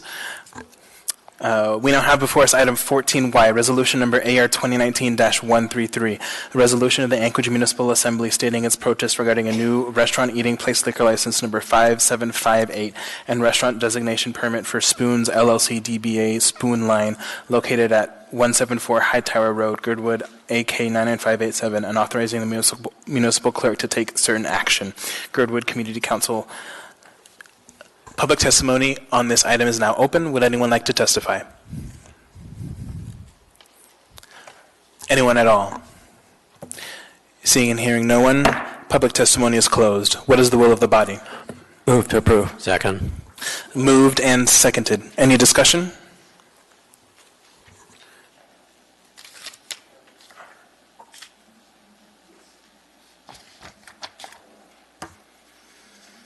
Well, since no one's talking, Mr. Chair, I will say this. I'm looking forward to a new restaurant in Girdwood, because that's hard to come by. What's that? There is a restaurant now. Which They're just one? adding Spoon Line's there now. Oh, this is a new license. I see. It's just for the service of alcohol. Thanks. Thank you, Mr. Weddleton. Thank you, Mr. Constant. All right. Members may proceed to vote.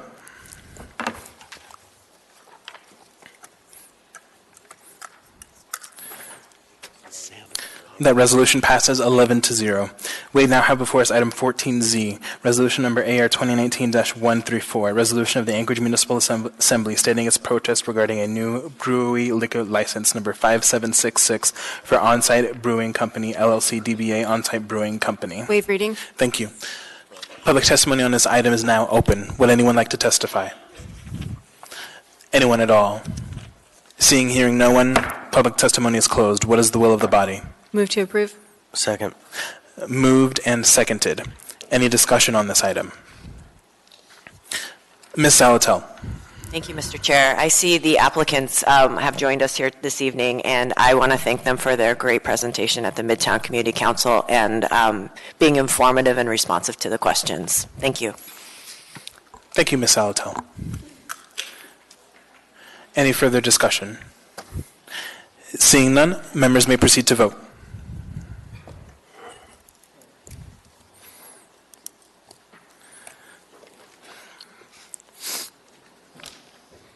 That resolution passes 11-0. We are now on item 14AA, resolution number AR 2019-135, a resolution of the Anchorage Municipal Assembly stating its protest regarding the renewal of restaurant eating place liquor license number 5245 for Fat Ptarmigan Management, LLC DBA Fat Ptarmigan Wood Fired Pizza. Thank you. Public testimony on this item is now open. Would anyone like to testify? Anyone at all? Seeing and hearing no one, public testimony is closed. What is the will of the body? Move to approve. Second. Moved and seconded. Any discussion? Seeing none, members may proceed to vote.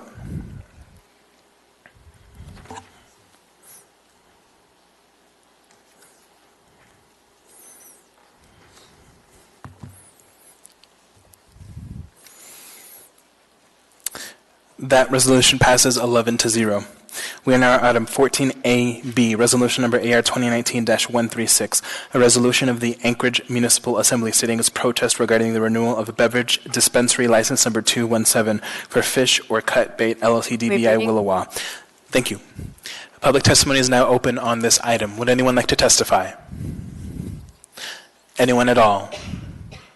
Seeing and hearing no one, public testimony is closed. What is the will of the body? Move to approve. Second. Moved and seconded. Any discussion? Seeing none, members may proceed to vote.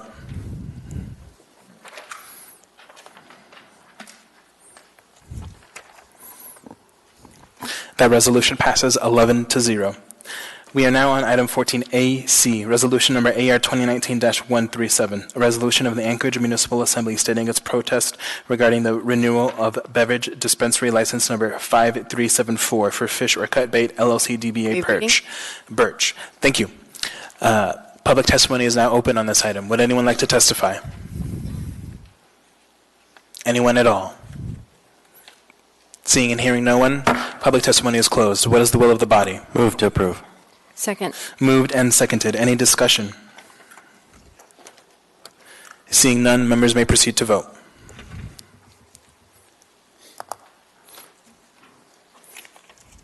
That resolution passes 11-0. We are now on item 14AD, resolution number AR 2019-140, a resolution of the Anchorage Municipal Assembly approving an alcohol special land use permit for a winery use and license number 5750 for Two Season Mead, LLC DBA Two Seasons Meadery. Waive reading. Thank you. Public testimony is now open on this item. Would anyone like to testify? Anyone at all? Seeing and hearing no one, public testimony is closed. What is the will of the body? Move to approve. Second. Moved and seconded. Any discussion on this item? Seeing none, members may proceed to vote. Yes, thank you.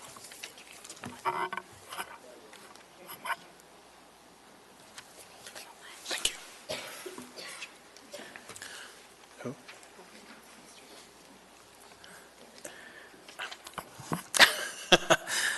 Mr. Weddleton signifies a yes. That resolution passes 11-0. We now have before us item 14AE, resolution number AR 2019-141, a resolution of the Anchorage Municipal Assembly approving an alcoholic beverages conditional use for retail sales of alcohol with brewery license number 5744 for Alaska Pacific Beverage Company, LLC, DBA 49th State Brewing. Waive reading. Thank you. Public testimony is now open on this item. Would anyone like to testify? Anyone at all? Seeing and hearing no one, public testimony is closed. What is the will of the body? Move to approve. Second. Moved and seconded. Any discussion? Seeing none, members may proceed to vote.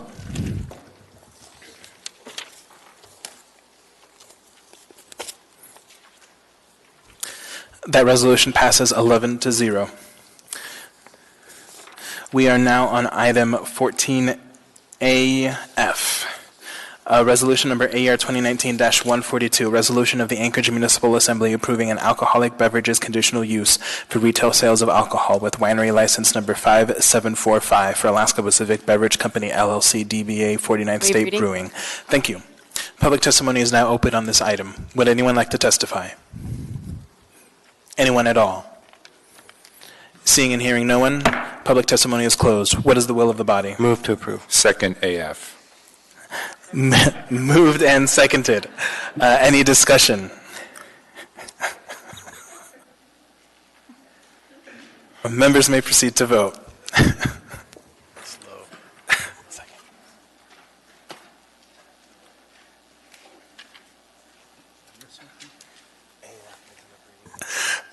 That passes 11-0 AF. We are now on item 14AG, resolution number AR 2019-139, a resolution of the Anchorage Municipal Assembly approving a modification to a special land use permit for Raspberry Roots LLC, a marijuana retail sales establishment with license number M10097, doing business as Raspberry Roots. Waive reading. Thank you. Public testimony is now open on this item. Would anyone like to testify? That's it, yeah. Anyone at all? Seeing and hearing no one, public testimony is closed. What is the will of the body? Move to approve. Second. Moved and seconded. Any discussion on this item? Mr. Whittleton. The Community and Economic Development Committee looked at this closely just last week and recommended approval. And interestingly, early in our consent agenda, we had a list of administrative changes which decrease the size of this retail, and here we are later in the evening increasing it back again. So that's, I think the operation is going well. Thanks. Thank you, Mr. Whittleton. Any further discussion? Seeing none, members may proceed to vote.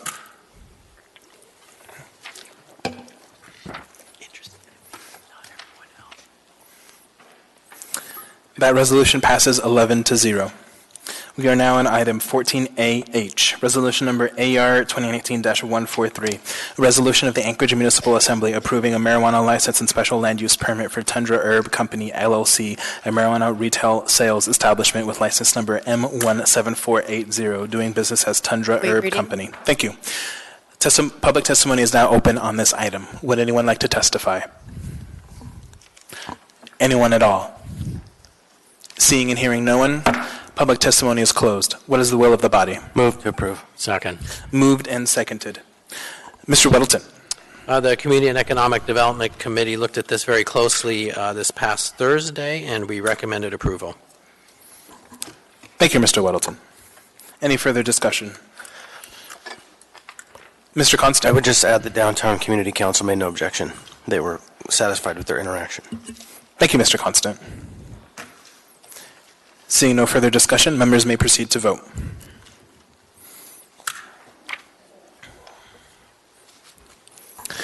That resolution passes 11-0. We are now on special orders. There are none. Oh, we already did that. Yeah. We are now on audience participation. Would anyone like to testify on any item that we did not already discuss?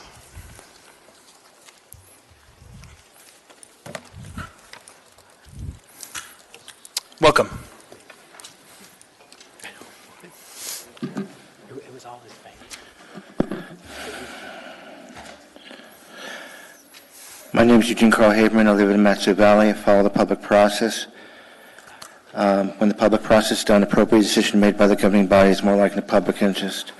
Some of the things I'm going to discuss, they're not on the agenda, for one thing, though I question that requirement, but rather than that, I'll just go on. I missed some of the meetings you had last Friday. I was attending the Alaska Public Officers Commission, and I've been monitoring them for several years. I've witnessed scenarios where they initially, when I first caught a less than 4-hour notice for a public meeting, the premise is no place to speak, violation of state law. That was the first time. This is a few years back on APOC. But the other thing was there was no place to speak, and what were they up to? They had a special meeting. I'm not talking about last Friday, but this is what they do. They had a special meeting, and they wanted to figure out what they were going to suggest to the legislature if something was connected. That's how the issue started. But Friday was a little bit different. Friday was a scenario where I was about 3-4 feet from the table, and one staff member that was doing the presentation, I could not hear. I could not hear 3 feet away. I could hear people 8 feet away. The response to that is my ability to speak or question, the board has changed, was the only time I can bring that up is public comment period. So that means almost the entire meeting, before public comment period, I have to keep quiet, I can't hear, and then I could raise concern. That's what goes on with APOC. I was at the State Human Rights Commission, and that's another place where I missed you some meetings, and they did a 3-hour executive session about a couple of weeks ago. And I witnessed a scenario when they went to executive session, and I bring these issues up to you because you need to consider how to do executive sessions. They did an executive session by simply saying that they're about to go in executive session, but they don't state who's going in executive session. They need to state the parties, the board, the commission, or any staff members. They did not do that. And then what matters worse is how crazy it was. I'm in that room with a couple hours with 2 members of the press in the conference room, and all of a sudden we're hearing the speakerphone, hearing what's going on in the back room. We immediately contacted one member, contacted the staff and says, you need to let them know. And I later found out that they didn't even know, commission didn't even know that that was going on. This is how poorly it's set up. I'd like to compliment this meeting. Okay, surprise, surprise. I noticed the scenario is that there was a lot of work on fixing whatever you were fixing. But I noticed the system and people being able to hear. You came through very well. Someone was doing some work on this, and they did a good job. And frequently at meetings, that's been a problem, but I commend that work and keep it up. Thank you. Thank you, Mr. Haberman. If only I could take the credit for it, I must give that to the clerk. All right, would anyone else like to testify? Or, excuse me, would anyone like to participate? Yes. Anyone at all? All right, we'll go ahead and move on then to assembly comments. Go ahead and start with Mr. Perez-Rudia. No comments other than it was a fun first meeting. Thank you. Thank you. Ms. Quinn Davidson. None for me, thanks. Thank you. Mr. Constant. I'm glad for all of your company, but I'm more glad I don't have to be here till midnight with you. Thank you. Mr. Peterson. Thank you, Mr. Chairman. We're well over an hour ahead of my predicted schedule, and so I'll just remind in the Elections Committee members, we're meeting at the Election Center at noon, from noon to 2 tomorrow. Thank you. Thank you. Ms. LaFrance. No comments, thank you. Thank you. Ms. Kennedy. Thank you, Mr. Chairman. I just want to say thanks to all the people that I made phone calls to today and answered a lot of questions, and just appreciate everybody's patience and help, so thank you. Thank you, Ms. Kennedy. Mr. Dunbar. Thank you, Mr. Chair. In about 10 hours, I'll be getting on a plane and leaving for several days for some work travel. So I just want to apologize to my colleague that I will not be attending the committee meetings or the work sessions for the remainder of the week, and I'll see you next week. Thank you, Mr. Dunbar. We'll miss you. Ms. Zalatel. Thank you, Mr. Chairman. No comments. Thank you. Mr. Weddleton. You know, we are getting out early, and I'm actually worried about that. And, well, the reason is I heard something frequently on a number of the items that we addressed today, and heard from people who emailed and then called, oh, I heard that meeting was canceled. And that was on the cell phone and on the trapping, and there was another one, because I think we kind of had talked amongst us, the work sessions, we're going to postpone this. So the message public got was, it's canceled. I mean, we don't use that phrasing, but they do, so they didn't come. But I think we're the trappers. I mean, I don't know trapping, and I wanted to hear from them, and my answer was, please come. We need to hear from you today, so you inform what we'll discuss at future work sessions as we make changes. But not a single trapper was here. But through their organization, they were told the meeting was canceled. So I don't know how that word got out, but we should be very careful, because none of us can cancel something. I mean, Felix can, or the chair can say, we intend to do X, Y, Z, but until we vote to do that, it's not real, you know. So I don't know what happened, but in particular this last week, I've gotten a lot of, that meeting was canceled for a couple of these items, and I think that's why we're leaving early, because we didn't get what I think would have been valuable input from the public. Mr. Chair. Thank you, Mr. Weddleton. Mr. Peterson. Thank you, Mr. Chair. And And I saw the email that was sent out to the trapping groups, and we specifically mentioned in there that they would have a chance to testify tonight, but the plan was to postpone to May 7th, and they could testify on that date if they wanted to as well, but they couldn't testify both nights probably. So they may have chosen to come May 7th instead of tonight for some reason. If I may, so they could come then, but it's kind of late. You know, the earlier they get to us, the better. I mean, if they told us today, hey, here's the reality of trapping, which I don't have a clue about, then as we go forward, I would have some knowledge. But if they come after we've kind of worked through it and we got momentum and it's a little bit late, I mean, my message to them always, the earlier the better. And this can't testify again later. I don't know. And even the people with this rezone, I mean, I don't know why they didn't testify today. That would have been helpful. So somehow we're dissuading valuable input. We shouldn't be. I'd feel better if we were here till midnight and didn't finish. Thank you, Mr. Weddleton. You bring up some good points on process and how we deal particularly with S version or S1 versions. And, you know, it's my understanding that if you testify on one, you can't testify on the other. And so I think what we saw was members trying to be very clear to the public that if you testify today, you can't testify on the 7th or whatever other meeting. And perhaps you're right that that did dissuade people from testifying. So it's something to explore in how our process works. I think also we can look at other avenues where we can get that type of input, like the Rules Committee or committee meetings or work sessions where we can get that input. But of course, that doesn't make a replacement for a public hearing here. So thank you for that. I also wanted to state that contrary to Mr. Peterson, we're actually 6 minutes ahead of the time that I was hoping to get out, which was 10 o'clock, which was very ambitious. I'm glad we're able to do so. And then for Mr. Haberman, we are going to be having an executive session on Friday, and I think there you will see a proper way for us to get into executive session. So if you can attend, please do.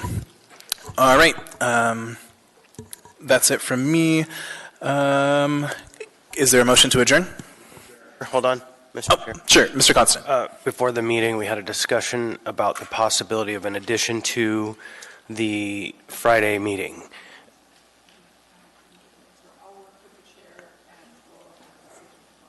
Okay, so. Okay, thank you. All right, so I think we had a motion to adjourn, so the meeting is adjourned.